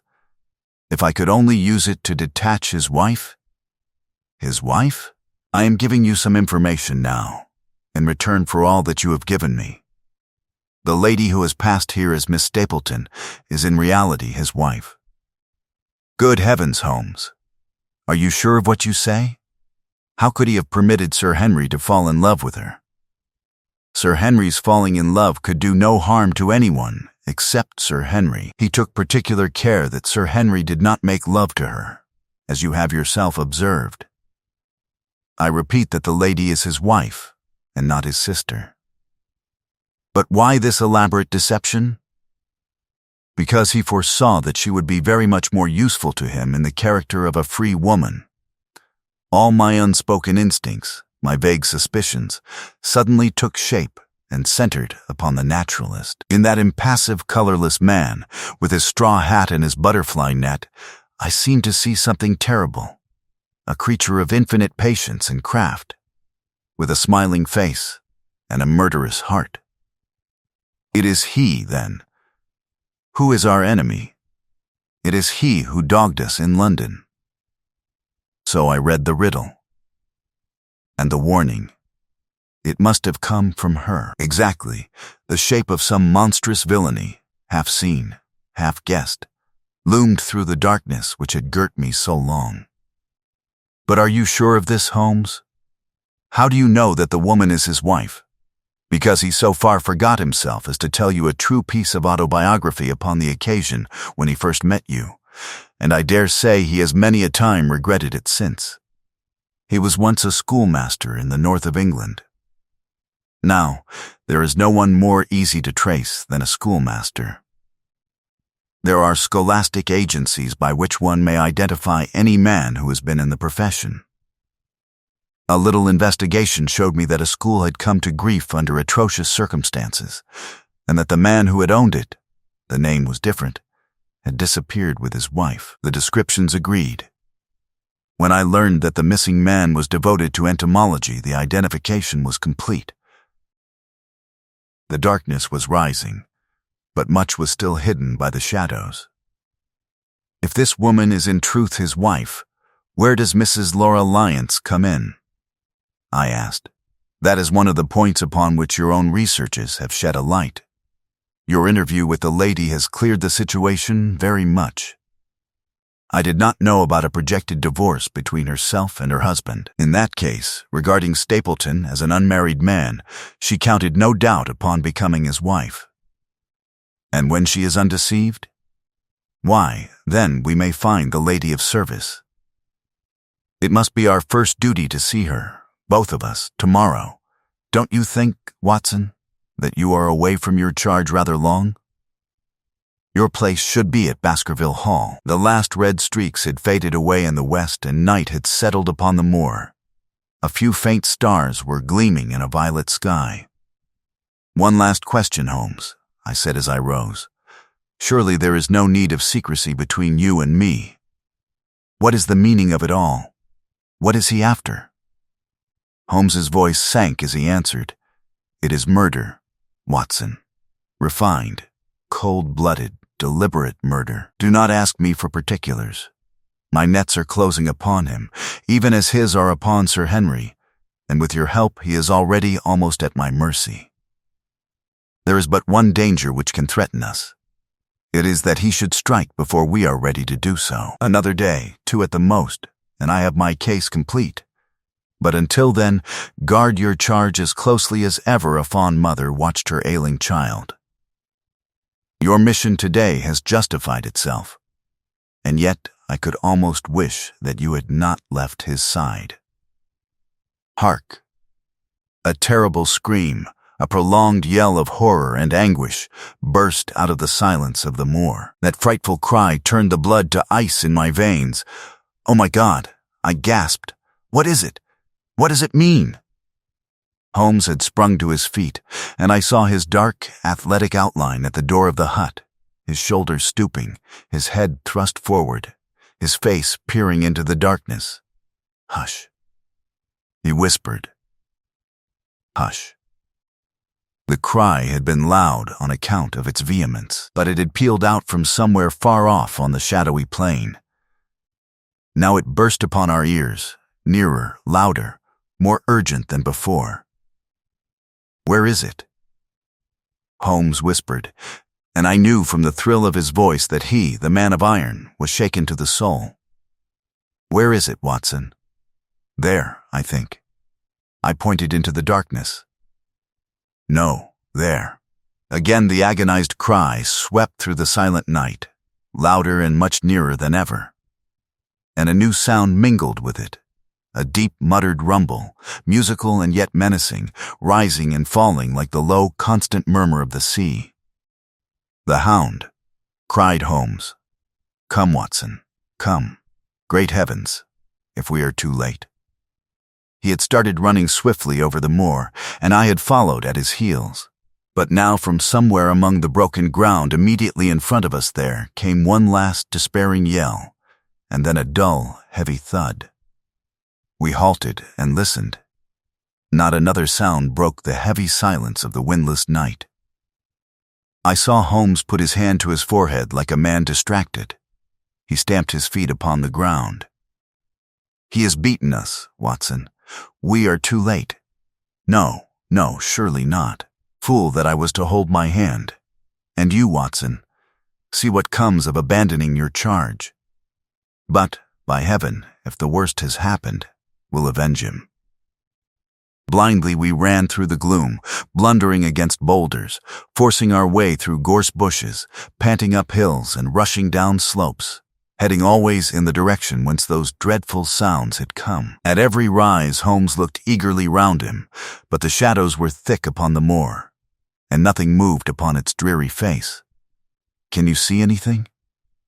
"Nothing, but hark! What is that?" A low moan had fallen upon our ears. There it was again upon our left. On that side a ridge of rocks ended in a sheer cliff which overlooked a stone-strewn slope. On its jagged face was spread eagled some dark, irregular object. As we ran towards it, the vague outline hardened into a definite shape. It was a prostrate man face downward upon the ground. The head doubled under him at a horrible angle, the shoulders rounded, and the body hunched together as if in the act of throwing a somersault. So grotesque was the attitude that I could not for the instant realize that that moan had been the passing of his soul. Not a whisper, not a rustle, rose now from the dark figure over which we stooped. Holmes laid his hand upon him and held it up again with an exclamation of horror. The gleam of the match which he struck shone upon his clotted fingers and upon the ghastly pool which widened slowly from the crushed skull of the victim. And it shone upon something else which turned our hearts sick and faint within us, the body of Sir Henry Baskerville. There was no chance of either of us forgetting that peculiar ruddy tweed suit, the very one which he had worn on the first morning that we had seen him in Baker Street. We caught the one clear glimpse of it, and then the match flickered and went out, even as the hope had gone out of our souls. Holmes groaned, and his face glimmered white through the darkness. "The brute! The brute!" I cried with clenched hands. "Oh, Holmes, I shall never forgive myself for having left him to his fate. I am more to blame than you, Watson. In order to have my case well rounded and complete, I have thrown away the life of my client. It is the greatest blow which has befallen me in my career. But how could I know that he would risk his life alone upon the moor in the face of all my warnings?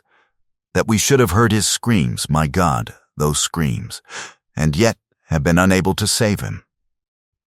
Where is this brute of a hound which drove him to his death? It may be lurking among these rocks at this instant. And Stapleton, where is he? He shall answer for this deed. He shall. I will see to that. Uncle and nephew have been murdered, the one frightened to death by the very sight of a beast which he thought to be supernatural, the other driven to his end in his wild flight to escape from it. But now we have to prove the connection between the man and the beast. Save from what we heard, we cannot even swear to the existence of the latter, since Sir Henry has evidently died from the fall. But, by heavens, cunning as he is, the fellow shall be in my power before another day is past. We stood with bitter hearts on either side of the mangled body, overwhelmed by this sudden and irrevocable disaster which had brought all our long and weary labors to so piteous an end. Then, as the moon rose, we climbed to the top of the rocks over which our poor friend had fallen, and from the summit we gazed out over the shadowy moor, half silver and half gloom. Far away, miles off, in the direction of Grimpen, a single steady yellow light was shining. It could only come from the lonely abode of the Stapletons. With a bitter curse I shook my fist at it as I gazed. Why should we not seize him at once? Our case is not complete. The fellow is wary and cunning to the last degree. It is not what we know, but what we can prove. If we make one false move, the villain may escape us yet. What can we do? There will be plenty for us to do tomorrow. Tonight we can only perform the last offices to our poor friend. Together we made our way down the precipitous slope and approached the body, black and clear against the silvered stones. The agony of those contorted limbs struck me with a spasm of pain and blurred my eyes with tears. We must send for help, Holmes. We cannot carry him all the way to the hall. Good heavens, are you mad? He had uttered a cry and bent over the body. Now he was dancing and laughing and wringing my hand. Could this be my stern, self-contained friend? These were hidden fires, indeed. A beard. A beard. The man has a beard. A beard? It is not the baronet, it is... Why, it is my neighbor, the convict. With feverish haste we had turned the body over, and that dripping beard was pointing up to the cold, clear moon. There could be no doubt about the beetling forehead, the sunken animal eyes. It was indeed the same face which had glared upon me in the light of the candle from over the rock, the face of Selden, the criminal.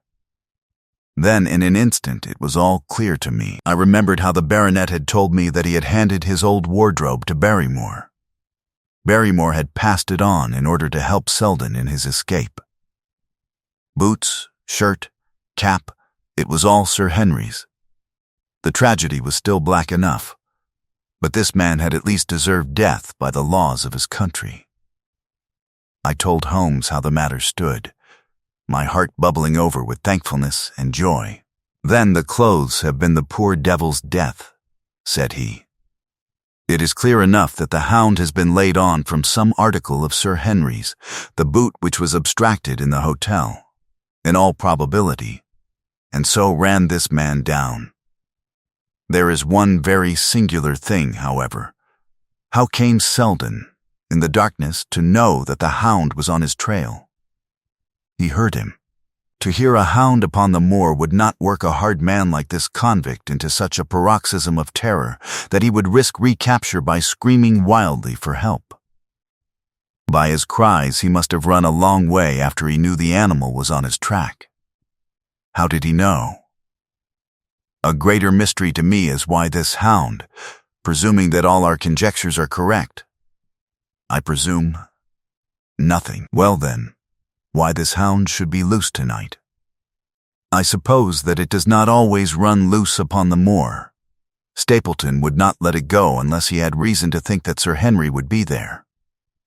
My difficulty is the more formidable of the two, for I think that we shall very shortly get an explanation of yours, while mine may remain forever a mystery. The question now is, what shall we do with this poor wretch's body? We cannot leave it here to the foxes and the ravens. I suggest that we put it in one of the huts until we can communicate with the police. Exactly, I have no doubt that you and I could carry it so far. Halloa, Watson. What's this? It's the man himself, by all that's wonderful and audacious. Not a word to show your suspicions, not a word, or my plans crumble to the ground. A figure was approaching us over the moor, and I saw the dull red glow of a cigar. The moon shone upon him, and I could distinguish the dapper shape and jaunty walk of the naturalist. He stopped when he saw us, and then came on again. Why, Dr. Watson, that's not you, is it? You are the last man that I should have expected to see out on the moor at this time of night. But, dear me, what's this? Somebody hurt? Don't tell me that it is our friend Sir Henry. He hurried past me and stooped over the dead man. I heard a sharp intake of his breath, and the cigar fell from his fingers. Who's this? He stammered. It is Selden, the man who escaped from Princetown. Stapleton turned a ghastly face upon us, but by a supreme effort he had overcome his amazement and his disappointment.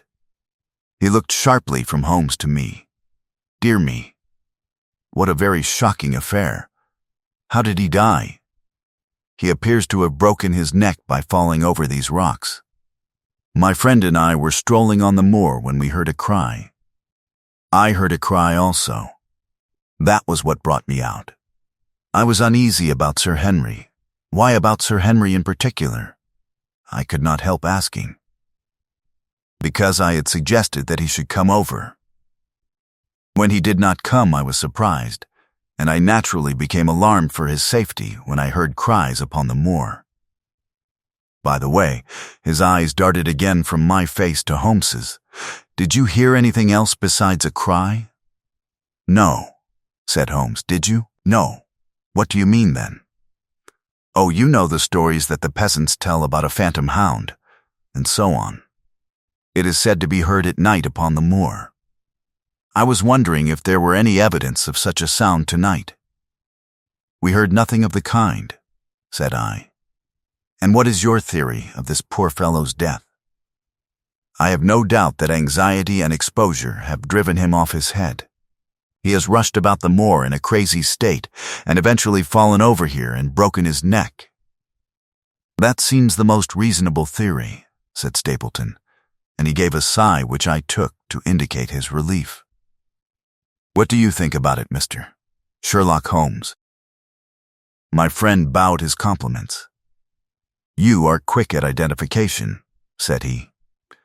We have been expecting you in these parts since Dr. Watson came down. You are in time to see a tragedy. Yes, indeed, I have no doubt that my friend's explanation will cover the facts. I will take an unpleasant remembrance back to London with me tomorrow. Oh, you return tomorrow? That is my intention. I hope your visit has cast some light upon those occurrences which have puzzled us. Holmes shrugged his shoulders. One cannot always have the success for which one hopes. An investigator needs facts and not legends or rumors. It has not been a satisfactory case. My friend spoke in his frankest and most unconcerned manner. Stapleton still looked hard at him. Then he turned to me. I would suggest carrying this poor fellow to my house, but it would give my sister such a fright that I do not feel justified in doing it. I think that if we put something over his face, he will be safe until morning. And so it was arranged. Resisting Stapleton's offer of hospitality, Holmes and I set off to Baskerville Hall, leaving the naturalist to return alone. Looking back, we saw the figure moving slowly away over the broad moor, and behind him that one black smudge on the silvered slope which showed where the man was lying who had come so horribly to his end. We're at close grips at last, said Holmes as we walked together across the moor.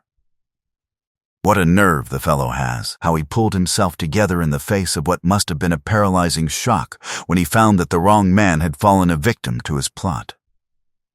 I told you in London, Watson, and I tell you now again, that we have never had a foeman more worthy of our steel.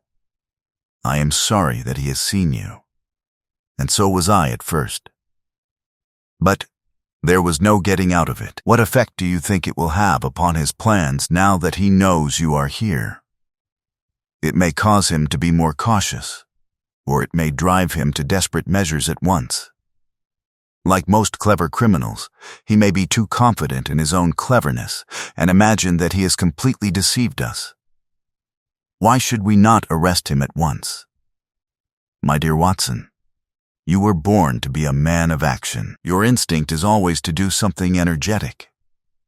But supposing, for argument's sake, that we had him arrested tonight, what on earth the better off should we be for that? We could prove nothing against him. There's the devilish cunning of it. If he were acting through a human agent, we could get some evidence, but if we were to drag this great dog to the light of day, it would not help us in putting a rope round the neck of its master. Surely we have a case. Not a shadow of one, only surmise and conjecture. We should be laughed out of court if we came with such a story and such evidence. There is Sir Charles's death, found dead without a mark upon him. You and I know that he died of sheer fright, and we know also what frightened him. But how are we to get 12 stolid jurymen to know it? What signs are there of a hound? Where are the marks of its fangs? Of course we know that a hound does not bite a dead body, and that Sir Charles was dead before ever the brute overtook him. But we have to prove all this, and we are not in a position to do it. Well then, tonight? We are not much better off tonight. Again, there was no direct connection between the hound and the man's death. We never saw the hound. We heard it, but we could not prove that it was running upon this man's trail. There is a complete absence of motive. No, my dear fellow. We must reconcile ourselves to the fact that we have no case at present, and that it is worth our while to run any risk in order to establish one. And how do you propose to do so? I have great hopes of what Mrs. Laura Lyons may do for us when the position of affairs is made clear to her. And I have my own plan as well. Sufficient for tomorrow is the evil thereof. But I hope before the day is past to have the upper hand at last. I could draw nothing further from him. And he walked, lost in thought, as far as the Baskerville gates. Are you coming up? Yes, I see no reason for further concealment. But one last word, Watson. Say nothing of the hound to Sir Henry. Let him think that Selden's death was as Stapleton would have us believe. He will have a better nerve for the ordeal which he will have to undergo tomorrow when he is engaged, if I remember your report aright, to dine with these people. And so am I. Then you must excuse yourself, and he must go alone. That will be easily arranged. And now, if we are too late for dinner, I think that we are both ready for our suppers. Chapter 13. Fixing the nets, Sir Henry was more pleased than surprised to see Sherlock Holmes, for he had for some days been expecting that recent events would bring him down from London. He did raise his eyebrows, however, when he found that my friend had neither any luggage nor any explanations for its absence. Between us, we soon supplied his wants. And then over a belated supper we explained to the baronet as much of our experience as it seemed desirable that he should know. But first I had the unpleasant duty of breaking the news to Barrymore and his wife. To him it may have been an unmitigated relief, but she wept bitterly in her apron. To all the world he was the man of violence, half animal and half demon. But to her he always remained the little willful boy of her own girlhood, the child who had clung to her hand. Evil indeed is the man who has not one woman to mourn him. I've been moping in the house all day since Watson went off in the morning, said the baronet. I guess I should have some credit, for I have kept my promise. If I hadn't sworn not to go about alone, I might have had a more lively evening, for I had a message from Stapleton asking me over there. I have no doubt that you would have had a more lively evening, said Holmes dryly. By the way, I don't suppose you appreciate that we have been mourning over you as having broken your neck? Sir Henry opened his eyes. How was that? This poor wretch was dressed in your clothes. I fear your servant who gave them to him may get into trouble with the police. That is unlikely. There was no mark on any of them, as far as I know. That's lucky for him. In fact, it's lucky for all of you, since you are all on the wrong side of the law in this matter. I am not sure that as a conscientious detective my first duty is not to arrest the whole household. Watson's reports are most incriminating documents. But how about the case? Asked the baronet. Have you made anything out of the tangle? I don't know that Watson and I are much the wiser since we came down. I think that I shall be in a position to make the situation rather more clear to you before long. It has been an exceedingly difficult and most complicated business. There are several points upon which we still want light, but it is coming all the same. We've had one experience, as Watson has no doubt told you. We heard the hound on the moor, so I can swear that it is not all empty superstition. I had something to do with dogs when I was out west, and I know one when I hear one. If you can muzzle that one and put him on a chain, I'll be ready to swear you are the greatest detective of all time. I think I will muzzle him and chain him all right if you will give me your help. Whatever you tell me to do, I will do. Very good, and I will ask you also to do it blindly, without always asking the reason. Just as you like. If you will do this, I think the chances are that our little problem will soon be solved. I have no doubt. He stopped suddenly and stared fixedly up over my head into the air. The lamp beat upon his face, and so intent was it, and so still, that it might have been that of a clear-cut classical statue, a personification of alertness and expectation. What is it? We both cried. I could see as he looked down that he was repressing some internal emotion. His features were still composed, but his eyes shone with amused exultation.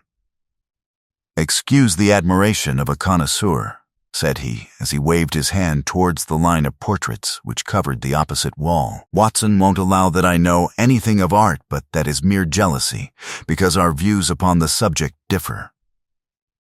Now these are a really very fine series of portraits." "Well, I'm glad to hear you say so," said Sir Henry, glancing with some surprise at my friend. "I don't pretend to know much about these things, and I'd be a better judge of a horse or a steer than of a picture. I didn't know that you found time for such things. I know what is good when I see it, and I see it now. That's a Kneller, I'll swear. That lady in the blue silk over yonder, and the stout gentleman with the wig ought to be a Reynolds. They are all family portraits, I presume?" "Every one." "Do you know the names?" "Barrymore has been coaching me in them, and I think I can say my lessons fairly well." "Who is the gentleman with the telescope?" "That is Rear Admiral Baskerville, who served under Rodney in the West Indies. The man with the blue coat and the roll of paper is Sir William Baskerville, who was chairman of committees of the House of Commons under Pitt. And this cavalier opposite to me, the one with the black velvet and the lace? Ah, you have a right to know about him. That is the cause of all the mischief, the wicked Hugo, who started the Hound of the Baskervilles. We're not likely to forget him." I gazed with interest and some surprise upon the portrait. "Dear me," said Holmes, "he seems a quiet, meek-mannered man enough, but I dare say that there was a lurking devil in his eyes. I had pictured him as a more robust and ruffianly person. There's no doubt about the authenticity, for the name and the date, 1647, are on the back of the canvas." Holmes said little more, but the picture of the old roisterer seemed to have a fascination for him, and his eyes were continually fixed upon it during supper. It was not until later, when Sir Henry had gone to his room, that I was able to follow the trend of his thoughts. He led me back into the banqueting hall, his bedroom candle in his hand, and he held it up against the time-stained portrait on the wall. "Do you see anything there?" I looked at the broad-plumed hat, the curling love-locks, the white lace collar, and the straight, severe face which was framed between them. It was not a brutal countenance, but it was prim, hard, and stern, with a firm set, thin-lipped mouth, and a coldly intolerant eye. "Is it like anyone you know?" "There is something of Sir Henry about the jaw. Just a suggestion, perhaps, but wait an instant."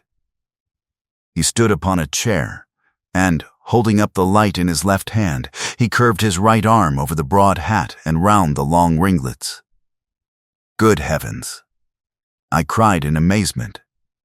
The face of Stapleton had sprung out of the canvas. "Ha! You see it now. My eyes have been trained to examine faces and not their trimmings. It is the first quality of a criminal investigator that he should see through a disguise. But this is marvelous. It might be his portrait.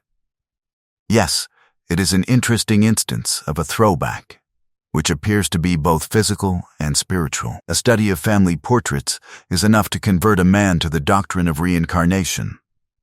The fellow is a Baskerville, that is evident, with designs upon the succession. Exactly, this chance of the picture has supplied us with one of our most obvious missing links. We have him, Watson. We have him. And I dare swear that before tomorrow night he will be fluttering in our net, as helpless as one of his own butterflies. A pin, a cork, and a card, and we add him to the Baker Street collection. He burst into one of his rare fits of laughter as he turned away from the picture. I have not heard him laugh often, and it has always boded ill to somebody. I was up betimes in the morning, but Holmes was afoot earlier still, for I saw him as I dressed, coming up the drive. "Yes, we should have a full day today," he remarked, and he rubbed his hands with the joy of action. "The nets are all in place, and the drag is about to begin. We'll know before the day is out whether we have caught our big lean-jawed pike, or whether he has got through the meshes. Have you been on the moor already? I have sent a report from Grimpen to Princetown as to the death of Selden. I think I can promise that none of you will be troubled in the matter. And I have also communicated with my faithful Cartwright, who would certainly have pined away at the door of my hut, as a dog does at his master's grave, if I had not set his mind at rest about my safety. What is the next move? To see Sir Henry. Ah, here he is. Good morning, Holmes, said the baronet. You look like a general who is planning a battle with his chief of the staff. That is the exact situation. Watson was asking for orders, and so do I. Very good. You are engaged, as I understand, to dine with our friends the Stapletons tonight. I hope that you will come also. They are very hospitable people, and I am sure that they would be very glad to see you. I fear that Watson and I must go to London. To London? Yes, I think that we should be more useful there at the present juncture. The baronet's face perceptibly lengthened. I hope that you are going to see me through this business. The Hall and the Moor are not very pleasant places when one is alone.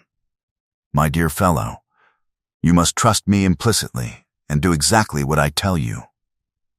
You can tell your friends that we should have been happy to have come with you, but that urgent business required us to be in town. We hope very soon to return to Devonshire. Will you remember to give them that message, if you insist upon it? There is no alternative, I assure you. I saw by the baronet's clouded brow that he was deeply hurt by what he regarded as our desertion. When do you desire to go? He asked coldly. Immediately after breakfast. We will drive into Coombe Tracy, but Watson will leave his things as a pledge that he will come back to you. Watson, you will send a note to Stapleton to tell him that you regret that you cannot come. I have a good mind to go to London with you, said the baronet. Why should I stay here alone? Because it is your post of duty. Because you gave me your word that you would do as you were told, and I tell you to stay. All right then, I'll stay. One more direction. I wish you to drive to Merripit House. Send back your trap, however, and let them know that you intend to walk home. To walk across the moor? Yes, but that is the very thing which you have so often cautioned me not to do. This time, you may do it with safety. If I had not every confidence in your nerve and courage, I would not suggest it. But it is essential that you should do it. Then, I will do it. And as you value your life, do not go across the moor in any direction save along the straight path which leads from Merripit House to the Grimpen Road, and is your natural way home. I will do just what you say. Very good. I should be glad to get away as soon after breakfast as possible, so as to reach London in the afternoon. I was much astounded by this program, though I remembered that Holmes had said to Stapleton on the night before that his visit would terminate next day. It had not crossed my mind, however, that he would wish me to go with him, nor could I understand how we could both be absent at a moment which he himself declared to be critical. There was nothing for it, however, but implicit obedience, so we bade goodbye to our rueful friend, and a couple of hours afterwards we were at the station of Coombe Tracy, and had dispatched the trap upon its return journey. A small boy was waiting upon the platform. "Any orders, sir?" "You will take this train to town, Cartwright. The moment you arrive you will send a wire to Sir Henry Baskerville, in my name, to say that if he finds the pocketbook which I have dropped he is to send it by registered post to Baker Street." "Yes, sir, and ask at the station office if there is a message for me." The boy returned with a telegram, which Holmes handed to me. It ran, "Wire received. Coming down with unsigned warrant. Arrive 5:40. Lestrade, that is an answer to mine of this morning. He is the best of the professionals, I think, and we may need his assistance. Now, Watson, I think that we cannot employ our time better than by calling upon your acquaintance, Mrs. Laura Lyons. His plan of campaign was beginning to be evident. He would use the baronet in order to convince the Stapletons that we were really gone, while we should actually return at the instant when we were likely to be needed. That telegram from London, if mentioned by Sir Henry to the Stapletons, must remove the last suspicions from their minds. Already I seem to see our nets drawing closer around that lean-jawed pike. Mrs. Laura Lyons was in her office, and Sherlock Holmes opened his interview with a frankness and directness which considerably amazed her. "I am investigating the circumstances which attended the death of the late Sir Charles Baskerville," said he. "My friend here, Dr. Watson, has informed me of what you have communicated, and also of what you have withheld in connection with that matter." "What have I withheld?" she asked defiantly. "You have confessed that you asked Sir Charles to be at the gate at 10 o'clock. We know that that was the place and hour of his death. You have withheld what the connection is between these events. There is no connection. In that case, the coincidence must indeed be an extraordinary one. But I think that we shall succeed in establishing a connection after all. I wish to be perfectly frank with you, Mrs. Lyons. We regard this case as one of murder, and the evidence may implicate not only your friend Mr. Stapleton, but his wife as well." The lady sprang from her chair. "His wife," she cried. "The fact is no longer a secret.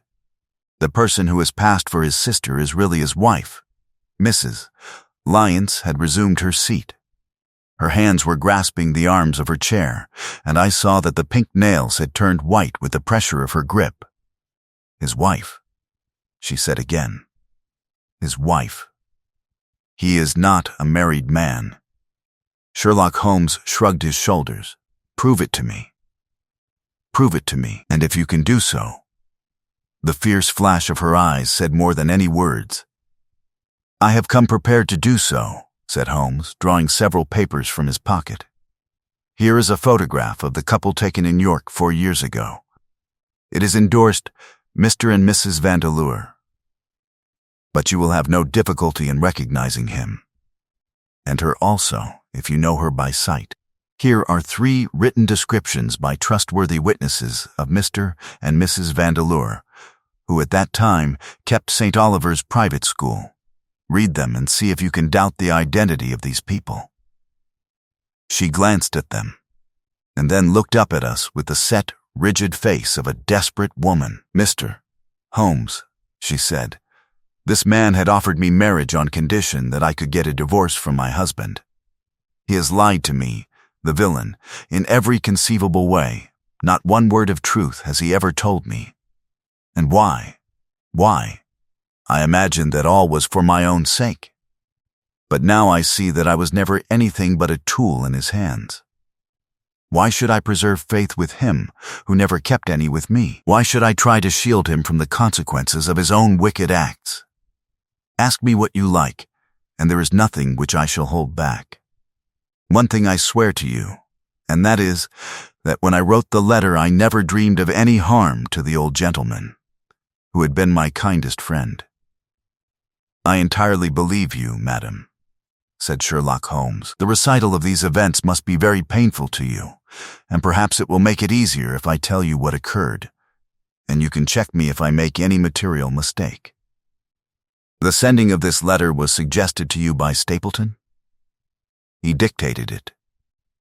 I presume that the reason he gave was that you would receive help from Sir Charles for the legal expenses connected with your divorce?" "Exactly. And then after you had sent the letter, he dissuaded you from keeping the appointment?"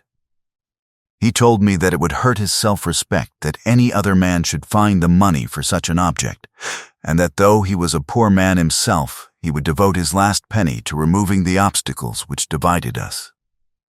He appears to be a very consistent character."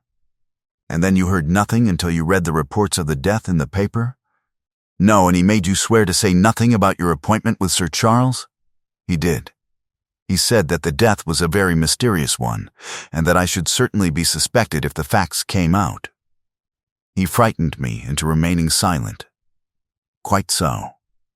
But you had your suspicions?" She hesitated and looked down. "I knew him," she said. "But if he had kept faith with me, I should always have done so with him. I think that on the whole you have had a fortunate escape," said Sherlock Holmes. "You have had him in your power, and he knew it, and yet you are alive. You have been walking for some months very near to the edge of a precipice. We must wish you good morning now, Mrs. Lyons, and it is probable that you will very shortly hear from us again. Our case becomes rounded off, and difficulty after difficulty thins away in front of us," said Holmes as we stood waiting for the arrival of the express from town. "I shall soon be in the position of being able to put into a single connected narrative one of the most singular and sensational crimes of modern times. Students of criminology will remember the analogous incidents in Godno, in Little Russia, in the year 66, and of course there are the Anderson murders in North Carolina. But this case possesses some features which are entirely its own. Even now we have no clear case against this very wily man. But I shall be very much surprised if it is not clear enough before we go to bed this night." The London Express came roaring into the station, and a small, wiry bulldog of a man had sprung from a first-class carriage. We all three shook hands, and I saw at once from the reverential way in which Lestrade gazed at my companion that he had learned a good deal since the days when they had first worked together. I could well remember the scorn which the theories of the reasoner used then to excite in the practical man. "Anything good?" he asked. "The biggest thing for years," said Holmes. "We have 2 hours before we need think of starting. I think we might employ it in getting some dinner, and then, Lestrade, we will take the London fog out of your throat by giving you a breath of the pure night air of Dartmoor." "Never been there?" "Ah, well, I don't suppose you will forget your first visit." Chapter 14. The Hound of the Baskervilles, one of Sherlock Holmes's defects, if indeed one may call it a defect, was that he was exceedingly loath to communicate his full plans to any other person until the instant of their fulfillment. Partly it came no doubt from his own masterful nature, which loved to dominate and surprise those who were around him. Partly also from his professional caution, which urged him never to take any chances. The result, however, was very trying for those who were acting as his agents and assistants. I had often suffered under it, but never more so than during that long drive in the darkness. The great ordeal was in front of us. At last we were about to make our final effort. And yet Holmes had said nothing, and I could only surmise what his course of action would be. My nerves thrilled with anticipation, when at last the cold wind upon our faces and the dark void spaces on either side of the narrow road told me that we were back upon the moor once again. Every stride of the horses and every turn of the wheels was taking us nearer to our supreme adventure. Our conversation was hampered by the presence of the driver of the hired wagonette, so that we were forced to talk of trivial matters when our nerves were tense with emotion and anticipation. It was a relief to me, after that unnatural restraint, when we at last passed Franklin's house and knew that we were drawing near to the hall and to the scene of action. We did not drive up to the door, but got down near the gate of the avenue. The wagonette was paid off and ordered to return to Coombe Tracy forthwith, while we started to walk to Merripit House. "Are you armed, Lestrade?" The little detective smiled. "As long as I have my trousers, I have a hip pocket, and as long as I have my hip pocket, I have something in it." "Good. My friend and I are also ready for emergencies." "You're mighty close about this affair, Mr. Holmes. What's the game now?" "A waiting game." "My word, it does not seem a very cheerful place," said the detective with a shiver, glancing round him at the gloomy slopes of the hill and at the huge lake of fog which lay over the Grimpen Mire. "I see the lights of a house ahead of us. That is Merripit House and the end of our journey.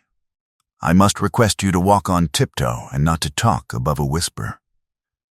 We moved cautiously along the track as if we were bound for the house, but Holmes halted us when we were about 200 yards from it. "This will do," said he. "These rocks upon the right make an admirable screen." "We are to wait here?" "Yes. We shall make our little ambush here. Get into this hollow, Lestrade. You have been inside the house, have you not, Watson? Can you tell the position of the rooms? What are those latticed windows at this end?" "I think they are the kitchen windows. And the one beyond, which shines so brightly." "That is certainly the dining room." "The blinds are up. You know the lie of the land best. Creep forward quietly and see what they are doing. But for heaven's sake, don't let them know that they are watched." I tiptoed down the path and stooped behind the low wall which surrounded the stunted orchard. Creeping in its shadow, I reached a point whence I could look straight through the uncurtained window. There were only 2 men in the room, Sir Henry and Stapleton. They sat with their profiles towards me on either side of the round table. Both of them were smoking cigars, and coffee and wine were in front of them. Stapleton was talking with animation, but the baronet looked pale and distrait. Perhaps the thought of that lonely walk across the ill-omened moor was weighing heavily upon his mind. As I watched them, Stapleton rose and left the room, while Sir Henry filled his glass again and leaned back in his chair, puffing at his cigar. I heard the creak of a door and the crisp sound of boots upon gravel. The steps passed along the path on the other side of the wall under which I crouched. Looking over, I saw the naturalist pause at the door of an outhouse in the corner of the orchard. A key turned in a lock, and as he passed in there was a curious scuffling noise from within. He was only a minute or so inside, and then I heard the key turn once more and he passed me and re-entered the house. I saw him rejoin his guest, and I crept quietly back to where my companions were waiting to tell them what I had seen. "You say, Watson, that the lady is not there?" Holmes asked when I had finished my report. "No. Where can she be then, since there is no light in any other room except the kitchen? I cannot think where she is. I have said that over the great Grimpen Mire there hung a dense, white fog. It was drifting slowly in our direction and banked itself up like a wall on that side of us, low but thick and well-defined. The moon shone on it, and it looked like a great shimmering ice field, with the heads of the distant tors as rocks borne upon its surface. Holmes's face was turned towards it, and he muttered impatiently as he watched its sluggish drift. "It's moving towards us, Watson. Is that serious?" "Very serious, indeed. The one thing upon earth which could have disarranged my plans. He can't be very long now. It is already 10 o'clock. Our success and even his life may depend upon his coming out before the fog is over the path." The night was clear and fine above us. The stars shone cold and bright, while a half-moon bathed the whole scene in a soft, uncertain light. Before us lay the dark bulk of the house, its serrated roof and bristling chimneys hard outlined against the silver-spangled sky. Broad bars of golden light from the lower windows stretched across the orchard and the moor. One of them was suddenly shut off. The servants had left the kitchen. There only remained the lamp in the dining room where the two men, the murderous host and the unconscious guest, still chatted over their cigars. Every minute that white woolly plain which covered one half of the moor was drifting closer and closer to the house. Already the first thin wisps of it were curling across the golden square of the lighted window. The farther wall of the orchard was already invisible, and the trees were standing out of a swirl of white vapor. As we watched it, the fog wreaths came crawling round both corners of the house and rolled slowly into one dense bank on which the upper floor and the roof floated like a strange ship upon a shadowy sea. Holmes struck his hand passionately upon the rock in front of us and stamped his feet in his impatience. If he isn't out in a quarter of an hour, the path will be covered. In half an hour, we won't be able to see our hands in front of us. Shall we move farther back upon higher ground? Yes, I think it would be as well. So as the fog bank flowed onward, we fell back before it until we were half a mile from the house, and still that dense white sea, with the moon silvering its upper edge, swept slowly and inexorably on. "We are going too far," said Holmes. "We dare not take the chance of his being overtaken before he can reach us. At all costs we must hold our ground where we are." He dropped on his knees and clapped his ear to the ground. "Thank God, I think that I hear him coming." A sound of quick steps broke the silence of the moor. Crouching among the stones, we stared intently at the silver-tipped bank in front of us. The steps grew louder, and through the fog, as through a curtain, there stepped the man whom we were awaiting. He looked round him in surprise as he emerged into the clear starlit night. Then he came swiftly along the path, passed close to where we lay, and went on up the long slope behind us. As he walked, he glanced continually over either shoulder, like a man who was ill at ease. "Hist!" cried Holmes, and I heard the sharp click of a cocking pistol. "Look out! It's coming." There was a thin, crisp, continuous patter from somewhere in the heart of that crawling bank. The cloud was within 50 yards of where we lay, and we glared at it, all three uncertain what horror was about to break from the heart of it. I was at Holmes's elbow, and I glanced for an instant at his face. It was pale and exultant, his eyes shining brightly in the moonlight. But suddenly they started forward in a rigid, fixed stare, and his lips parted in amazement. At the same instant, Lestrade gave a yell of terror and threw himself face downward upon the ground. I sprang to my feet, my inert hand grasping my pistol, my mind paralyzed by the dreadful shape which had sprung out upon us from the shadows of the fog. A hound it was, an enormous coal-black hound, but not such a hound as mortal eyes have ever seen. Fire burst from its open mouth. Its eyes glowed with a smoldering glare. Its muzzle and hackles and dewlap were outlined in flickering flame. Never in the delirious dream of a disordered brain could anything more savage, more appalling, more hellish be conceived than that dark form and savage face which broke upon us out of the wall of fog. With long bounds, the huge black creature was leaping down the track, following hard upon the footsteps of our friend. So paralyzed were we by the apparition that we allowed him to pass before we had recovered our nerve. Then, Holmes and I both fired together, and the creature gave a hideous howl which showed that one at least had hit him. He did not pause, however, but bounded onward.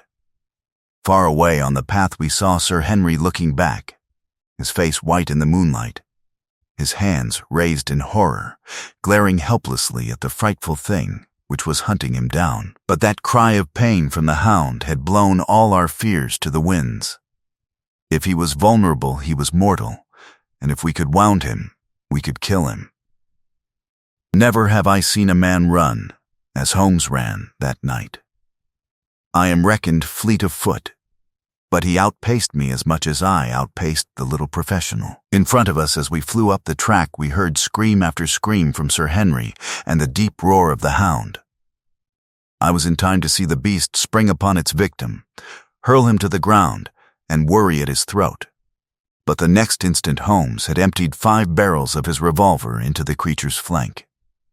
With a last howl of agony and a vicious snap in the air, it rolled upon its back, 4 feet pawing furiously, and then fell limp upon its side.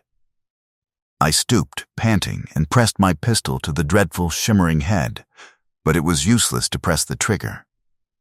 The giant hound was dead. Sir Henry lay insensible where he had fallen. We tore away his collar, and Holmes breathed a prayer of gratitude when we saw that there was no sign of a wound and that the rescue had been in time. Already our friend's eyelids shivered, and he made a feeble effort to move. Lestrade thrust his brandy flask between the baronet's teeth, and 2 frightened eyes were looking up at us. "My God," he whispered. "What was it? What, in heaven's name, was it?" "It's dead, whatever it is," said Holmes. "We've laid the family ghost once and forever. In mere size and strength, it was a terrible creature which was lying stretched before us.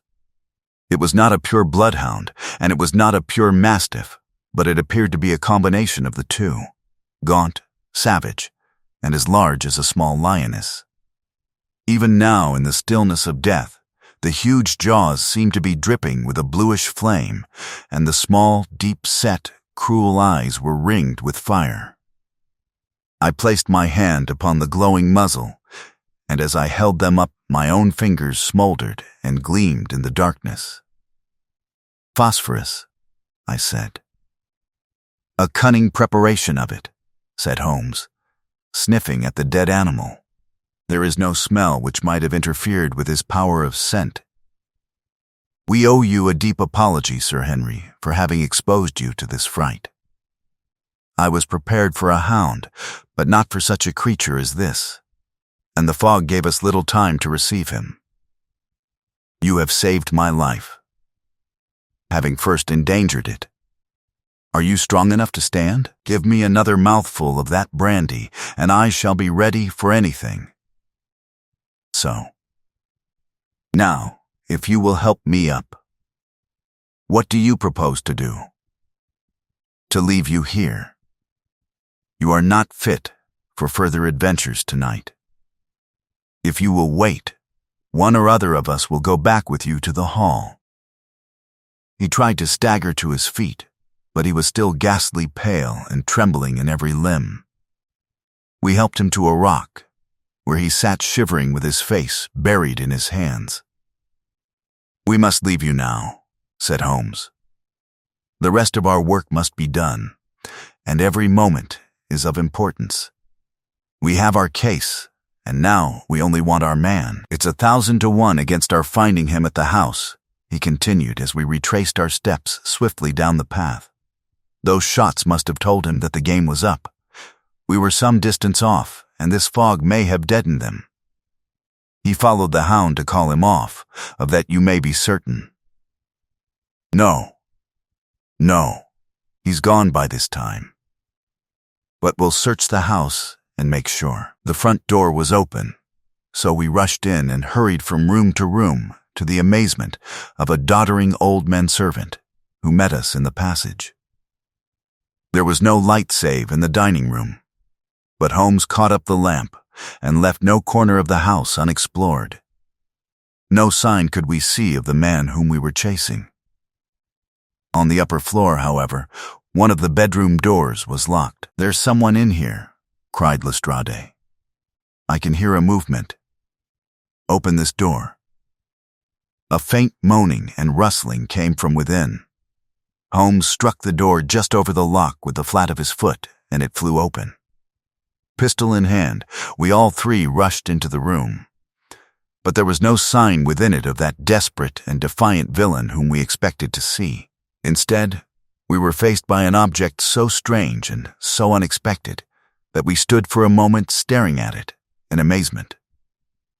The room had been fashioned into a small museum, and the walls were lined by a number of glass-topped cases full of that collection of butterflies and moths, the formation of which had been the relaxation of this complex and dangerous man. In the center of this room there was an upright beam, which had been placed at some period as a support for the old worm-eaten balk of timber which spanned the roof.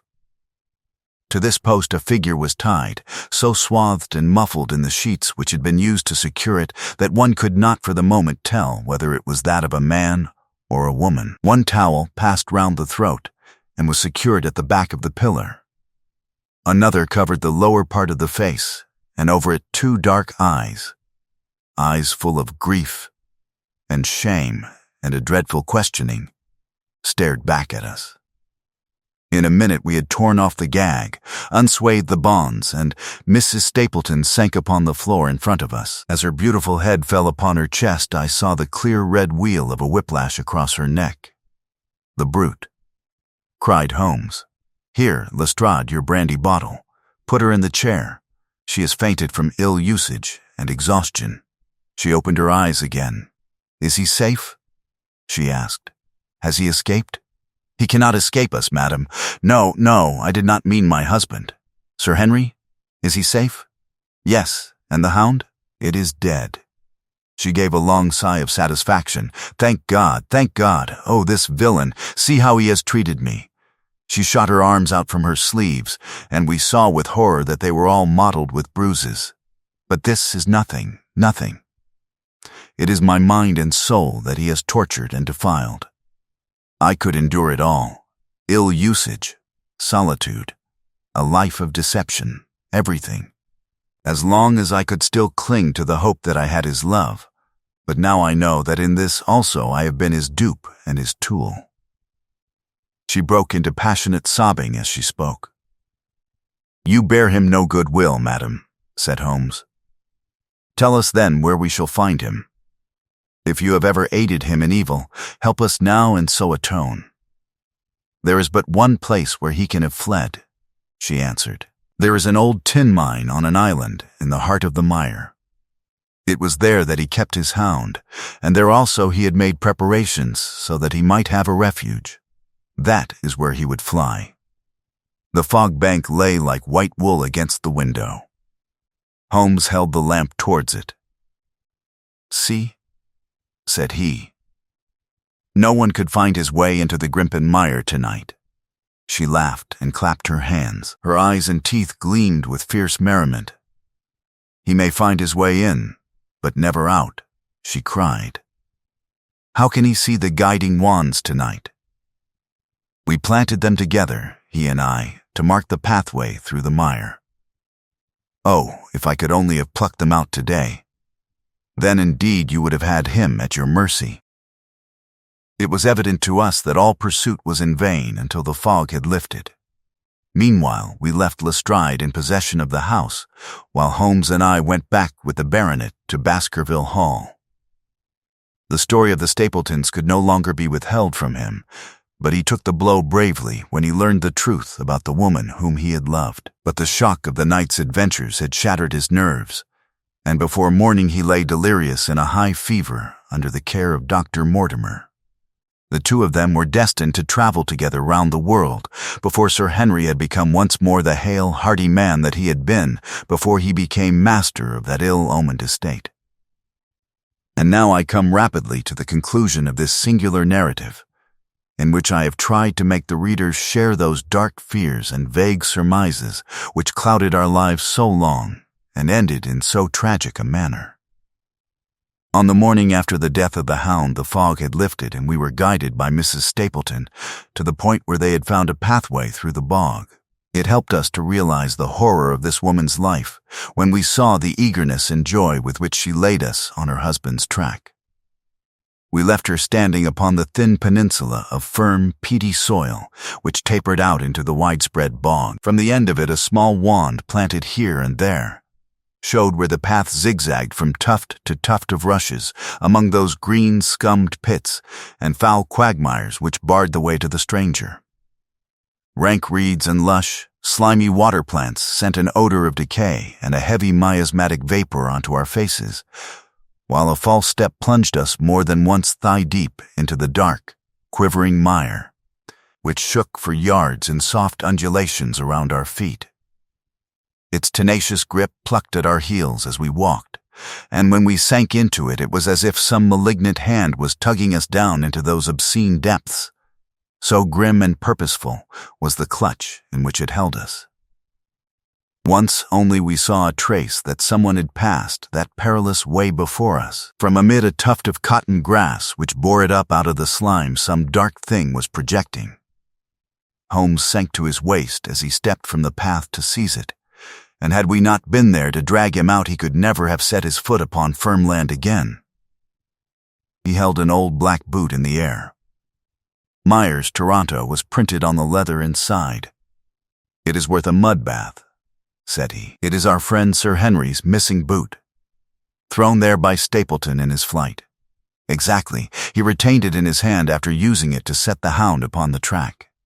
He fled when he knew the game was up, still clutching it, and he hurled it away at this point of his flight. We know at least that he came so far in safety, but more than that we were never destined to know, though there was much which we might surmise.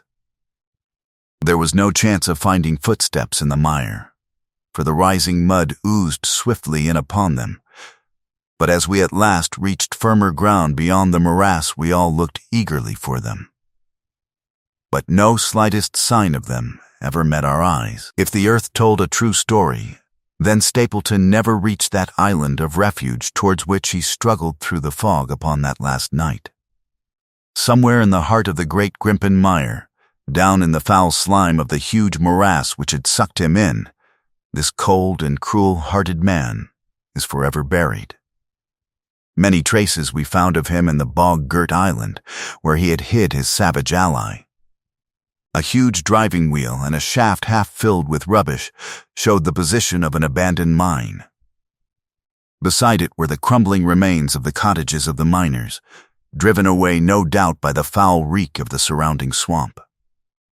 In one of these, a staple and chain with a quantity of gnawed bones showed where the animal had been confined. A skeleton with a tangle of brown hair adhering to it lay among the debris. "A dog," said Holmes. "By Jove, a curly-haired spaniel. Poor Mortimer will never see his pet again. Well, I do not know that this place contains any secret which we have not already fathomed. He could hide his hound, but he could not hush its voice, and hence came those cries which even in daylight were not pleasant to hear. On an emergency he could keep the hound in the outhouse at Merripit, but it was always a risk, and it was only on the supreme day, which he regarded as the end of all his efforts, that he dared do it. This paste in the tin is no doubt the luminous mixture with which the creature was daubed. It was suggested, of course, by the story of the family hellhound and by the desire to frighten old Sir Charles to death. No wonder the poor devil of a convict ran and screamed, even as our friend did, and as we ourselves might have done, when he saw such a creature bounding through the darkness of the moor upon his track. It was a cunning device, for, apart from the chance of driving your victim to his death, what peasant would venture to inquire too closely into such a creature should he get sight of it, as many have done, upon the moor? I said it in London, Watson, and I say it again now, that never yet have we helped to hunt down a more dangerous man than he who is lying yonder. He swept his long arm towards the huge mottled expanse of green splotched bog, which stretched away until it merged into the russet slopes of the moor. Chapter 15. A Retrospection. It was the end of November, and Holmes and I sat, upon a raw and foggy night, on either side of a blazing fire in our sitting room in Baker Street. Since the tragic upshot of our visit to Devonshire, he had been engaged in two affairs of the utmost importance, in the first of which he had exposed the atrocious conduct of Colonel Upwood in connection with the famous card scandal of the Nonpareil Club, while in the second he had defended the unfortunate M.me. Montpensier from the charge of murder which hung over her in connection with the death of her stepdaughter Millie Carre, the young lady who, as it will be remembered, was found 6 months later alive and married in New York. My friend was in excellent spirits over the success which had attended a succession of difficult and important cases, so that I was able to induce him to discuss the details of the Baskerville mystery. I had waited patiently for the opportunity, for I was aware that he would never permit cases to overlap, and that his clear and logical mind would not be drawn from its present work to dwell upon memories of the past. Sir Henry and Dr. Mortimer were, however, in London, on their way to that long voyage which had been recommended for the restoration of his shattered nerves. They had called upon us that very afternoon, so that it was natural that the subject should come up for discussion. "The whole course of events," said Holmes, from the point of view of the man who called himself Stapleton, was simple and direct, although to us, who had no means in the beginning of knowing the motives of his actions and could only learn part of the facts, it all appeared exceedingly complex. I have had the advantage of 2 conversations with Mrs. Stapleton, and the case has now been so entirely cleared up that I am not aware that there is anything which has remained a secret to us. You will find a few notes upon the matter under the heading B in my indexed list of cases.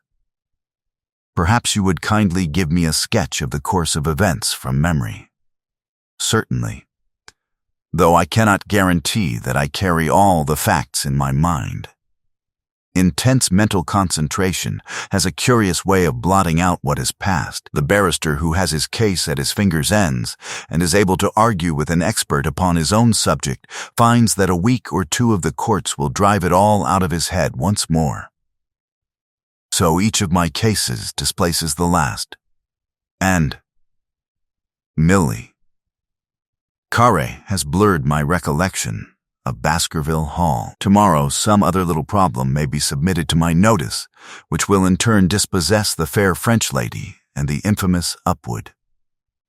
So far as the case of the Hound goes, however, I will give you the course of events as nearly as I can, and you will suggest anything which I may have forgotten. My inquiries show beyond all question that the family portrait did not lie, and that this fellow was indeed a Baskerville. He was a son of that Roger Baskerville, the younger brother of Sir Charles, who fled with a sinister reputation to South America, where he was said to have died unmarried. He did, as a matter of fact, marry and had 1 child, this fellow, whose real name is the same as his father's. He married Beryl Garcia, one of the beauties of Costa Rica, and, having purloined a considerable sum of public money, he changed his name to Vandeleur and fled to England, where he established a school in the east of Yorkshire. His reason for attempting this special line of business was that he had struck up an acquaintance with a consumptive tutor upon the voyage home, and that he had used this man's ability to make the undertaking a success. Fraser, the tutor, died, however, and the school which had begun well sank from disrepute into infamy. The Vandeleurs found it convenient to change their name to Stapleton, and he brought the remains of his fortune, his schemes for the future, and his taste for entomology to the south of England. I learned at the British Museum that he was a recognized authority upon the subject, and that the name of Vandeleur has been permanently attached to a certain moth which he had, in his Yorkshire days, been the first to describe. We now come to that portion of his life which has proved to be of such intense interest to us. The fellow had evidently made inquiry and found that only 2 lives intervened between him and a valuable estate. When he went to Devonshire, his plans were, I believe, exceedingly hazy, but that he meant mischief from the first is evident from the way in which he took his wife with him in the character of his sister. The idea of using her as a decoy was clearly already in his mind, though he may not have been certain how the details of his plot were to be arranged. He meant in the end to have the estate, and he was ready to use any tool or run any risk for that end. His first act was to establish himself as near to his ancestral home as he could, and his second was to cultivate a friendship with Sir Charles Baskerville and with the neighbors. The baronet himself told him about the family hound, and so prepared the way for his own death. Stapleton, as I will continue to call him, knew that the old man's heart was weak and that a shock would kill him. So much he had learned from Dr. Mortimer, he had heard also that Sir Charles was superstitious and had taken this grim legend very seriously. His ingenious mind instantly suggested a way by which the baronet could be done to death, and yet it would be hardly possible to bring home the guilt to the real murderer. Having conceived the idea, he proceeded to carry it out with considerable finesse. An ordinary schemer would have been content to work with a savage hound. The use of artificial means to make the creature diabolical was a flash of genius upon his part. The dog he bought in London from Ross and Mangles, the dealers in Fulham Road. It was the strongest and most savage in their possession. He brought it down by the North Devon line and walked a great distance over the moor so as to get it home without exciting any remarks.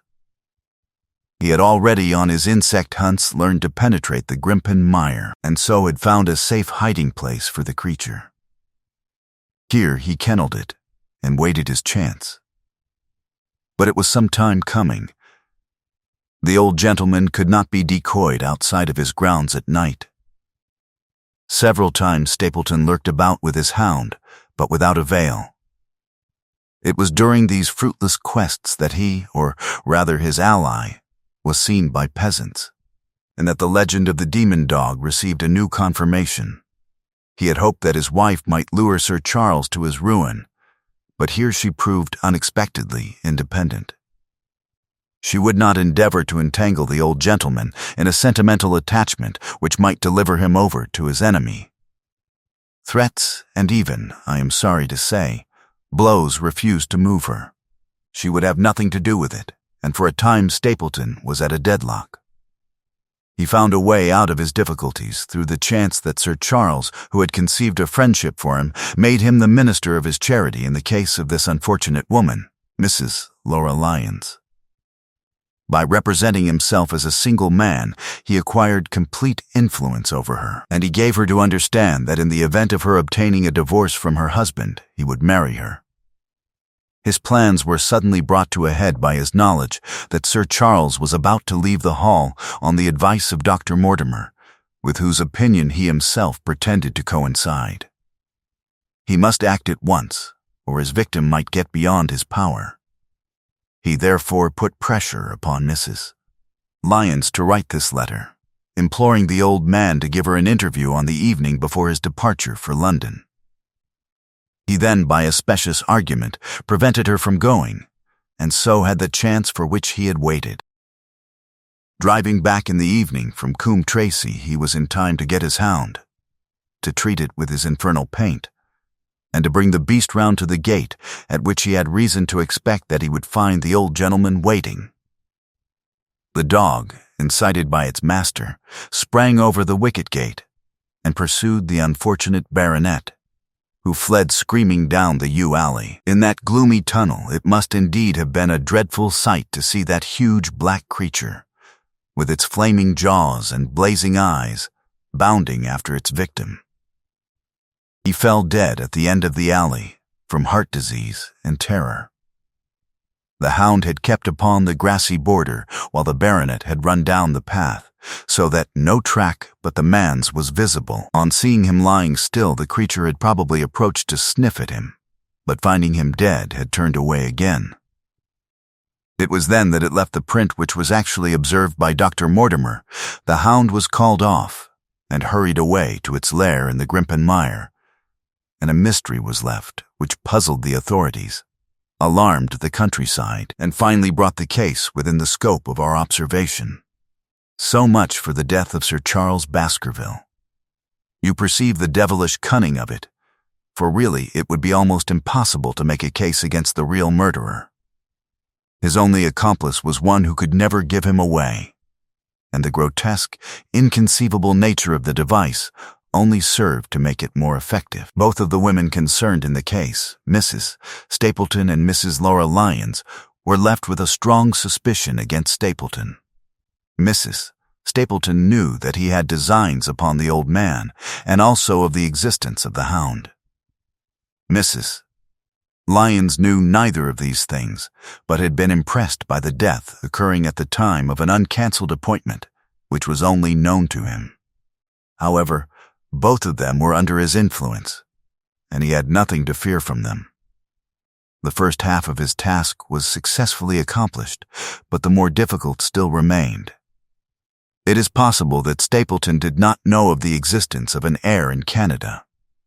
In any case, he would very soon learn it from his friend, Dr. Mortimer, and he was told by the latter all details about the arrival of Henry Baskerville.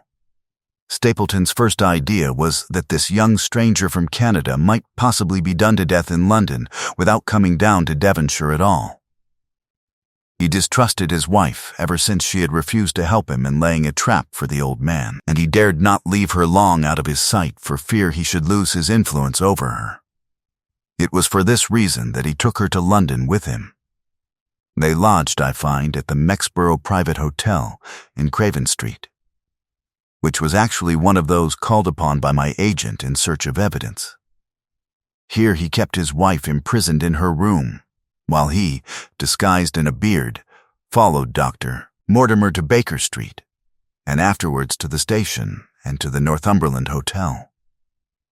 His wife had some inkling of his plans, but she had such a fear of her husband, a fear founded upon brutal ill treatment, that she dare not write to warn the man whom she knew to be in danger. If the letter should fall into Stapleton's hands, her own life would not be safe. Eventually, as we know, she adopted the expedient of cutting out the words which would form the message, and addressing the letter in a disguised hand. It reached the baronet, and gave him the first warning of his danger. It was very essential for Stapleton to get some article of Sir Henry's attire, so that, in case he was driven to use the dog, he might always have the means of setting him upon his track. With characteristic promptness and audacity he set about this at once, and we cannot doubt that the boots or chambermaid of the hotel was well bribed to help him in his design. By chance, however, the first boot which was procured for him was a new one, and therefore useless for his purpose. He then had it returned and obtained another, a most instructive incident, since it proved conclusively to my mind that we were dealing with a real hound, as no other supposition could explain this anxiety to obtain an old boot, and this indifference to a new one. The more outer and grotesque an incident is, the more carefully it deserves to be examined, and the very point which appears to complicate a case is, when duly considered and scientifically handled, the one which is most likely to elucidate it. Then we had the visit from our friends next morning, shadowed always by Stapleton in the cab. From his knowledge of our rooms and of my appearance, as well as from his general conduct, I am inclined to think that Stapleton's career of crime has been by no means limited to this single Baskerville affair. It is suggestive that during the last 3 years there have been 4 considerable burglaries in the West Country, for none of which was any criminal ever arrested. The last of these, at Folkestone Court, in May, was remarkable for the cold-blooded pistoling of the page, who surprised the masked and solitary burglar. I cannot doubt that Stapleton recruited his waning resources in this fashion, and that for years he has been a desperate and dangerous man. We had an example of his readiness of resource that morning when he got away from us so successfully, and also of his audacity in sending back my own name to me through the cabman. From that moment he understood that I had taken over the case in London, and that therefore there was no chance for him there. He returned to Dartmoor and awaited the arrival of the baronet. "One moment," said I. "You have no doubt described the sequence of events correctly, but there is one point which you have left unexplained. What became of the Hound when its master was in London?" "I have given some attention to this matter, and it is undoubtedly of importance. There can be no question that Stapleton had a confidant, though it is unlikely that he ever placed himself in his power by sharing all his plans with him. There was an old manservant at Merripit House, whose name was Anthony, His connection with the Stapletons can be traced for several years, as far back as the school mastering days, so that he must have been aware that his master and mistress were really husband and wife. This man has disappeared and has escaped from the country. It is suggestive that Anthony is not a common name in England, while Antonio is so in all Spanish or Spanish-American countries. The man, like Mrs. Stapleton herself, spoke good English, but with a curious lisping accent. I have myself seen this old man cross the Grimpen Mire by the path which Stapleton had marked out. It is very probable, therefore, that in the absence of his master, it was he who cared for the hound, though he may never have known the purpose for which the beast was used. The Stapletons then went down to Devonshire, whither they were soon followed by Sir Henry and you. One word now as to how I stood myself at that time. It may possibly recur to your memory that when I examined the paper upon which the printed words were fastened, I made a close inspection for the watermark. In doing so, I held it within a few inches of my eyes and was conscious of a faint smell of the scent known as white jessamine. There are 75 perfumes, which it is very necessary that a criminal expert should be able to distinguish from each other, and cases have more than once within my own experience depended upon their prompt recognition. The scent suggested the presence of a lady, and already my thoughts began to turn towards the Stapletons. Thus I had made certain of the hound, and had guessed at the criminal before ever we went to the West Country. It was my game to watch Stapleton. It was evident, however, that I could not do this if I were with you, since he would be keenly on his guard. I deceived everybody, therefore yourself included, and I came down secretly when I was supposed to be in London. My hardships were not so great as you imagined, though such trifling details must never interfere with the investigation of a case. I stayed for the most part at Coombe Tracey, and only used the hut upon the moor when it was necessary to be near the scene of action. Cartwright had come down with me, and in his disguise as a country boy he was of great assistance to me. I was dependent upon him for food and clean linen. When I was watching Stapleton, Cartwright was frequently watching you, so that I was able to keep my hand upon all the strings. I have already told you that your reports reached me rapidly, being forwarded instantly from Baker Street to Coombe Tracey. They were of great service to me, and especially that one incidentally truthful piece of biography of Stapleton's. I was able to establish the identity of the man and the woman, and knew at last exactly how I stood. The case had been considerably complicated through the incident of the escaped convict and the relations between him and the Barrymores. This also you cleared up in a very effective way, though I had already come to the same conclusions from my own observations. By the time that you discovered me upon the moor, I had a complete knowledge of the whole business, but I had not a case which could go to a jury. Even Stapleton's attempt upon Sir Henry that night, which ended in the death of the unfortunate convict, did not help us much in proving murder against our man. There seemed to be no alternative but to catch him red-handed, and to do so we had to use Sir Henry, alone and apparently unprotected, as a bait. We did so, and at the cost of a severe shock to our client we succeeded in completing our case and driving Stapleton to his destruction. That Sir Henry should have been exposed to this is, I must confess, a reproach to my management of the case. But we had no means of foreseeing the terrible and paralyzing spectacle which the beast presented, nor could we predict the fog which enabled him to burst upon us at such short notice. We succeeded in our object at a cost which both the specialist and Dr. Mortimer assure me will be a temporary one. A long journey may enable our friend to recover not only from his shattered nerves, but also from his wounded feelings. His love for the lady was deep and sincere, and to him the saddest part of all this black business was that he should have been deceived by her. It only remains to indicate the part which she had played throughout. There can be no doubt that Stapleton exercised an influence over her which may have been love, or may have been fear, or very possibly both, since they are by no means incompatible emotions. It was, at least, absolutely effective.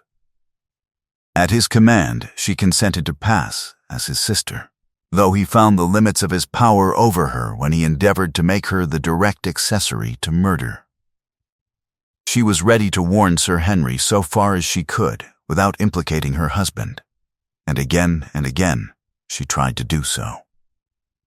Stapleton himself seems to have been capable of jealousy, and when he saw the baronet paying court to the lady, even though it was part of his own plan, still he could not help interrupting with a passionate outburst which revealed the fiery soul which his self-contained manner so cleverly concealed.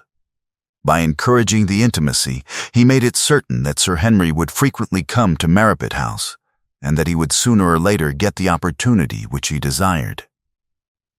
On the day of the crisis, however, his wife turned suddenly against him. She had learned something of the death of the convict, and she knew that the Hound was being kept in the outhouse on the evening that Sir Henry was coming to dinner.